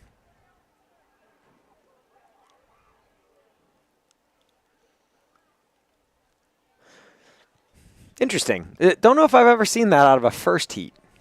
Yeah, I think it may have been a group of changes. An entire scratch, yeah. For the Falcons. Some good times there out of East Kentwood. We just don't know who who they belong to. But as head coach Dave Emiot's down there now explaining the lineup.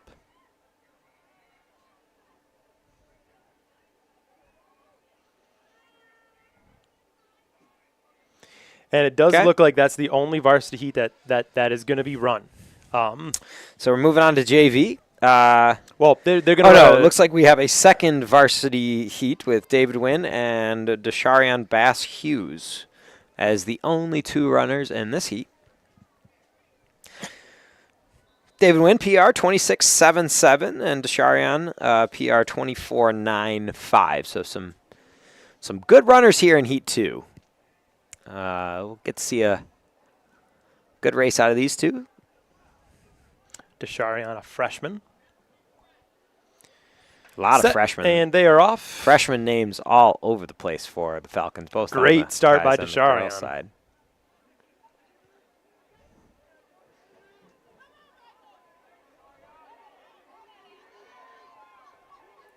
As Desharion extends his lead down the front straightaway. Some good-looking form out of Desharion. Yeah, and he's going to be pretty close to a PR. And it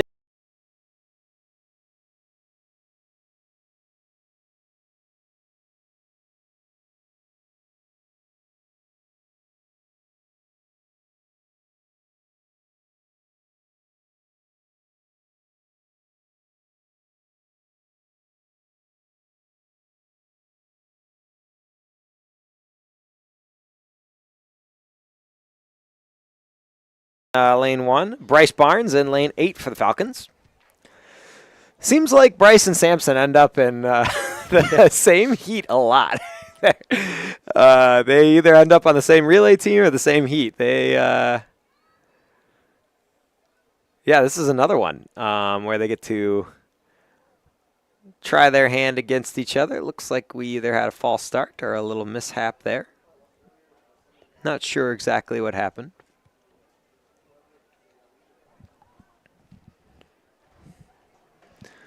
And we'll keep trying to switch around the camera crew. I'm not sure how often we've been switching, but it is it's a cold one out there. So we're trying to bring you every live shot that we can for those of you who decided to stay at home on the comfort of your own couch. We understand braving the elements today, not the best thing, but we're still trying to bring you all the coverage that we can from East Kentwood High School. Boys varsity scoreboard through 13 of 17 events, EK leading 74-35. So I think you're going to start to see some more. You're going to start to see some more EK varsity scratches. I think that one mathematically locked up. Girls a little closer, 77-46, but an EK lead through 15 of 17 there as well. So comes Sampson here, trying to kick it at the end. A really good race. As Rockford will win. Looks this like one. that's Pablo Guerrero, lane 3.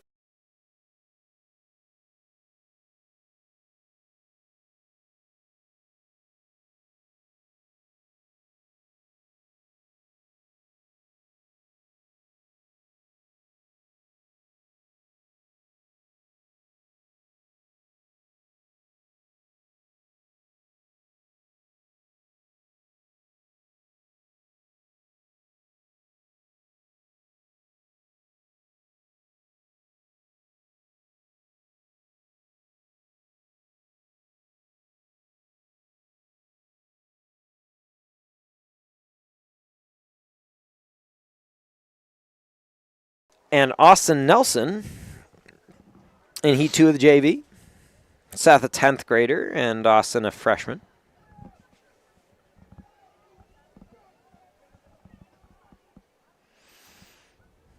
Still does seem like there are less people out here than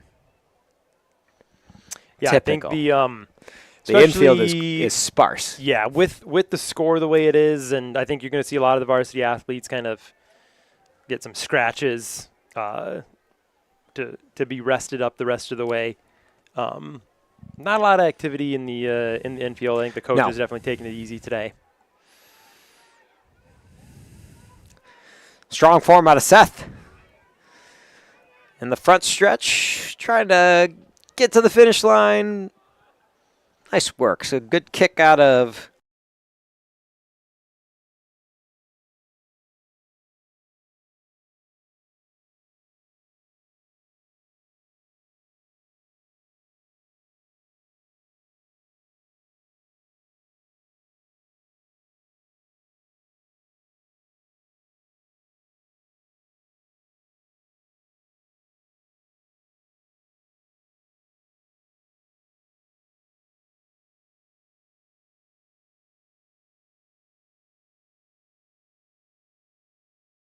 conditions not necessarily keeping us from running some good times here today. And it's impressive too, just seeing how many of these kind of JV Heat 1s, Heat 2s would be varsity times on so many other teams. Yeah, that's Rockford Kentwood track. It's very, very competitive, and so fun to see these JV heats run too, because a lot of them are very, very fast individuals in their own right. And it looks like this is going to be Michael Swan in lane 5, coming down the front stretch in the lead, but Brody Amshay takes the lead back and takes the win there in heat number 3.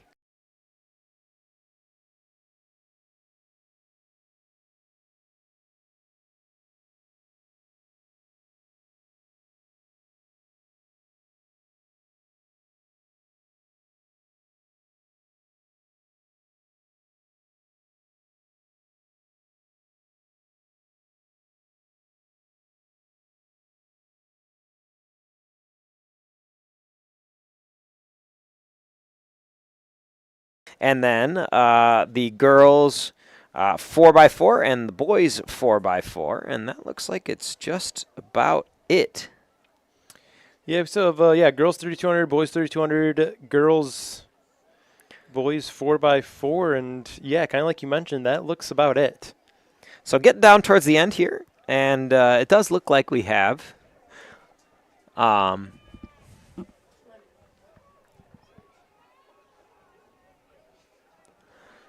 heat here. Zeke Farrell in lane 2 for the Falcons. Abdul Aziz Gahiri in lane 6, and then David Driver lane 8.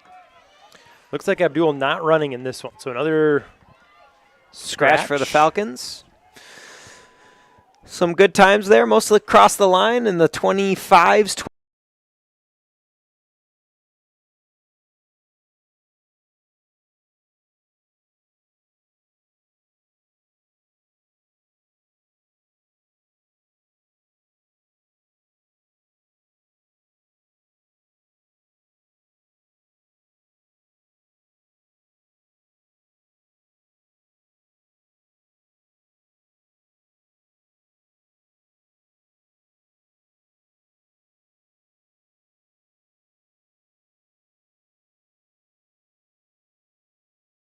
Getting ready to wrap it up.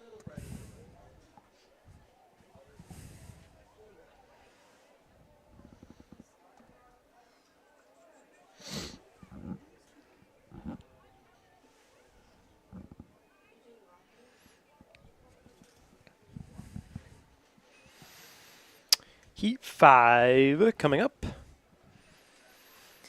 Layden Smith, Eckerman, Chris Parker, Austin Bobo for EK. And again, it looks like Austin Bobo with a good start there. Come on, Austin. maybe a scratch or two for Rockford. Yeah, only 7 athletes in this heat, but Austin Bobo in the lead for a second there. Coming down the stretch. Good work by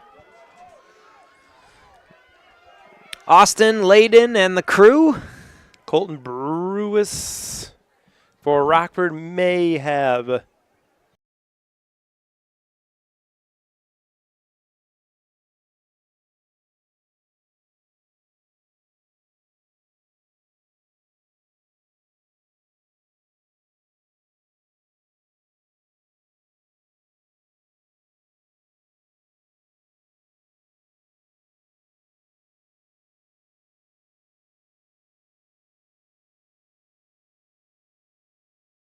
Played linebacker for the Falcons last year.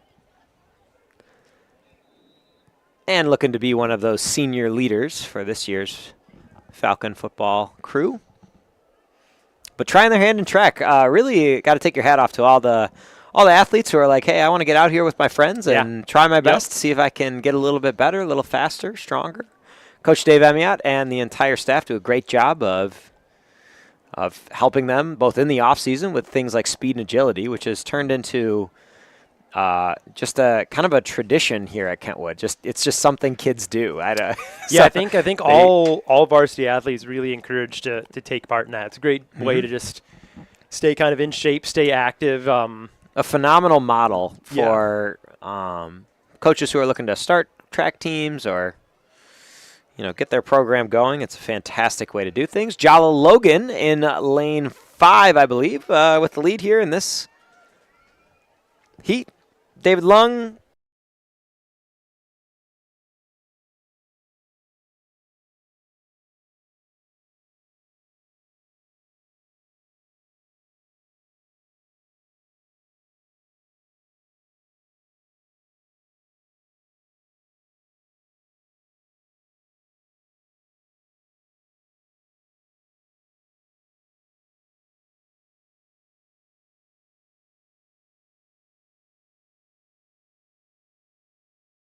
Camera pans through the 200-meter dash, but the high jump pits have been commandeered as a mattress-style sitting area for those who are really bundled up in blankets.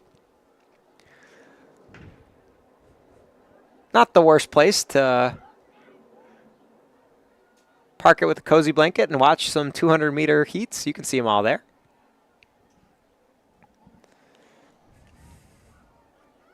Always funny to see, because like every blanket is the blanket that people aren't using in their house for anything but track, and it's funny to see some of them.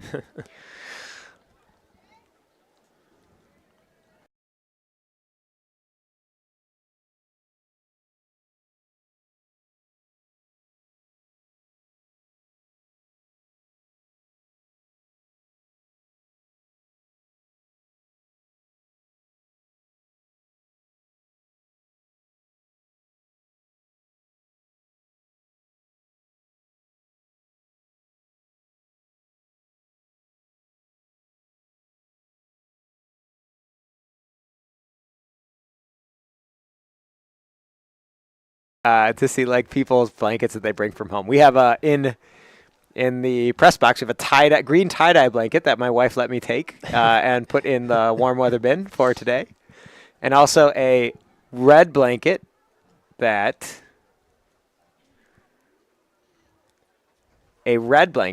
is my wife's junior year class at Niles West High School in the suburbs of Chicago. So those are our blankets up here in the press box. Hopefully the last meet that will be needing those for at all.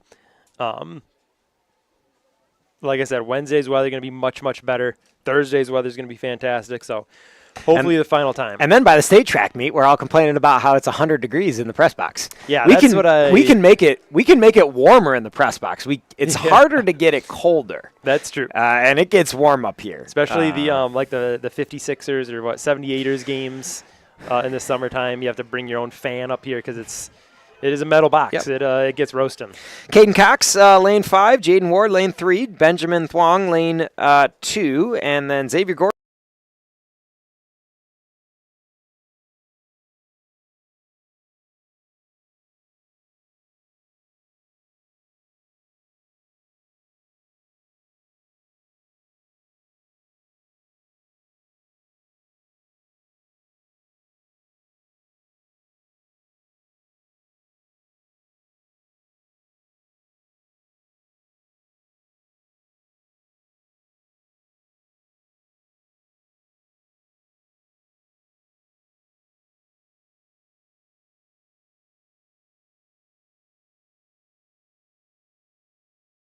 Nine of 14. Mm-hmm. 3 Falcons and Yoshi in this Rams. heat. Yoshi Yar in lane 8. Yoshi, a senior and a fantastic AP Econ student in my 6th hour. Also one of our talented pole vaulters. Got to go on the trip to Geneva, Illinois for this weekend's track meet as a pole vaulter. So congratulations to Yoshi for making that team. Comes the crew. Looks like that's Jeremiah Adams. But a really close finish there by the entire heat. Braden Masternak, a senior from Rockford, with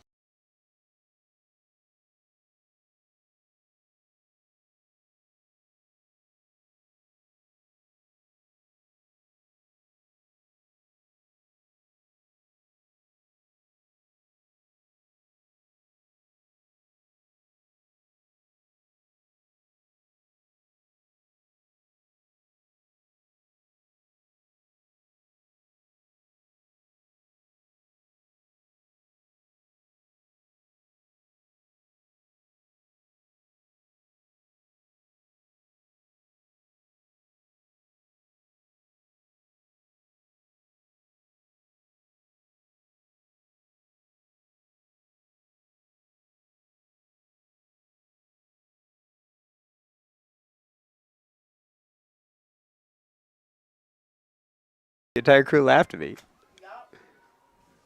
Getting a score update from Owen. I can't see it. Tigers and Padres. Tigers leading that one. Tigers leading the Padres 6-2.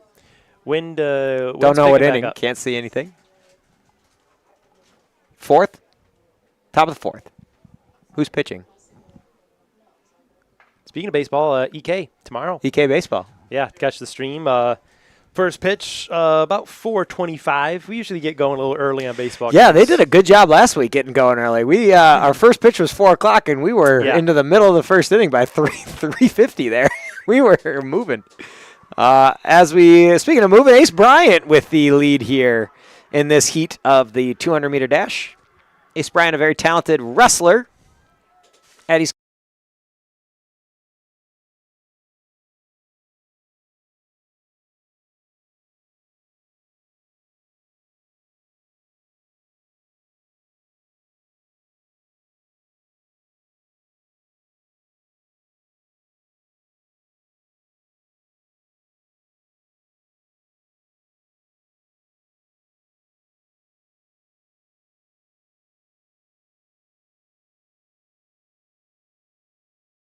wow.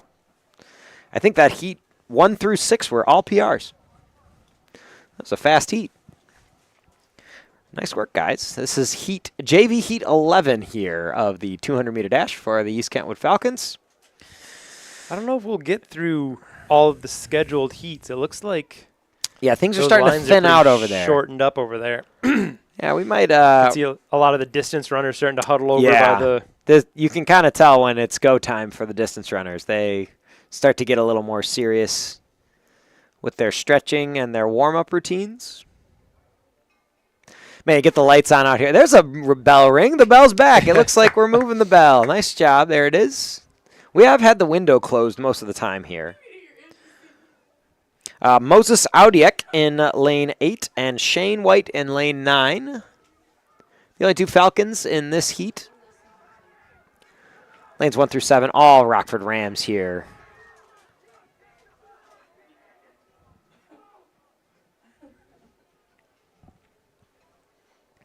Good finish.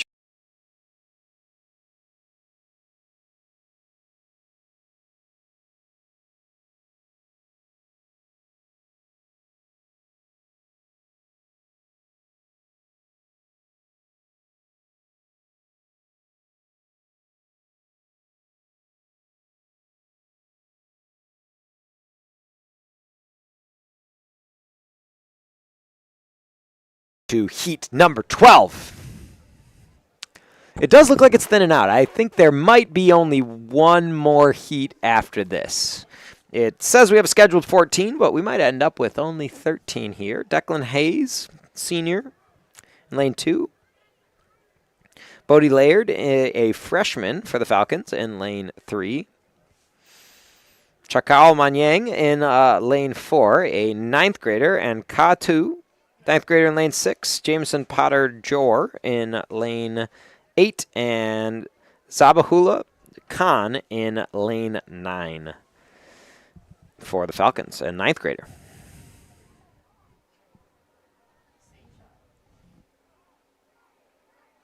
Yeah, having the lights on here at Falcon Stadium, it brings you to those days like graduation, state track meet, football games, things that.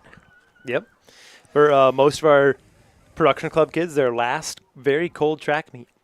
For some of the seniors. Yeah, it's going to warm up.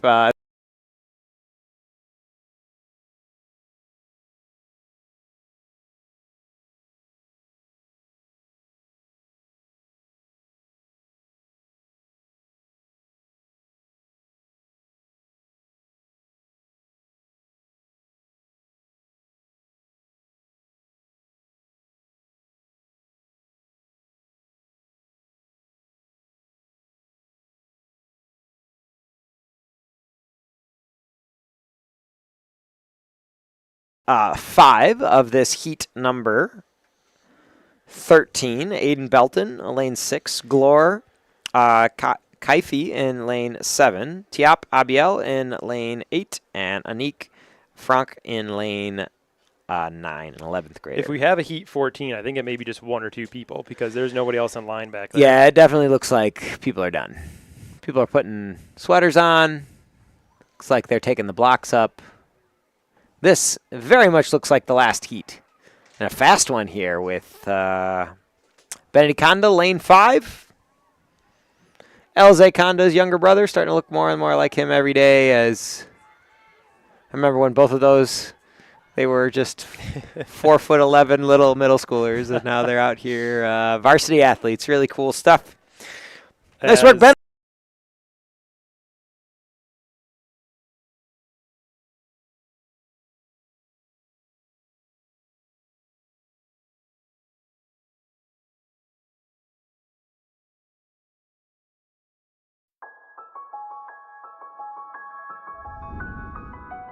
Welcome back, Kentwood Falcons. This is more than just a new school year. It's another chapter in your story. Here at Kentwood, you're not just another student. You're part of a legacy of excellence and equity in education. We believe in you, in your potential to achieve greatness, and we're here to make sure you have every opportunity to do just that. In our classrooms, you'll find more than lessons. You'll find a staff who is committed to your success, who challenges you to think bigger, reach higher, and go further than you ever thought possible. This year, we'll learn together, grow together, and create memories that will last a lifetime. Because here at Kentwood, we don't just welcome you back, we welcome you home.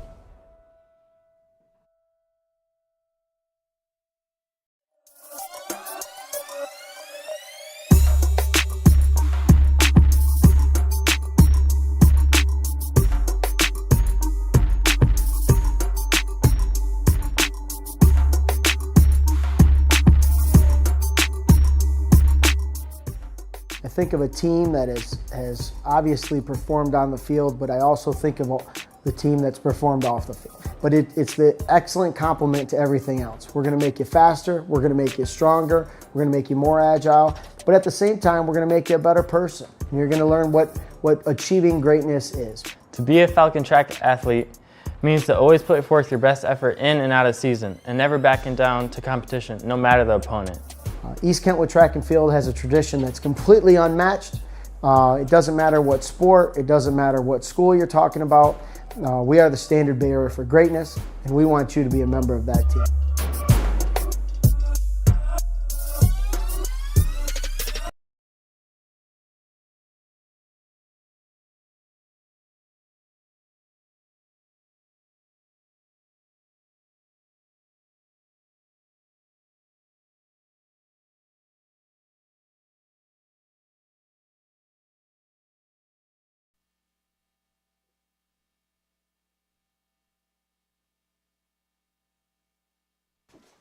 Okay, we're back. Yes, back at Falcon Stadium for the start of the boys 3,200, girls 3,200. Looks like everybody. Looks like everybody. Everybody's going at once. We're gonna get this thing rolling.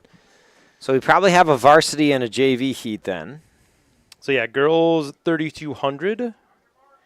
Oh no, it looks like on the dashboard we do not. So it looks like this might be 1-1. Ava Lawrence and Gray Cole are our two girls 3,200 meter runners.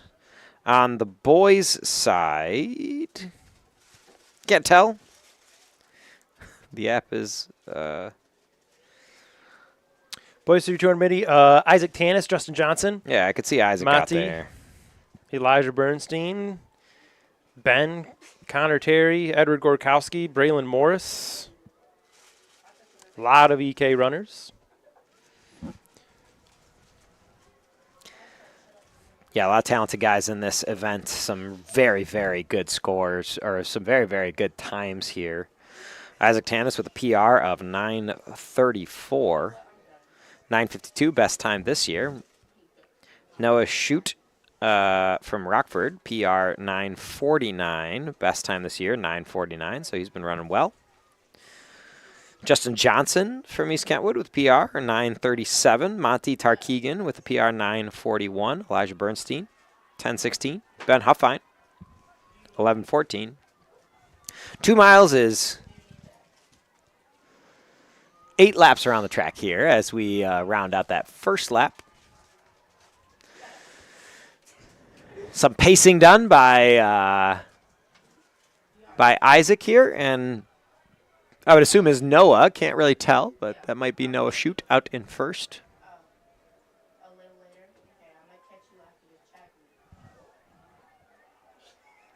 Great work by our camera crew coming down the stretch here.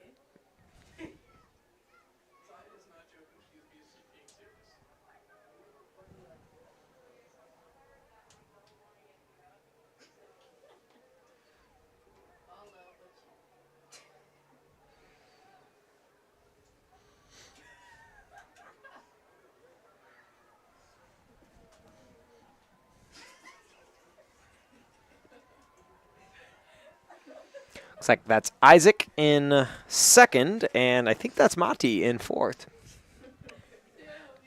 Mati going to make a pass. Can't tell if it's...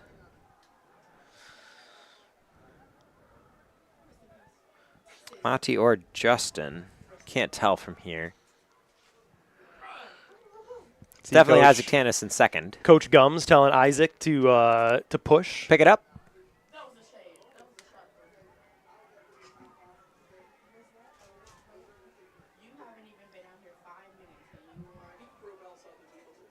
Again, a big shout out to camera crew and everybody involved. They've done a fantastic job braving the elements tonight and giving us some fantastic shots of East Kentwood Track. Track and field, fantastic work for everyone involved. You can hear the wind whipping at this point. It's started to pick up again as the wind whistles through some of the scaffolding here at Falcon Stadium. You can hear it whipping around, so it is not comfortable at all out there for your Falcons.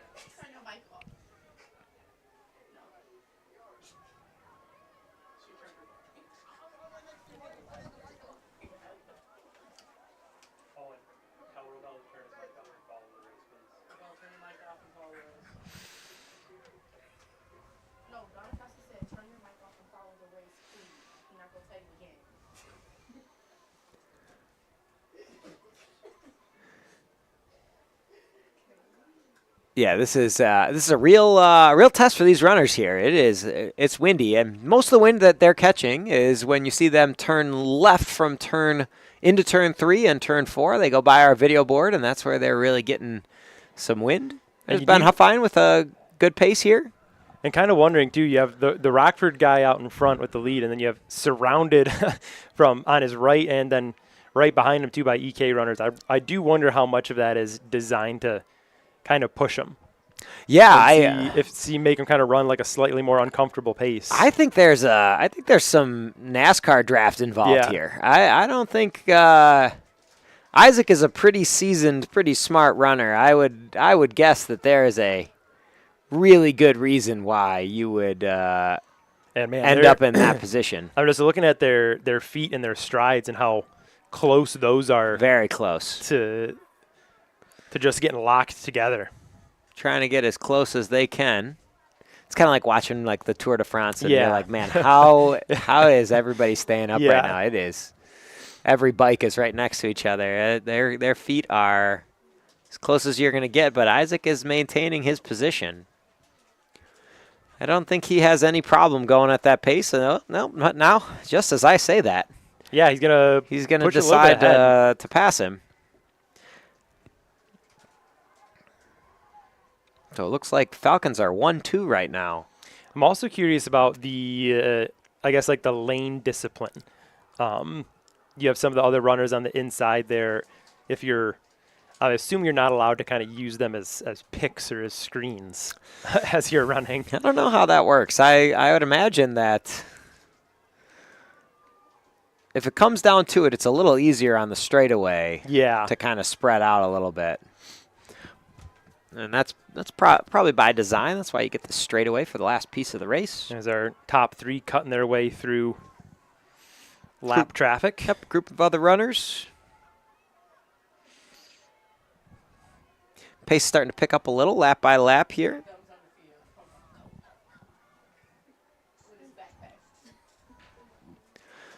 Yeah, I don't have a Coach Gum sighting. Where is he? He's down there. He's in turn 1. Yep, he's on the outside of the track. Oh, there he is. Okay. Are you allowed to do that? It looks like there's a bunch of people on the outside of the track now. I think the track is just kind of fair game, as long as you're not in the runner's way. In the runner's way, yeah. But yeah, a strong pace by Coach Gums here. Really moving. As a pair of EK runners continuing to pull away from Rockford's third placer. Hard to see from here, but I do believe that is Isaac Tanis. Yep, Isaac in first. Leading the way. 7:05 into this race. As we move into what I imagine is one of the last few laps here for the Falcons. As Isaac's lead over third place's Rockford runner approaches 20 yards. Widening here a little bit.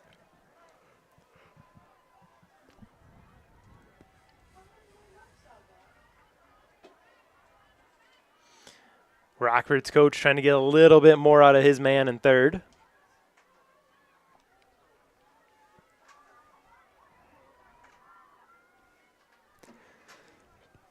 So it does look like, and I'm not sure Coach Emiot has anything to do with this, but people are moving out of the locker room now. It looks like a big portion of the team is back onto the main field.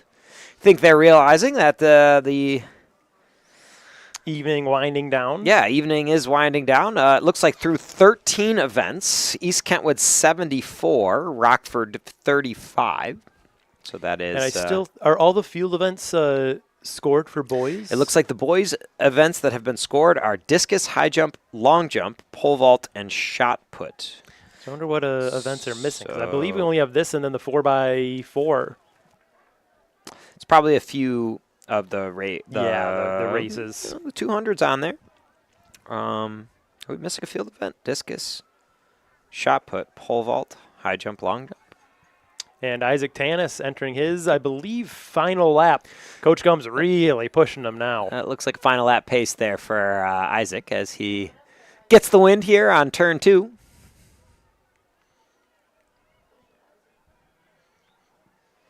Isaac's really opened up a lead. He has about a straightaway on second place. Doesn't really About look half like a straightaway on second place. About a full straightaway on third. Doesn't really look like anybody is in position to catch him either. I think it would be quite a move. Yeah, there would have to be something. Looks like in the boys' side of things, Kentwood's going to go 1-2.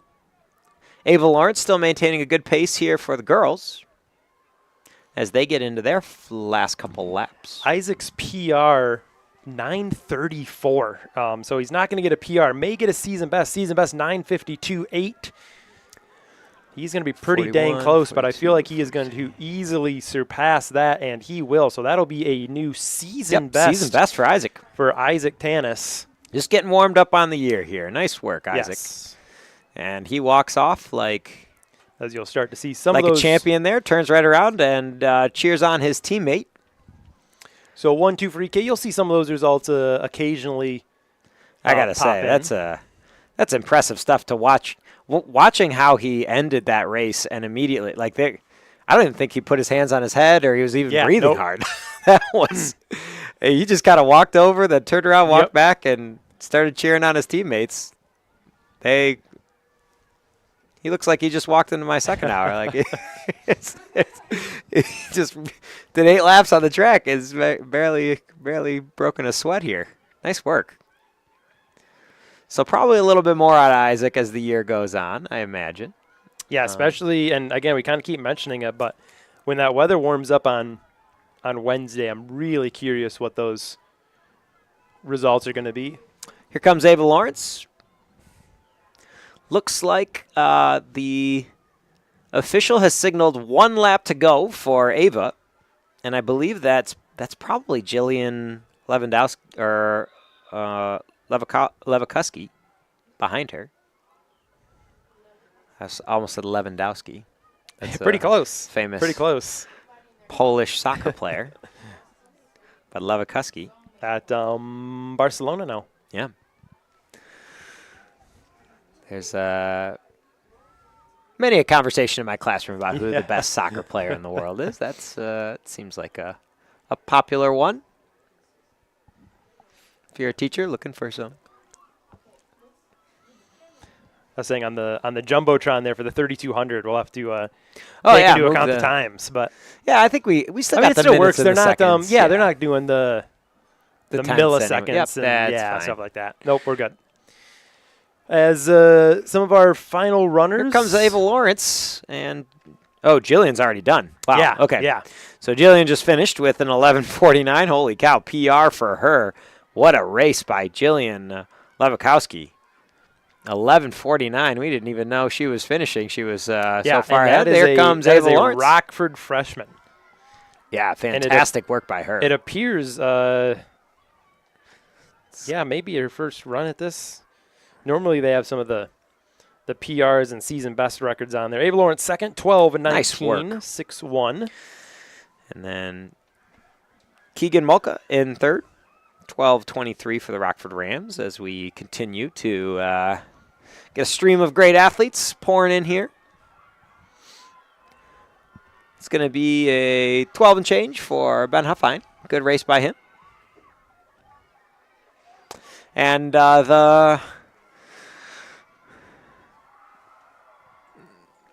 crew of high schoolers have sensed the end here.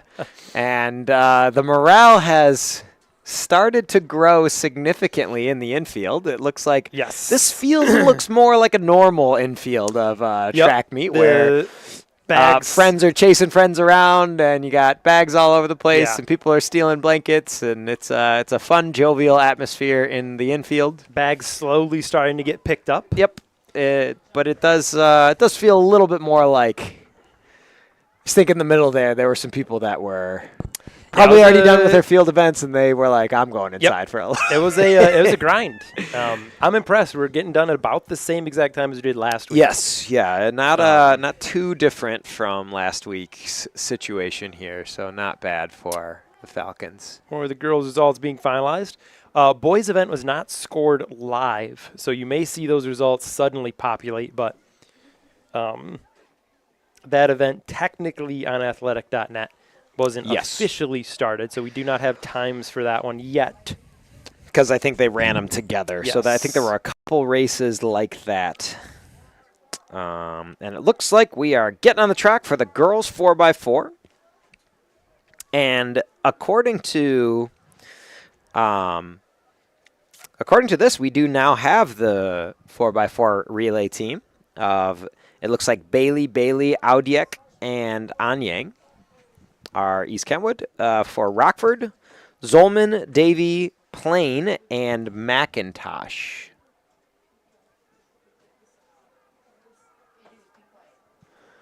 Zolman, Davy, Plain, and McIntosh.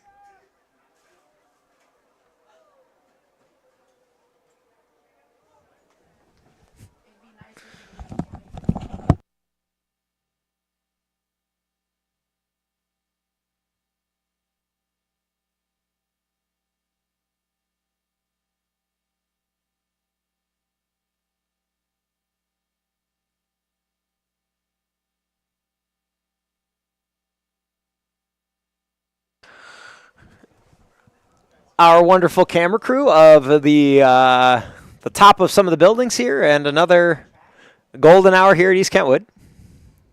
The track meet comes to an end, but a beautiful sunset over the west side of Michigan here. Even though it's a cold day, still get some pretty views. If you go out back behind the press box here and look to your west, you can see for a while. Yeah. It's if you ever get off of 131 and get onto M6 and you're looking to the east, you can see the stadium and the lights from the top of M6. It's a beautiful view. Yeah, kids showing us pictures of the sunset. I was looking at the girls 4x4. Rockford's season best 4:02 to East Kentwood's season best 4:12. So we'll see if EK can pull off Going to be a tough race for here. East Kentwood here. Got to get some good exchanges. Make sure that things are clean. Not sure if this is varsity or JV. It looks like the varsity is live, so this is varsity. Yeah, this is varsity. I don't know if we've had some changes to the lineup. Not sure. I think so. We talked about that a little bit earlier. If there was a need to run your varsity athletes and risk a hamstring tweak or anything like that. So it does not appear as though this is... Again, girls varsity score right now, 16 events scored. East Kentwood 78, Rockford 58 or 54. So regardless of the outcome of this event, that will be an East Kentwood win. Boys varsity 74 for the East Kentwood Falcons, 35 for the Rockford Rams. So again, just a way to get some experience for some of the Falcons and Rams here and see if we can find one more PR in us before the end of the day. The first leg of this 4x4 wraps up. A good exchange for the Rockford Rams. And the Falcons get a good exchange as well.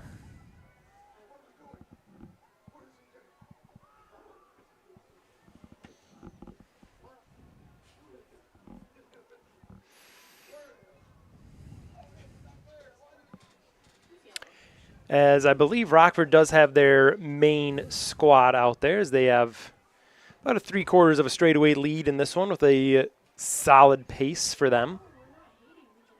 Yeah, very solid pace for the Rams here.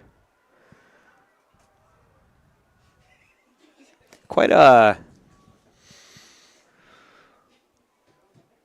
good day for the Falcons, though. I mean, it's a... Yeah, boys and girls going to get out of here with a win. A sweep of Rockford, always a big moment for EK. And just you looked at the weather earlier in the day and kind of, I don't know, in the back of your head, you're like, how many PRs? Like, what's today going to look like? And it turned into a very positive day, I think, for the Falcons. A lot of good things to take away if you are Coach Stevenson or Coach Emiot. As EK making their exchange. Another clean one for the Falcons. Yeah, and you have some senior leaders on both teams that are going to continue to push the rest of the team here and see how good we can get. It's it's a fun time of the year if you like track and field. It's just it's an exciting May to come here. A lot of big events. You obviously have the state track meet. You have Mitka. You have other things on the way, and you have a group of really, really solid teams on the boys and the girls side here in the state of Michigan. So a lot of fun things to come if you are. It's kind of those spring sports just make you a little bit more enthusiastic for some good weather and some good things to come. You know, like you get some golf tournaments in on the TV, or you watch some tennis, you get some track and field, and you start to feel the thaw. Yeah, agreed. Of the spring, and it's very welcome. And East Kentwood with a big track and field culture. Yes. So, you know, when you see the track and field team doing well, it obviously permeates through the school, and there's so many people involved that it's always fun because it's been really built into what we do as a school now. Again, with things like speed and agility and other ways that we get so many students involved to push themselves to be their very best here. Looks like this is the last leg of the 4x4. Rockford about a half a lap lead with their A team. Again, though, EK not needing this event, so you're not necessarily putting out your star runners in this one. Get some people some experience in a big event in a A-class big moment. Heat. Yes, yeah, absolutely.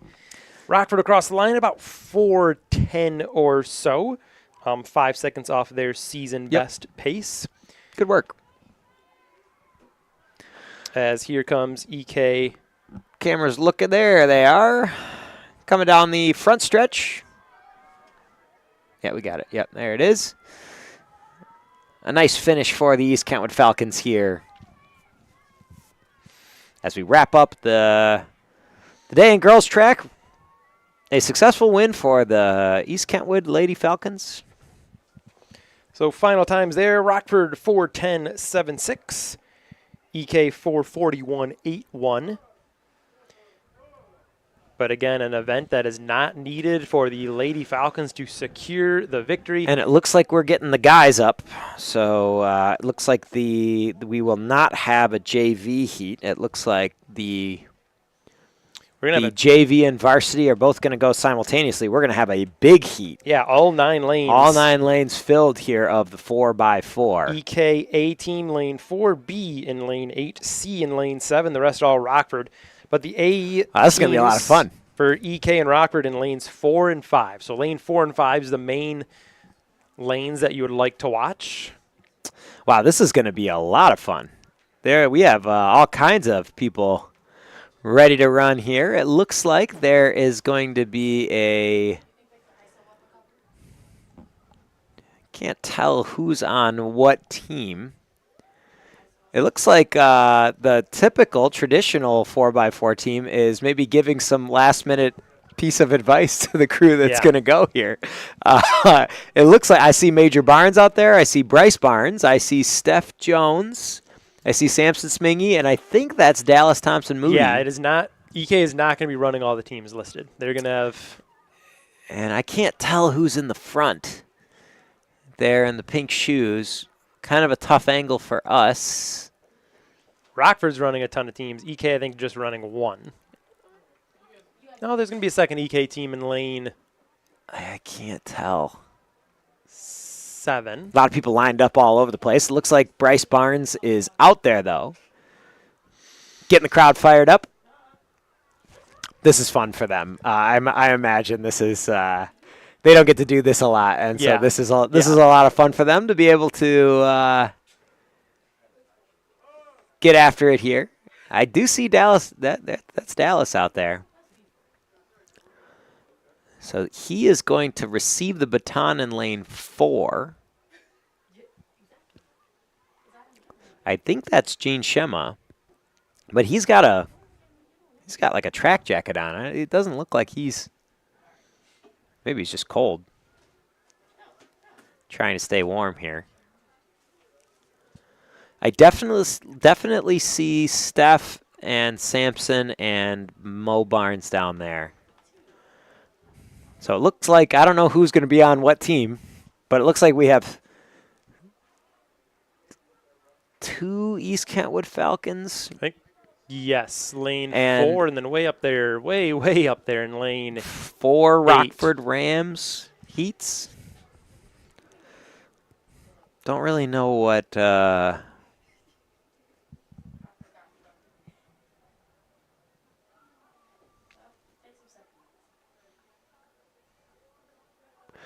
know what we're waiting on here. Yeah, I don't know why it's taking can't- them so long to get lined up. It did look like they were the crew was receiving some last minute advice from the typical 4x4 team. I think so. I don't know what that was all about. Yeah, I don't know if it's some of their like first runs. I in think the this is. 4x4, I think there are maybe? definitely some first times here in the 4x4. Poor starter having to direct everybody. Yes, yeah. This is becoming quite a. Quite an endeavor here to get everybody in the right spot, but we are looking like we're ready. Possibly. No, starter's still giving directions. We may be here for a minute. I don't think you typically have this many runners in the 4x4. I think it's normally 1v1, right? I that's think it's pretty just typical. So I think that's why they have to stagger. So, like we have someone out here in lane 8, about halfway through turn 1. Yeah, he's almost to the flagpole. I don't know if this is a mix of if they have more. Yeah, I don't know how it works with the JV and varsity. This seems like we could have run 2 races by now. Oh, absolutely. we could have been done. But regardless, everybody doing their best here. I think that's Gene Shema. I think this is a staggered JV and varsity race, so they're going to try to run 2 at once. Okay. If I'm not mistaken, judging by how many. Again, these are some professionals. Blaine has been doing track meets since the 90s. So if anybody's seen everything, Blaine, Dave Emiat, that crew, so.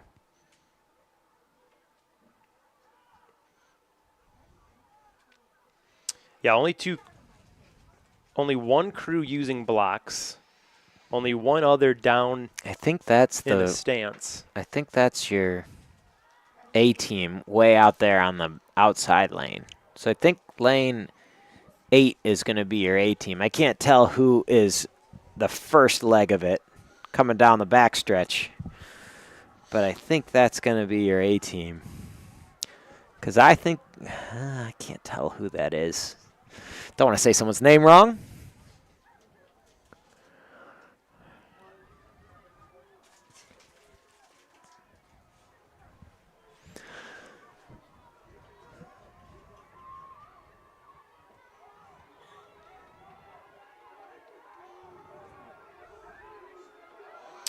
As EK will lead. It's Bryce Barnes in lane 4. The first 400. Or close to it. And this is Dallas Moody. Rockford, bad exchange by EK. That was a very slow exchange. EK's first leg really. There goes Dallas. Kind of pulled up at the end. So Rockford will get a slight advantage, but EK reeling him in down the back straight. And now everybody is moving to the inside lane. Yeah. So that's when we get even there.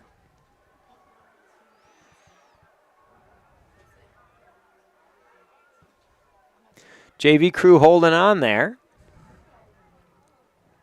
I see Steph Jones coming out. And I do wonder how. Can't tell what team he's on. I do wonder how that works and you still have to do your exchanges. Do you just line up and just kind of hope he matches you? So Rockford's going to build up about a 15-yard lead for their third exchange. Exchange by EK there. And there goes Steph Jones. And Steph really bringing him in now. And Steph is going to blow past him. Oh, no, that's not Stefan first. Steph is back here in the white. Oh, I'm sorry. Whoever's our leader for EK is going to reel him in. Yeah, I can't tell. We don't have any names, so we need binoculars up here. Yeah, a printed off roster with names. Yeah, I Rockford- think they've made so many changes Yeah. late today that we are. Rockford with the late lead extension. It sure looked like out of turns 1 and 2, EK was going to blow by him, but Rockford, great job securing their lead, and they're going to open up about a 20-yard lead now. This baton is going to get handed to Mo Barnes. You can see Mo down there. So there goes Mo. Rockford, And a healthy lead. Steph is going to hand his to Samson Smingy. And there's a bobble by Rockford's exchange there on the line. But Rockford with about a 35, 40-yard lead. We'll see if Mo can track him down yes. here. Such a difficult race, the 4x4, because you think you can catch him. I'm curious, but it's hard to get all the way around the 400 The without. exchanges look so much more different than you see in some of the other relays. Yes, yeah, the 200 and the 100. It's Curious so much about tighter. the strategy or the technique in the 4x4 exchanges versus some of those other races. Because you initially think that the exchanges are slower here, but that may be a tactic or by design. So Rockford wins the 4x4. EK will finish second. Rockford Nice will job. also finish third. And that will do it for the events. That's going to do it. Not all of the events entered into athletic.net, but we believe Yeah, East Kentwood's going to. EK will win both. Both the girls and the boys. East Kentwood with currently, with a couple events left to score, a 40-point lead for the boys, and a looks like all events are scored for the girls, a 23-point lead for the girls. So a fantastic job by all. Any last-minute comments here, Preston, after a beautiful night? Yeah, we're just seeing if some of those results. Oh, yeah, 17-17 now for girls. The girls. So the girls is in a 23-point win, 80-57 for the girls. The boys still have a couple events to score, but a 40-point lead for the boys right now. So yeah, great. It's probably going to wrap it up, right? Great event. It was nice to see, like you said, some of those later events, the A teams kind of getting subbed out. So great to see some of the other athletes getting the quote-unquote main event slot, if you will. For sure. But yeah, fingers crossed, knock on wood, this is our last cold weather meet, the last meet we'll need a jacket for. Absolutely. But for more live stream, tune in tomorrow. Baseball. Alex and Rob Roloff with Okay, the here we call go. for baseball. Wednesday, we're back here at Falcon Stadium for track. Thursday, we are for our debut live stream at softball. For everyone here at East Kentwood Production Club, we will see you tomorrow.